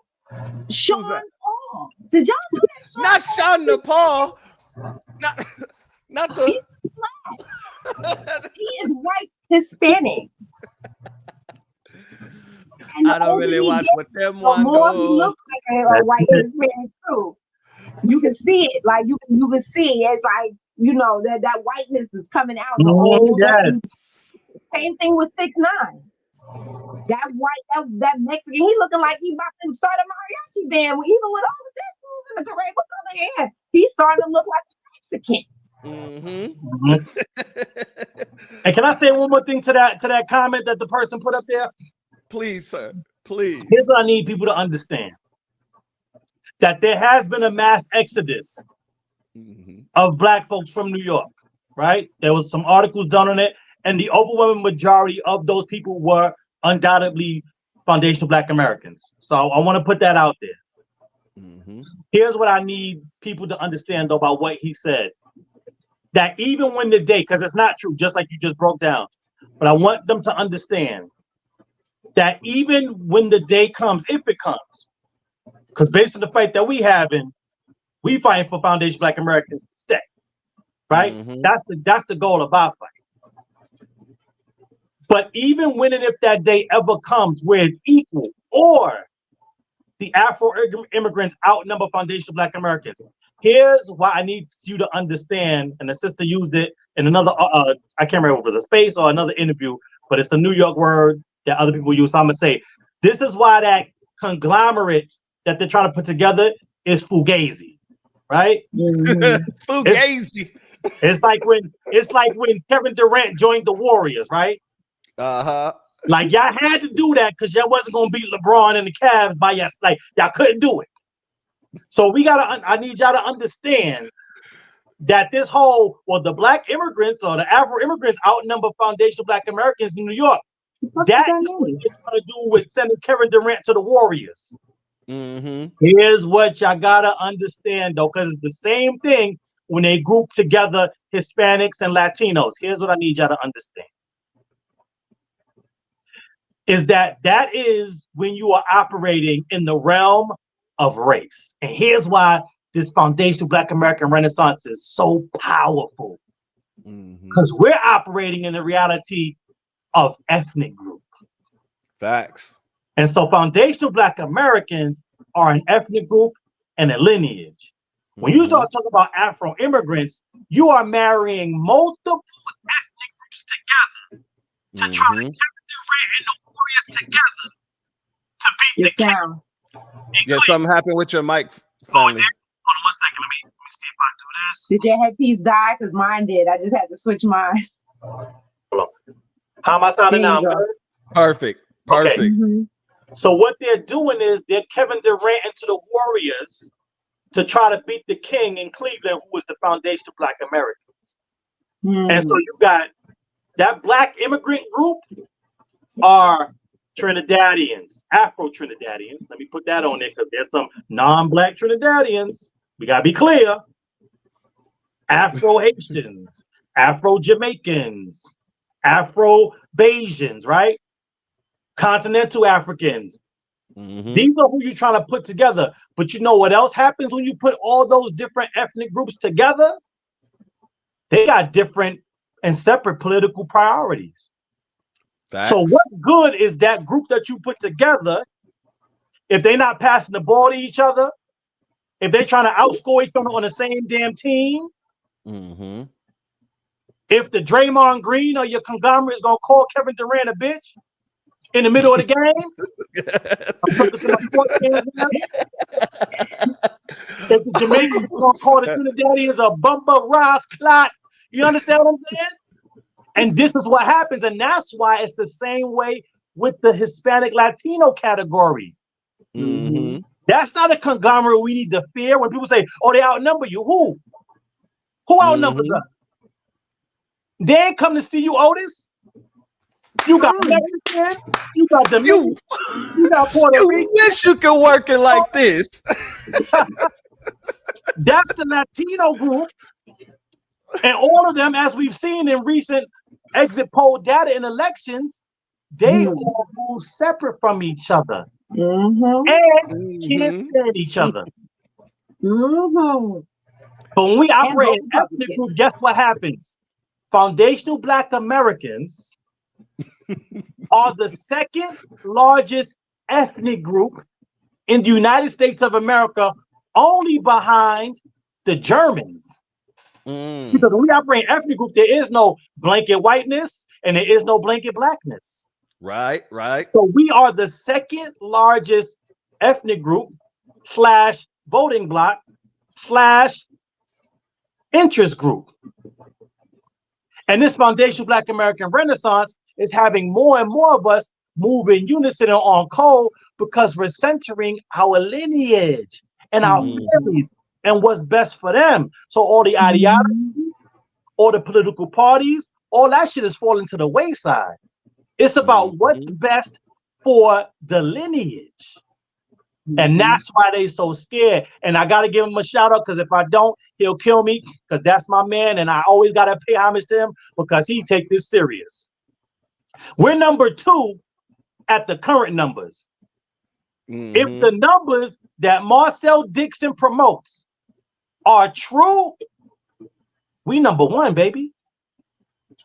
If there's more than 50 million of us, and that is entirely possible with the way they undercount us and the numbers that he proposed and the studies that he showed into the census, if those numbers are partly true, we the number 1 ethnic group in the country. And I truly believe that we are 47 to 53 million plus. That's what my people personal like me don't fill out the census. Yeah, and that's I not don't just fill out that. nothing. You know, I'm here already. Why I need to fill it out for? And many of us back in the day didn't do the census. You know, That's we as Black Americans, we've always been. We don't want people in our business. That's one thing. But but as of recently, there's been multiple studies that's come out that shows that we've been undercounted severely in several locations, especially in places like Texas, in the deep South, you know, Florida, New York as well. New York is heavily undercounted. Washington is undercounted.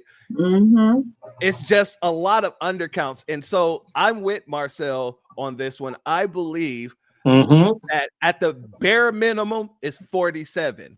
But I truly believe it's 53 million plus of us. And we get up into them upper 50s, we number 1, baby. But bottom line, we top 5 dead or alive. So you got to come through us when we talking about ethnic group. And that's what scares them the most. We are stepping outside of the realm of race and blanket blackness. We start talking ethnic groups. Now that means you got to come talk to us. Like you said earlier in the thing, I meant to say this when you said it, but it slipped my mind. Say goodnight to the bad guy, because you ain't never gonna see a bad guy like this again. That's it. And who can I trust? Nobody. That's who. That's me. Me. That's who. Me. Me. That's who. And all of us is me. In the very same way. And I gotta say this too, because you know you brought up the Temptations reference, and I gotta do my own reference in this piece. We're the ones sitting back saying, "Oh, y'all think you hot stuff? Let me see what you got." And they get out there and do their little dance. In the words of Harold Nichols playing Surge, like I thought, you ain't got shit. That's right. And that's all. Y'all think that you were doing more, but you're not. You're doing less. And we're proving that we're doing more just by standing on business. Y'all keep calling us out. Y'all keep saying, hey, where's FBAs? We need help. Immigration, that's a Black issue, and all this other stuff. And we're just sitting back watching like, hey, y'all said you can dance better, right? Let me see what you got. And now y'all over here and we're telling you, yeah, like I thought, you ain't got shit. And y'all in the middle. And like, I gotta just echo what the president said. President Devine made it very clear on this, and I gotta echo it. When you talk about New York and what's going on in New York, there's a lot of propaganda, and that's why I wanted to show you guys, because you're in New York, and that's why I asked about that situation. Don't think that New York is the only place where they're showing propaganda where we are. They want us to feel like we're the minority there. They want us to be so downtrodden in our mind that we think we need other people because we don't have enough in numbers. We didn't need people before these people got here. We were the ones who fought to bring them here. And a lot of a lot of these folks, they ask the question, well, what will you do once they deport us all? The same thing we was doing before you got here. Get back to business. That's it. Fighting. Yeah, Stand and up for your without them rights. in our way, like President Devine has said all the time when he got into this work, right? And I hate to take the words, but since he on mute right now, I'm about to take his words. He says all the time that when he got into this, he was ready and prepared to fight white supremacists and white supremacy.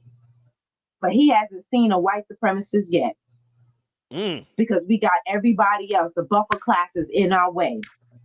They are in our way. We can't even get to them to fight them because you in the way. And so, like you said, so if that was to happen, like I said, I hope that my friends would be safe. Look, but I told them also before Trump got in office that Trump was going to win. And I told them that New York is a bubble. And don't think that because the sentiment of New York is anti-Trump, that's why I also feel like the Republican Party shit the bed, because Trump came out in the last minute and whatchamacallit Cuomo. Why would you do that? That probably was the nail in the coffin for Cuomo. Right. If he really wanted Cuomo to win, he should have endorsed Mondani. And that would have made him lose. See, they hate Trump in New York. You sound like a brilliant strategist. I've done a couple things. You know what I mean? It sound like it. And that's what I be doing. I be in the house strategizing. So yeah, like that's what he should have did. That's really what put the nail in the coffin. So like I said, with the Republican Party not having a legitimate candidate, and then Trump endorsing Cuomo, they ensured Mondami's win. And maybe that's what they wanted. You know what I mean? But so like I said, once we get them out the way, then we can get down to business. And even with the mayors, we've gotten more from I don't even want to call them people of color. I really hate that term. Non-white people. We've gotten more from the white folks in political power than we have from them. Because, and especially when Eric Adams was in office, because now we can't claim racism. Because every time we talk about the racist things that are happening within the NYPD, Eric Adams was covering it up. Eric Adams, and he had a Hispanic, because first he had a black woman as the sergeant, as the chief of police, and she was there for a few months, and then I think she saw the books and was like, "I'm not going down for this," and she backed. She was there a few months. She said if she saw the books, it was like, nope, we're done here. We're done here. Not me. I'm not going to be responsible for this. Yeah, I feel that. Because we had Senor Carbone, right? And they have this independent committee here which overlooks like the police complaints, right? The New York City Council overlooks the complaints. But then the chief of police has to, or I think that's his title, the chief of police has to then enact the punishment. And he was just sweeping everything under the rug. And this was under the Adams administration.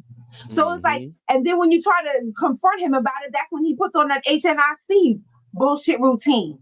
You know what I'm saying? So we're able to get more out of the white supremacists than we are out of them, out of these buffer classes.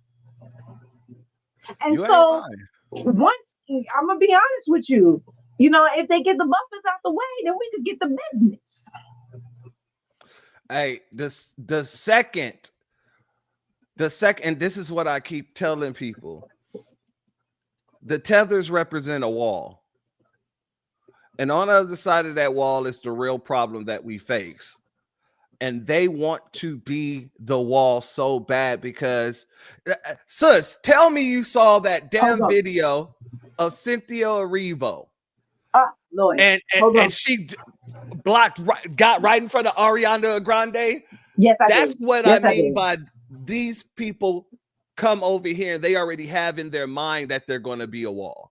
They already know that they're going to be a blocker in the very same way that Ilhan Omar was sitting there with, I guess he was the prime minister of Somali, and he was talking about they're coming over here to take black seats. This is what they are doing specifically. They didn't say just Congress seats, because that could be general, that could be neutral. They didn't say Senate, the House seats. No, they said specifically Black American seats to divert resources from us back over to Somali. Now, man, you're not even a Black American. Ilhan Omar is not a Black American. Y'all both from Somali. So both of you need to take your bitch asses back to Somali and figure out how to fix your damn country there. Y'all trying to fix this country. Y'all trying to insert yourself into this country in order to fix your country. But yet you want to be here talking about you love Somali so much. You love your home so much, and you don't plan on dying in America. You married plan to a on white dying man. in exactly. But apparently at first she was married to her brother. To her brother. You know, like this is the nonsense that they bring to our table. And I'm gonna be 100 with you, family. In the very same way, and everybody in the chat, if I'm lying, y'all let me know, because I done said this several times over about the situation in New York with Madami being made mayor, with the situation with all the freaking Somalis out in, what is it, Minnesota, or it's Minnesota, I believe. All these things are good in the very same way that our dear brother, the president, Divine, said. It's all good, because now everybody has to pull down the veil. The veil Hold their own nuts. uncovered. Exactly. You got to hold your own nuts. But everybody that's thinking that, oh no, we're all together, even the naysayers of the foundational Black American lineage, they're now starting to come around, because they're seeing like, damn, I didn't know these people had such a hatred for us. You know, and that's because people like you, people like President, the people like Marcel Dixon, Black Alpha, Tariq Nasheed, I can go on and on and on, Lisa Cabrera, goddamn Vicky Diller, all these folks are putting the spotlight on all of the things that these folks actually want to happen. They want it, Madami. Okay, cool. You got them. Now watch what's going to happen, because New York is going to see that immigrant do what he do, and I guarantee you they'll probably never elect another one again. Yeah. Can I get back on that real quick? Let me just say one thing, President. Okay, go ahead.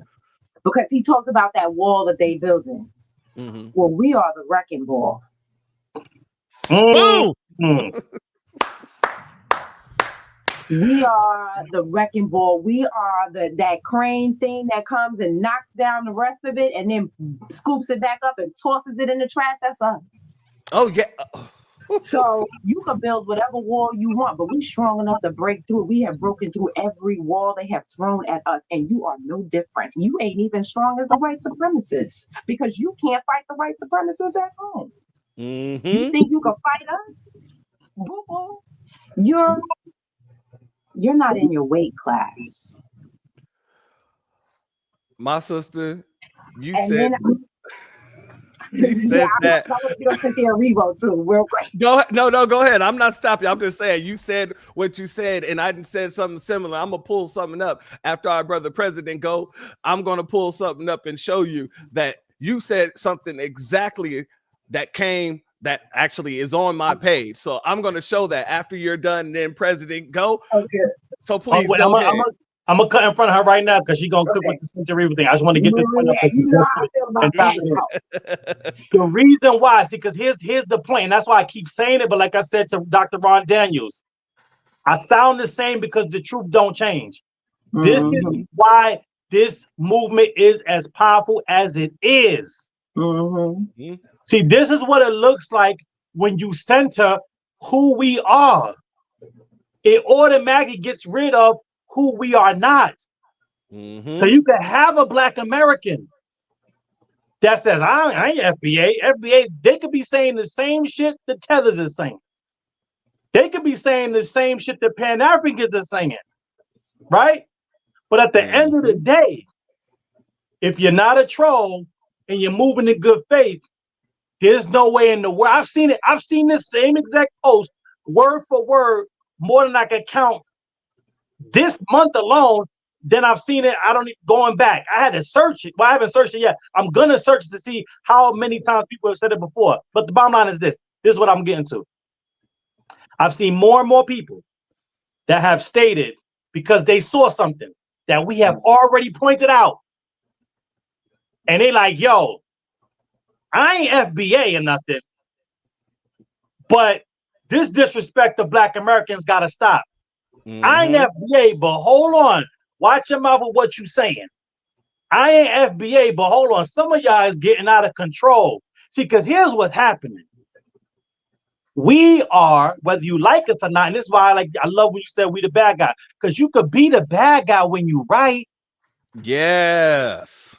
I said this on Sister Keisha's Thorough Black Talk. I'm Team Killmonger. Killmonger was right. And so here's what's happening. When you are telling the truth, it can't be denied. Once again, we are in church. The church of Black power. And the truth shall make you free. So you don't ever got to identify as foundational Black American. Just guess what? You either is or you not. You don't ever got to say the term. You ain't even got to put those three letters together. The bottom line is that you still are. So when you see them disrespecting us and getting out of hand, again, if you are moving in good faith, and we see more and more people moving in good faith, they like, wait, hold on. Even I got to come in here and say something, but this bullshit that you saying, because like all foundational Black Americans know, Tariq has one of the largest platforms, so he says it publicly more times than we get the chance to say it. But here's what we all know in this movement, and if we're out in the open doing the work, we become, see, anybody that has a problem with Divine or with Sister Breuck and voice it by using the term foundational Black Americans, the same way they do with Tariq and anybody else, we are just a proxy for the entire lineage. They're not talking to me. Most of these motherfuckers don't even know me. They don't know shit about me, but they do know that I'm a Black American. And so when they start that slander bullshit, the same thing they saying to me is the same thing they gonna say to you, that they would say to your mother, that they would say to your grandmother, that they would say to your child. And I need us to understand and move like that, because they are no respecter of persons when it comes to slander foundational Black Americans. And we on that same, see, if it's not, I'm saying fuck you, I'm just giving you the mutual energy. So if you fuck me, then you know it's fuck you. Hey, hold on. Because just a few broadcasts ago, chat family, what was I saying? In the words of DMX, here we go again. Same shit, dog, just a different day. Here we go again. That's how a nigga move when you play how you play. Here we go again. A man's gotta do what a man's gotta do. Here we go again. So if it's fuck me, nigga, then you know it's fuck you. Yes, god dang it. I'm telling you fit perfectly here, damn it. I see. Cause dog, that's my man's in them. That's it. And where my dogs at? Much love to you, brother. My sister Breuck, go ahead and get on Cynthia Erivo. Yeah, look, but before I talk about that, real quick, I'm gonna say, to be named with those group of people, man, I don't even feel qualified to be named with all, like with Vicky Dillon and Tariq and just all of those names that you mentioned. I don't feel qualified. I'm humbled that you put my name in there with them, you know, because like I've said this on other places. I'm just the angry little woman who speaks from her angry little heart. You know what I mean? And so that I'll leave that there. But Cynthia Erivo, I think White folks like Cynthia Erivo because she make them look good. That's an ugly bitch. And she looks even worse now that she's lost so much goddamn weight. I really do. When she's on stage creeping and crying like a fucking like a troll under the bridge that she is, with those nails and whatnot. She's just all her back and everything. You can see all the bones everywhere. And her baldness, and God, that's an ugly woman. She was better looking when she had weight on her. Now she really looks like a troll. And I say this at every chance, every time they post her.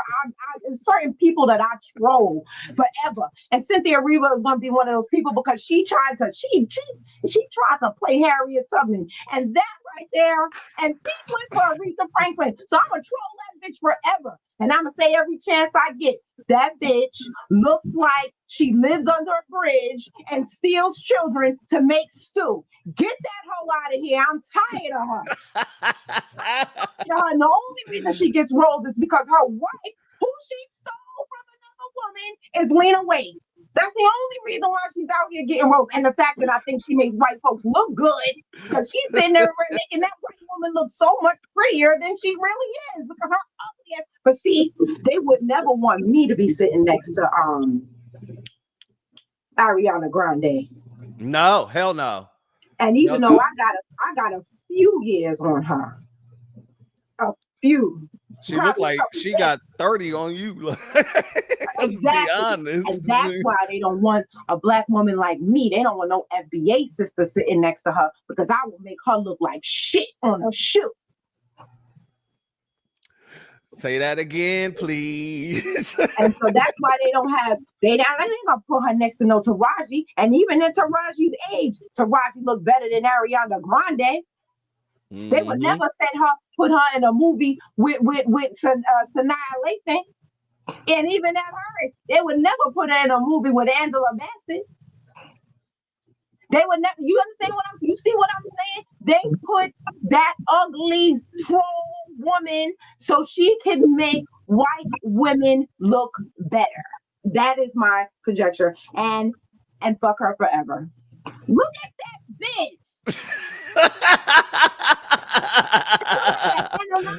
Even through this press tour, some. Go ahead, sis. I just wanted to play this while you was going off. and the way she fawns over this woman is disgusting. And she's always fixing and touching and pressing and like, what are you? You know what she looks like? She looks like Ariana Grande's demon.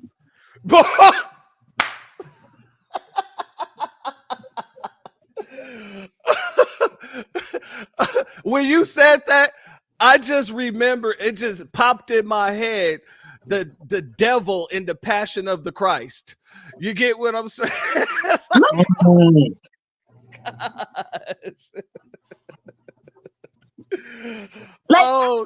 And their relationship is so strange. I don't know what we already know she like women. Right.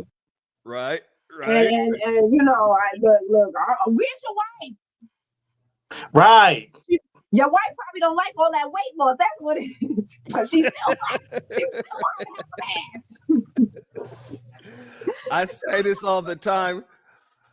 Hold on, because I gotta show you this, sis, because one of our brothers. So let me fix my face. One of our brothers posted this question, Great Black Shark. And I gotta show you my response to it. So Great Black Shark posted this question: family, what kind of species of bald tetherwitch is this? And he posted this, right? So I had to respond with this. That's who. Yeah, that's how she looks. That's how she looks.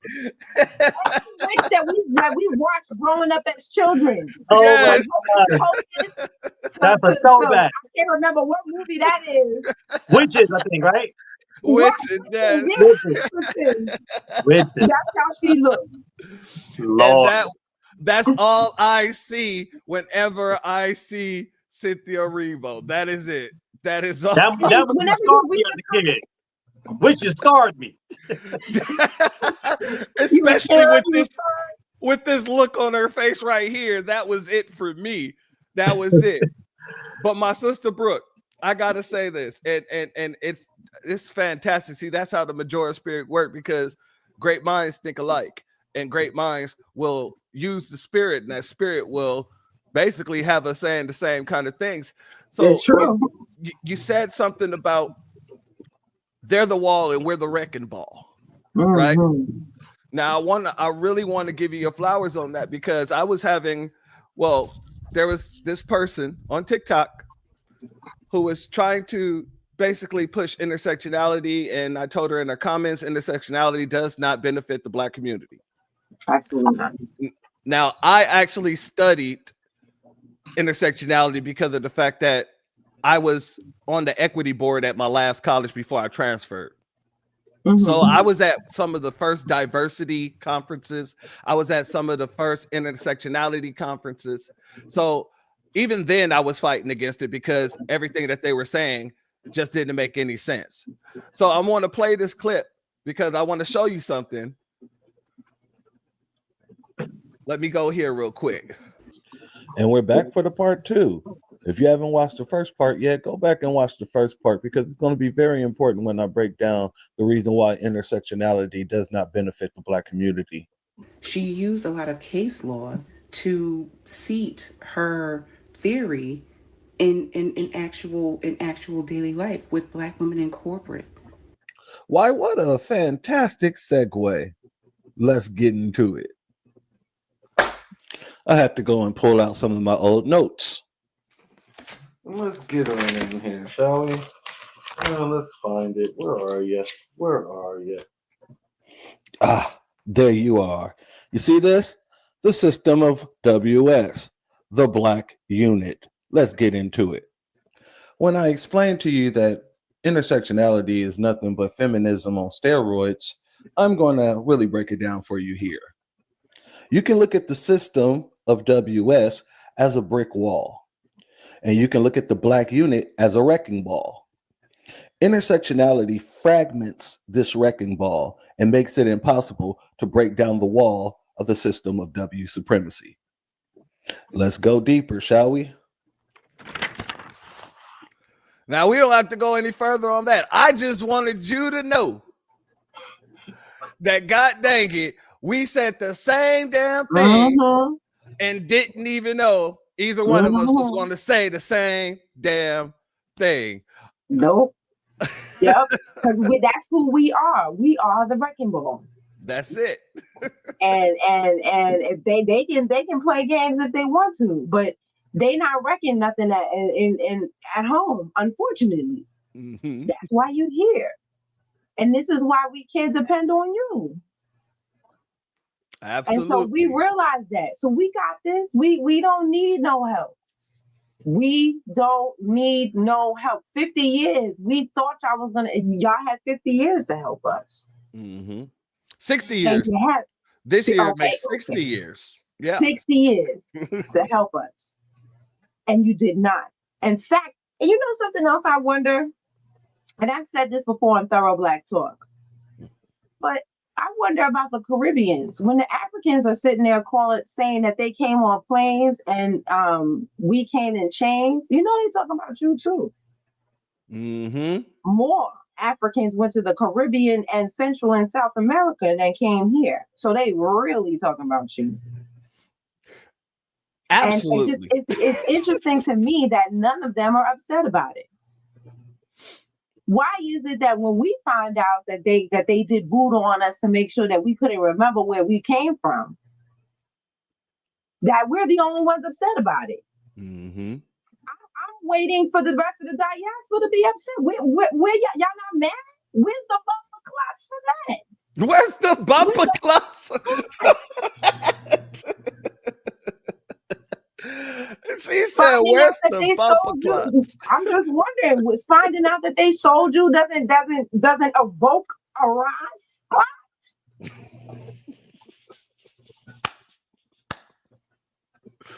My sister Breuck, I'm just wondering.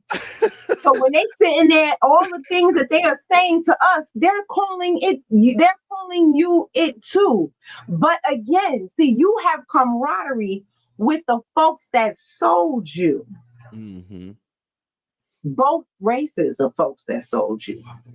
You have more of a camaraderie with the white folks, and you got more of a camaraderie with the Africans than you do us, even though our stories are similar. Mm-hmm. And if you think that we're gonna let any of y'all fuck up our reparations, you got another thing coming. You have another thing coming. Y'all sit there and tell me all the time how y'all didn't have slavery in your islands as long as we had slavery on ours. Mm-hmm. And I'm gonna reveal something that I haven't revealed yet. Right? We're getting the exclusive, family. This is an exclusive epiphany, and President Divine and my mom know that I have, and my sisters know that I have these all the time. I just just pops into my head out of nowhere. I had an epiphany when they say that they didn't have slavery on their islands as long as we had here on this continent. It's because of your hurricanes. Mm-hmm. It's because of your volcanoes. Mm-hmm. It's because of your earthquakes. Come on with it. The white supremacists don't want to rebuild every 5 years. See, this was comfortable. Well, our natural disasters are all spread out. You know, we got buildings here in New York City that are from the Gilded Age. I told you the Domino Sugar Factory is still there. We just watched a whole towns in Jamaica just get flattened with no rules, right? We just watched that. Facts. So I submit to you that it wasn't your will to fight that ran the white supremacists off your islands. It was that they thought it wasn't worth it. Especially since they could rule it from afar. Because you still got the king on your money. You're still falling out. The king on the money. You still falling out when you see the king. You still falling out when the queen died. Oh! And when they had an earthquake, the Jamaican prime minister had to go over and bow to the king for help. You had to bow because everybody got to bow, right? Got to bow. You got to bow or curtsy. Which one you gonna do? You gonna bow or curtsy? Or you gonna be a bad man and bow? Do Batman bow? Do Batman bow? Do Batman bow? I've never seen one bow. You're not supposed to bow if you're a bad man. Do Rastas bow? Well, he had to go over there and bow to the king for help. But they over there swinging machetes at each other. Even though you had your revolutions for independence, even though the king's on your money, like I said, nobody wants to rebuild every 5 years. Nobody wants to be drowned out every 5 years. And that is why they left and came over here, where we already had a successful beaver trade and all kinds of trading going on. So when I hear people, like I said, I've heard that for so long, and then just one day, and this was, I think it was when the news reports were saying they were gonna get the hurricanes is when I had the epiphany. I said, boom, this is why. Because like I said, I have friends who are from the Caribbean, and I know, so I'm pretty much abreast when the St. Vincent had a volcano eruption not too long ago, a few years ago. Right. I want to say maybe 3 or 4 years ago. And the soot, the ash was, like almost a foot thick on the island. Whatever didn't get buried under volcano, magma. Yeah. I'm bringing up the third grade science word. Whatever didn't get buried under the lava was covered in ash. Not only that, but the ash traveled all the way to Barbados. They couldn't breathe in Barbados.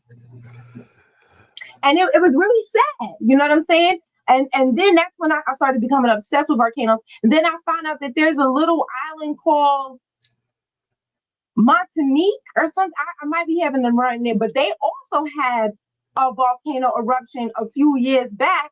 And they had to transport every living person off the island and take them to England. Because it was That's not so funny, bad. but still. It was so bad. So again, I submit to you that the reason why the white supremacists let you win your revolutions was because A, they could rule it from afar, and B, nobody wants to rebuild every 5 years. But see, here it's stable. Here is solid ground. And that's why they're here. And this is why we have a problem getting them out, because they don't want to leave. See, they were happy to leave. They happy to leave and come back and visit. Absolutely. And rent a Rasta. Because we about to break that down on Thorough Black Talk, because we about to talk about that. They rather come back to Jamaica and rent a Rasta. Not rent a Rasta. Rent a Rasta. It's true. Look that up on YouTube. I'm gonna do it now. My sister, while I do that, I want you to tell everybody two things: where they can support you and find you, where they can check you out all the time, and then number two, let everybody know about that even melanin product that you have there, sister. Yo, I told you to send me that the ad. I wanted to play it. I sent you the link to the Google thing, because whenever I try to email it, it's like, I guess it's file is too large. So I did send you in your DMs on TikTok. I sent you the link to download it off my Google Drive. Okay, let me check into that. Yeah, but I'll talk about the call to actions while you look that up. Okay, so now that we did all that talking, right? This is what I need from the family, okay? I need y'all to send emails. So basically, what we have going is a write a letter to your senator campaign, right? You know how when we make fun of white folks, when they get angry about something, they be like, I'm going to write a letter to my senator, right? So this is essentially what you're doing in our call to action. You are writing a letter to our senators, our assembly people, letting them know to get rid of, to just forget all about this unconstitutional bill that they already have all this funding for, and co-sponsor and sponsor our constitutionally sound bill for reparations. So President Devine of the Freedmen Project and the rest of the Freedmen Project, I was not involved at that time. They wrote the bill with with our champion assembly person, Nikki Lucas. Okay, we don't even live in her district. None of us in the Freedmen Project even live in her district, and she is our champion. You hear me? So she has, put that bill on her back, and she's carrying it all alone, and we need to get her some support. So, so when you click that email that I have been putting in the chat, that will take you to our call to action. So that is the first one. Then the next call to action we have is to delineate and disaggregate our numbers. President Devine spoke about that earlier in the broadcast.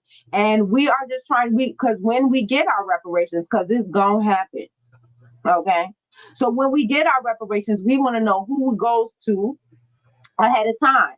And that way we can get other programs, other whatever that we need, by disaggregating those numbers. So we need your help to push for that. They've already done it for the AAPI. They've already done it for the Muslims in the MENA group, and they can do it for us. So you'll be sending emails to the very same people. As a matter of fact, President Devine was telling me that he had a meeting today with one of those senators or assembly people, I'm not exactly sure which one, with one of those people that was on board for the MENA bill, the MENA disaggregation bill. So we are trying, so send these emails so we can let them know that we still have a voice here in New York. You don't have to be in New York to send this email. You could be anywhere in the world. You don't even have to be FBA to send the email. You could be an ally and send this email. If you really with us, because you know, there's some people who front like they with us, but if you really with us, then send these email. How could that hurt you? You understand? You don't have to get up. I ain't tell you get no picket signs. I ain't tell you come down to the hearings. I ain't tell you do none of that. I wish you would snatch your own people down, but we see you ain't gonna do that. So send the email.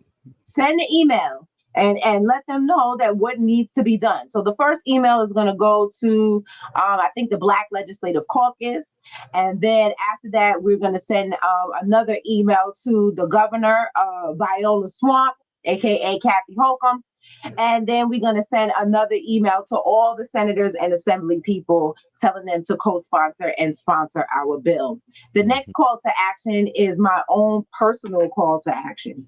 And as you can see from that clip that you played with the gentleman with the really bad hairline, is that they are bringing people in to give presentations on, you know, the harms that Black people have suffered you know, at the hands of I don't even know at this point, because the bill is so goddamn broad. It don't even make no sense, right? I can't even put my finger on it. They just trying to bring experts to talk about harms, right? From slavery to present, which is way too broad.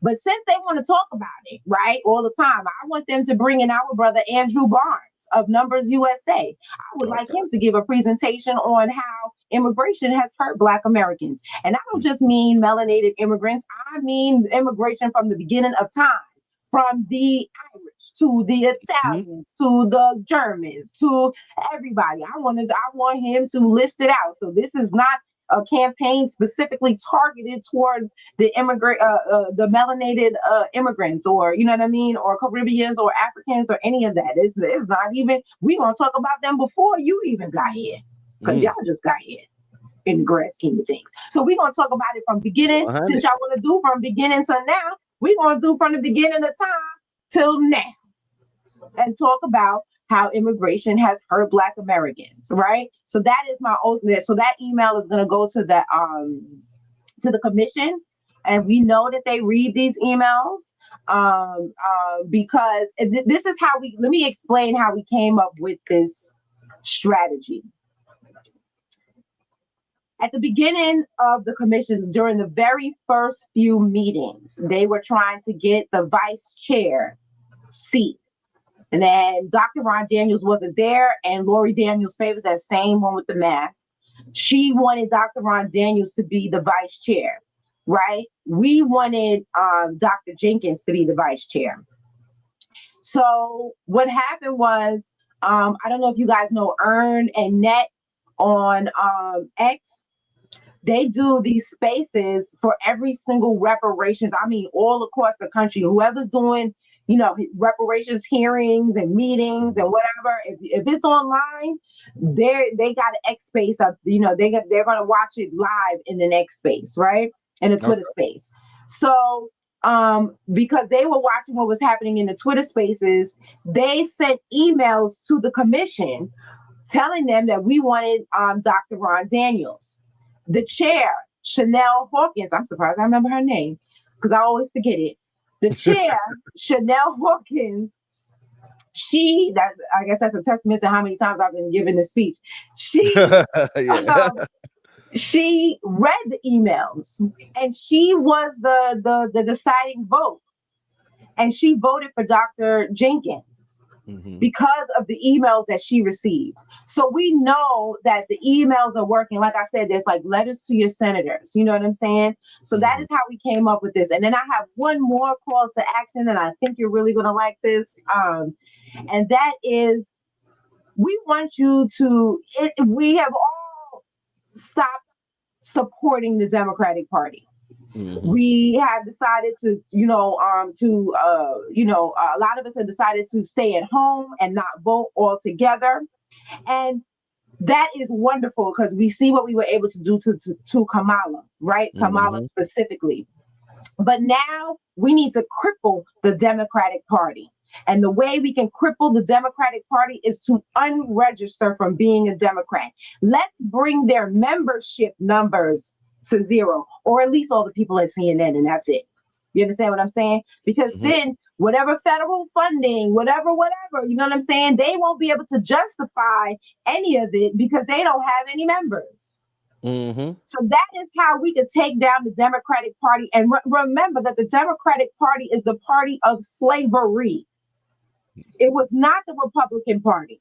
The Democratic Party was complicit with the kidnapping clubs. The Democratic Party was the political establishment here when they were trying to do all the negative things that they were done to us. When they sit there and they talk about Trump and Tariq talked about this all the time. When they talk about Trump and the exonerated five, they don't tell you about all the Democrats that were in the legal system that pushed those boys through the jails. That pushed those boys through the system and got these faulty confessions, and from the police to the prosecutors, so to the jail. They're all Democrats. Everyone here, it was the Democrats who are letting all of these illegals come in and suck all of our money. It's the Democrats who are doing all of these things. So we need to cripple their party. And now the Democrats are flipping socialists. So this is how we can get ahead of that before it even starts. So, it's vote.gov. I got the link there. It's really quick to be able to do that. Each one of these emails takes less than 30 seconds, and you'll be sending it to hundreds and hundreds and hundreds of people. You understand what I'm saying? It takes less than 30 seconds. It's super fast. We really, really, really need you guys' help on this. It is my goal. Marcel said it's 50 million of us here. I want 50 million emails. That's my goal, my personal goal. And that's why when you said you want to be, I will be on everything and everywhere talking about these emails, because I want 50 million. I want their inbox to shut down in so many emails from the family, because they need to understand and feel our political power. They felt it with Kamala, but we can keep going. And, like I said, I know the day is coming, because when I saw that form from California and it had that Black American designation, the most beautifulest thing in this world. Yes. I was like, wow. Like, I'm like, yo. And I'm like, New York, we next. We are next. We are next. And sending these emails can ensure that we are next. Yes, become a registered independent. And then that way you could just, you won't be able to vote in the primaries or whatever. But, right. Exactly, but you'll be able to vote in the election if you choose to. But a lot of us have been choosing the couch anyway. So, become an independent and let the Democratic Party sink and die. You know what? Something that people don't really realize. The Democratic Party was freaking bankrupt before George Floyd. I remember Donna Brazile was in hot ass water. Yeah. Yeah. For a lot of things. They were in, let me put the link in the chat.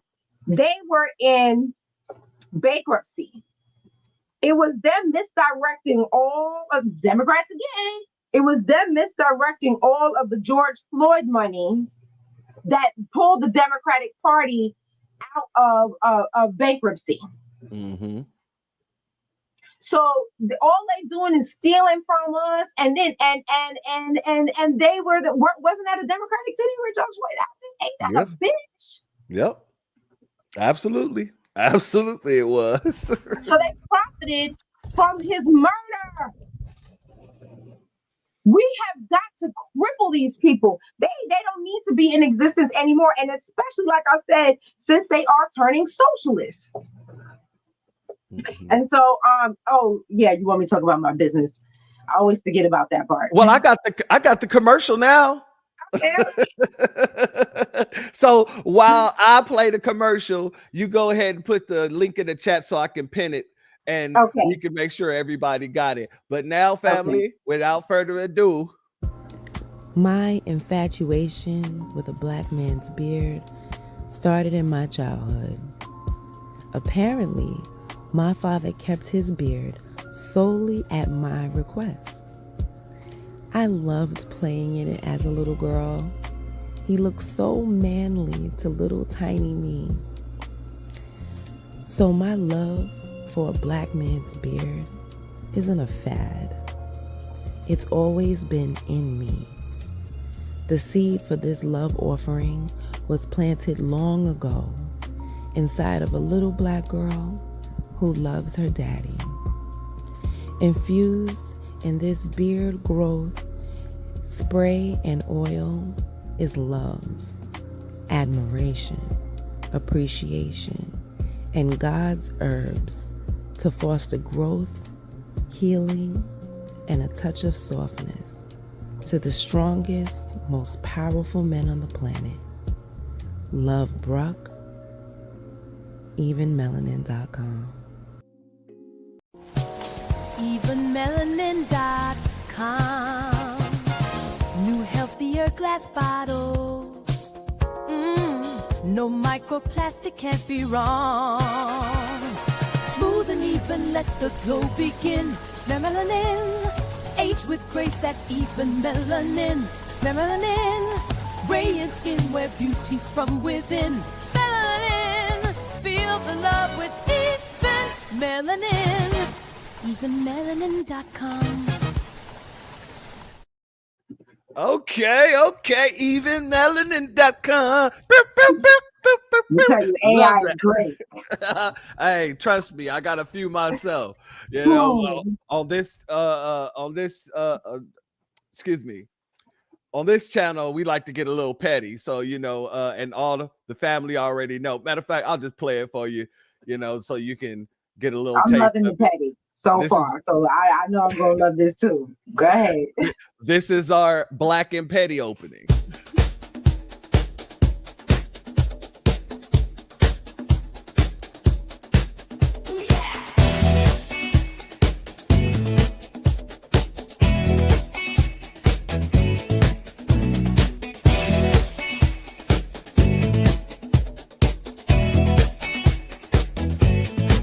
I see you whispering about me.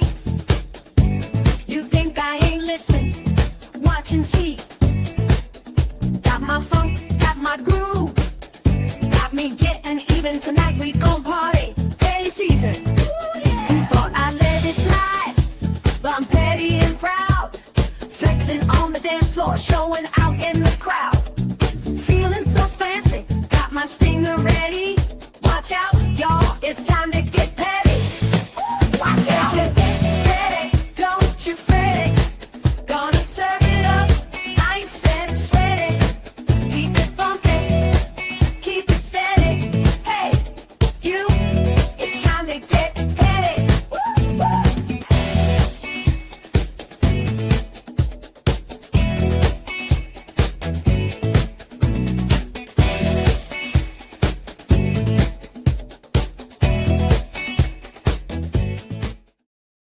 So yeah, that is one of my favorite songs ever. I love that. That was great. That was. I love the visuals. I love the words. That was amazing. You had all this. Yeah, you had all the. You had Kid and Play in there. You went in. You went in. I enjoyed that a lot. Had to get it, you know what I'm saying? My sister, our brother, President Divine had to drop, I think, because he ain't came back up He yet. just texted me. He said his phone died. I'm like, can you give? I'm trying to figure out if he could get back in. Yes, I really want him to also tell people where he can be found and where he can be supported as well. So if he can't get back in, please let him know to send you the information so that you can, you know, give the information to the family as well. Well, I do know this, that on Instagram, he is, well, he's not on Instagram. He's on Twitter. He is Black Detta on Twitter, right? But he also goes by the U.S., there's U.S. Freedmen Project on Twitter as well. I'll try to put all those in the chat.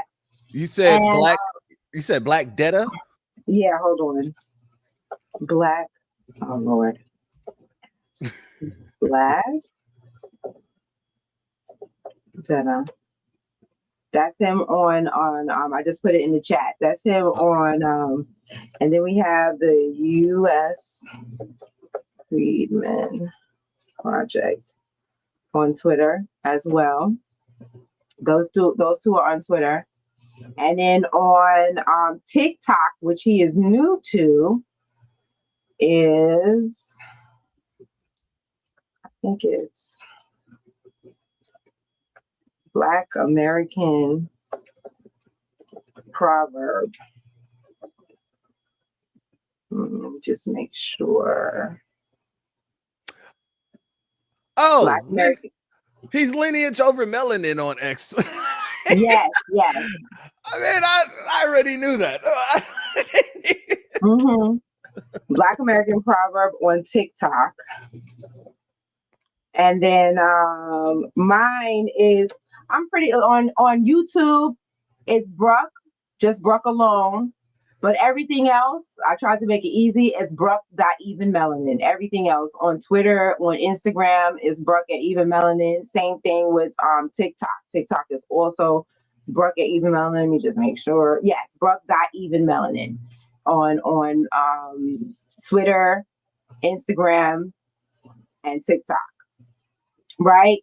And my business is evenmelanin.com if you didn't catch it from that song.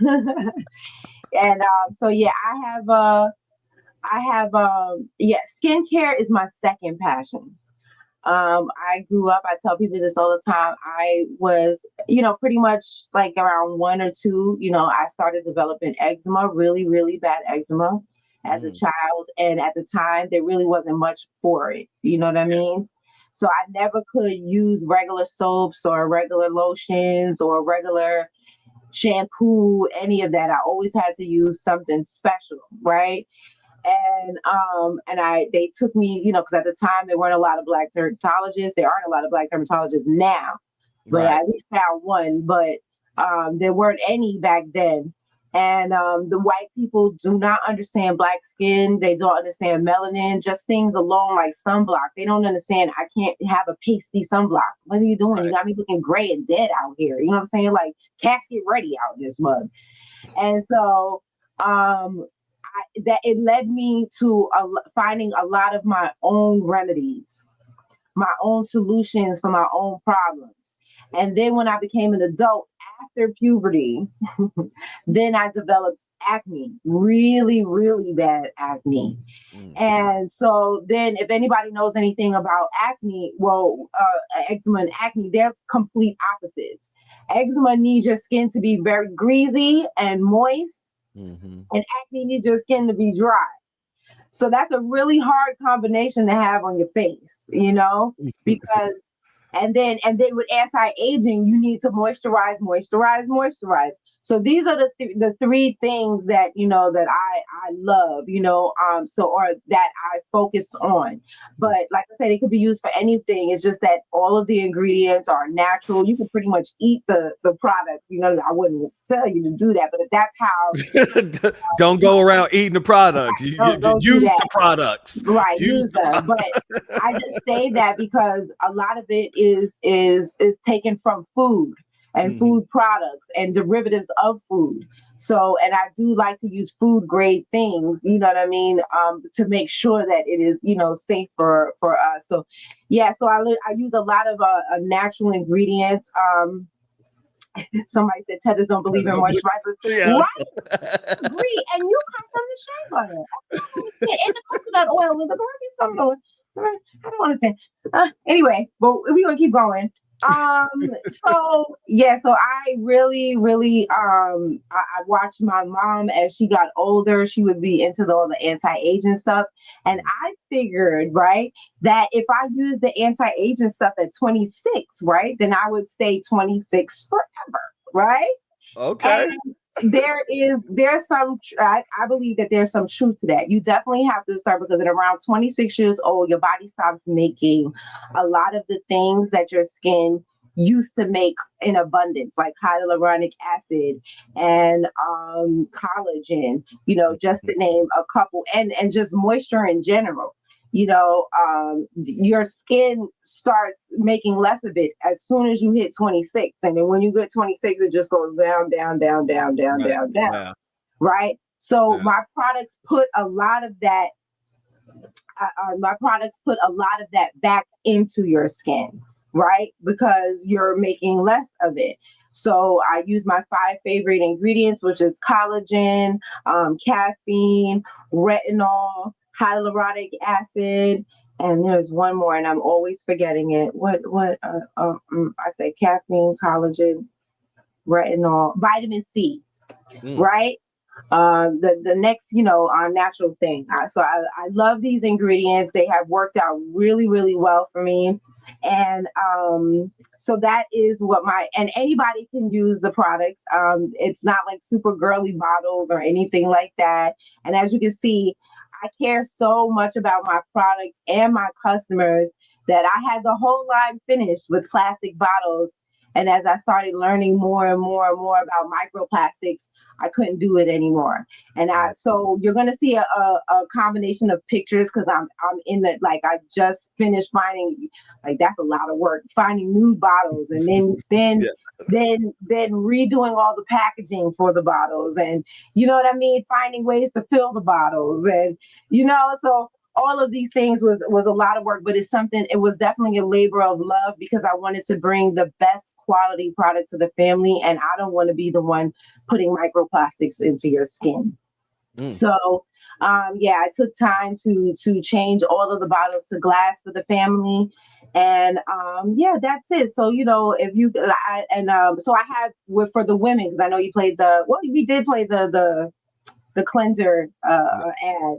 But for the women, I have whole sets, like a hydrate and cleanse set that will take you from washing your face to moisturizing your face. If you have acne, I will take you from washing your face to moisturizing your face and all the acne stuff in between. So I have 2 sets, the hydrate and cleanse set, and I have the vanish and acne set.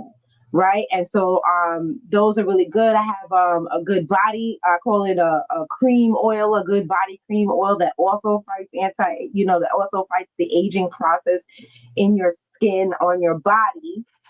I have scrubs that are, honestly, especially the face mud. I call it a face mud, even though it's a scrub, because it's a little bit gentler than a scrub.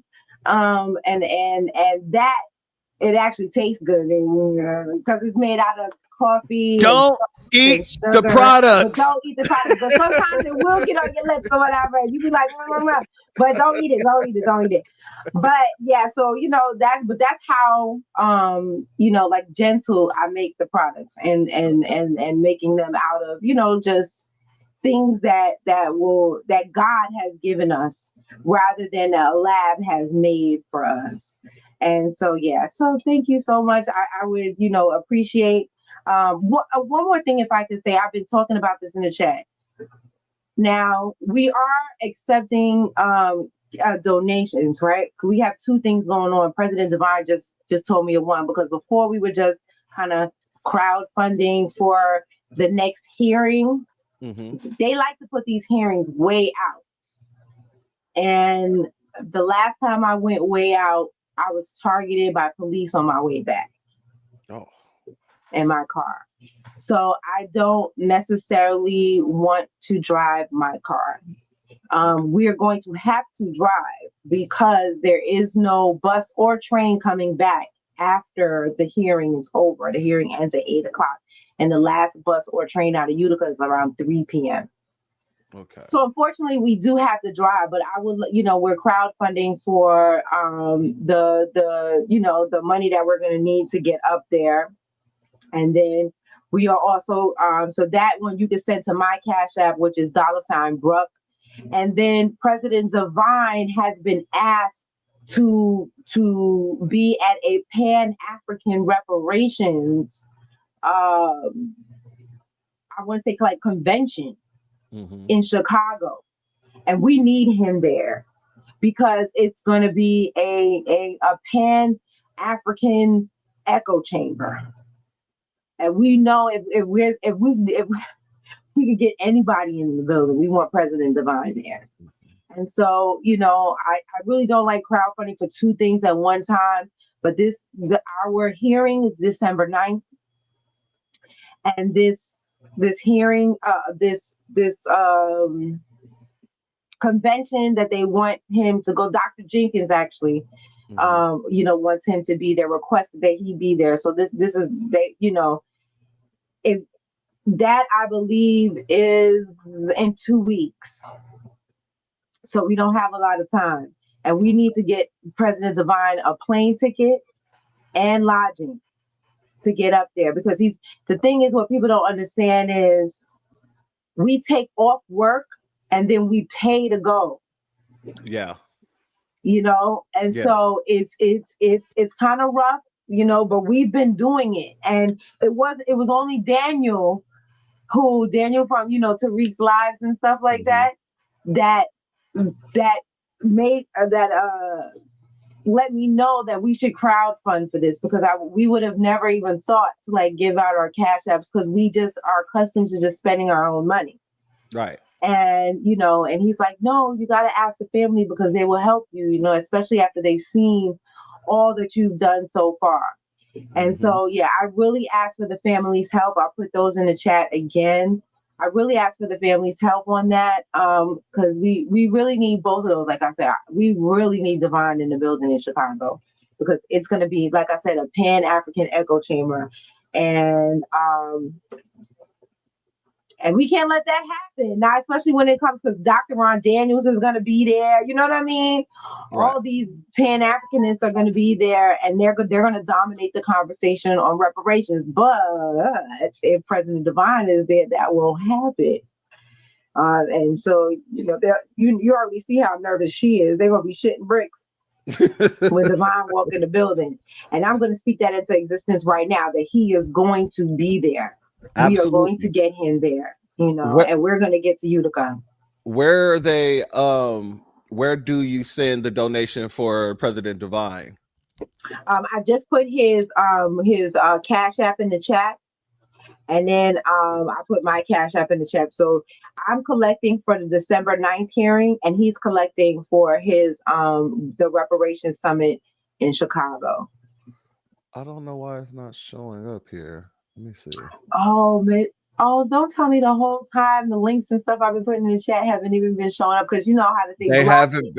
I haven't seen none of. Oh, I seen goodness. when you did when you put his Twitter and his TikTok and your Twitter and TikTok in there, that popped up, but none of your links popped up. Give me a second. Wow. This is okay. So I just put it in the private chat for us. So you could, get it there. And wow, that's crazy, because I have been putting it in the chat a lot, and to know that it never went. I didn't. I just thought that you. I'm so okay. All right, now we know what's going on. I'm gonna have to make you a mod so you can put links in the chat. I think that's what's happening. Okay, yeah, because we would definitely love to be back, man. Listen, this was fun. You definitely will be back. Let me go ahead and make you a mod right now, so that anytime you in the building, you'll have the link to the chat. Okay. You'll be able to drop any type of link you want. Let me Okay, so yeah, I put all the 3 different links in the chat. Okay, here we go. Look, now you're a mod. You're a managing mod, so you should be able to put links in there. Welcome, my good sister. God dang it! Now, thank you. Now, family. Let's see. Okay. All right. Yep. I see my rich. All right. There you go. Let me put this one up too. Let me go ahead and put the rest of these links up. Let's see what could. Okay, I got you on the last one, because now I can do it, and it was already in my cut and paste. Look, see, boom. Boom. There we go. And then this is the call to action. bit.ly. bit.ly/BREUCK call to action. There we go. Okay. Boom. See? Yes. Now I can do it. Now it's working. All right. Okay. We good to go. That is wonderful. Well, my sister, I want to thank you so much once again for being here. Please thank President Divine for being here as well for me, because I know that he is. I will send him a X message now that I know that he's got damn lineage over melanin.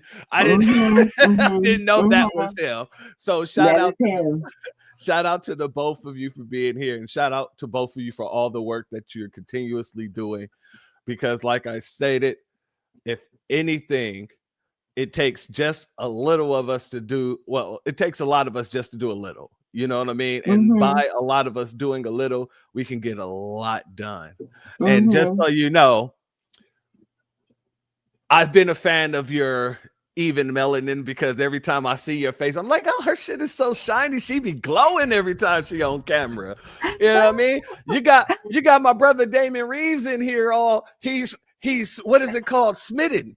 He's over here saying I'm too, I got all these gray hairs. I'm too old for Sister Breuck. I got a couple gray hairs. My sister, much love to you. Is there anything you want to say in closing before we get up out of here? I am a guest pretty much every Thursday on Thorough Black Talk on YouTube at 8 p.m. President Divine and I are pretty much standing guests on there. So if you want to see more of us, and we have been breaking it down, like they went in last week because, they are OGs in the game, son. Like the sister K Fighter that was in here, she used to book all the talent for the UAM, the United African Movement, with Alton Maddox and his wife. So she's been doing this right. She's an OG in the game. So she knows a lot of the OG New York history. And so that is, she's my big sis. And so, yeah, she has us on there pretty much every Thursday. And so I just want to, shout that out. And that's pretty much it. Just please, especially to Divine, like, please donate to Divine's Cash App. But we really need him to go to Chicago. And we got to make that happen. President Divine has incurred a lot of financial hardships. I don't want to say hardships, I guess financial burdens. There you go. A lot of financial burdens by taking off work for certain things and then paying to have to get to those things. And him more than me, hurdles. There you go, hurdles. Him more than me, and I'm crowdfunding for us to get to, that will pay for both of us to get to, and whoever else we can fit in the car, to get to, that we're going to rent, to get to Utica for the next hearing, to make sure that, our voices are heard in Utica, the way we've been doing everywhere else. And yeah, that's about it, and don't forget to send those emails. Please send the emails, okay? Send those damn emails, family. God dang it. Much love to you, my sister. Thank you so much for being here. Thank you for having me here. Thank you for your grace. What y'all don't know is that behind the scenes, I flaked on this brother twice by accident, y'all. You didn't even have to bring that up. Look, I just need people to know how you just, forgave me and did not take that as me, like as a personal attack. Because I know so many people who would have seen it that way. And I got some personal stuff going on, which he knows about. I got some personal stuff going on, and it just kept popping up every time we were supposed to do this. So I thank you so much for your grace and your patience and your understanding. and the fun that we had a ball here today. Yeah. You know, you had us crying with your memes and stuff. It was a ball. I can't wait to do it again, and I know I can speak for President Devine and say he feels the same. I can't wait to have you guys back, and trust me when I say, as soon as possible. Because if we need to make sure that this happens within a couple of weeks, then we can do it as many times as possible. Because, like I said, all it takes is just the many of us doing a little bit, and we can get that popping, you know. And luckily, we have a family that already knows that when it's worth doing, we get it done. You know what I'm saying? So I love it. Much love to you, my sister. Until the next time, I will catch you in the back channel. Okay. Yes, thank you. Till the next time. And bye to all the family. Wait, your chat is hilarious too. Y'all was getting, I couldn't even read to say half the time because y'all was so funny that I had to say but I just want to say thank you to the chat as well. You guys were amazing. I love the family here. I can't wait to come back, and man, love you guys forever. See you know later. what? I'm gonna end it with President Devine's famous saying. We are freedmen. Wait, how does it go? Oh my God, I'm about to mess it up. We are freedmen today. I know I'm messing that part up, but I'm gonna say it that way anyway. We are freedmen today, and we are freedmen still, and there's nothing like a freedman will. Salute to you. Salute to President Devine. And y'all keep doing what y'all doing because it is necessary, my sister. So much love to you, and I will talk to you in the back channel. Y'all y'all wave bye to our sister, god dang it. So family, I want to thank you all for being here today. Let me just say real quick, let me give a couple quick thanks real quick. Shout out to our brother Antithesis. Thank you for your Cashapp donation, your super chat donation. Your donation is blessed tenfold, and I appreciate your contribution as always, my good brother. Church stimulus package, well, much love to you, my good brother, as well as our brother Christopher Ellis. Much love to you for your super chat. Your donation is blessed tenfold, and I appreciate your contribution. We give too much grace to the actions of Pan-Africanism undermining FBA. I agree with you wholefold. There is nothing else to put to that. And then also shout out to our sister Black Spider, who doubled up on the super chat. I appreciate you as well, and your contribution is blessed. As always, I appreciate your contribution tenfold, my sister. And then also to Faith Speaks Life. Much love to you for your contribution as well, sister. I appreciate it, and you be blessed as well. Now, I appreciate each and every one of you being here rocking with us. I told y'all that I couldn't wait to get our sister here, and that's why. Y'all saw that she was in here rocking it hard. She was, you know what I'm saying, handling her business with the history, the whole situation with the, I ain't gonna lie, she was funny as hell. I ain't gonna lie, she was funny as hell. So I got to thank you all once again for coming in, rocking with me. I would go name by name, but I'd be here too long because a lot of you came in here. And family, I just want you all to go and support our sister, go and support President Devine. We got to make sure that they're getting to these reparations hearings. And like I said, all it takes is a little bit from all of us. With that being said, family, if you're not subscribed, go ahead, hit that subscribe button along with the notification bell so you can be notified whenever videos like this drop. Please make sure you're hitting that like and share button so we can beat up the algorithm. Make sure we get this message out to the ears that need to hear. And if you have not done so yet, click both of those links. Put your name on the petition for reparations, and then also join up on the Telegram group so that we can combat the shadow banning that PukeTube has been doing to the new black media as of recently. But with that being said, family, I'm going to go ahead and let you all go. I got some goulash to go eat. You all have a beautiful night.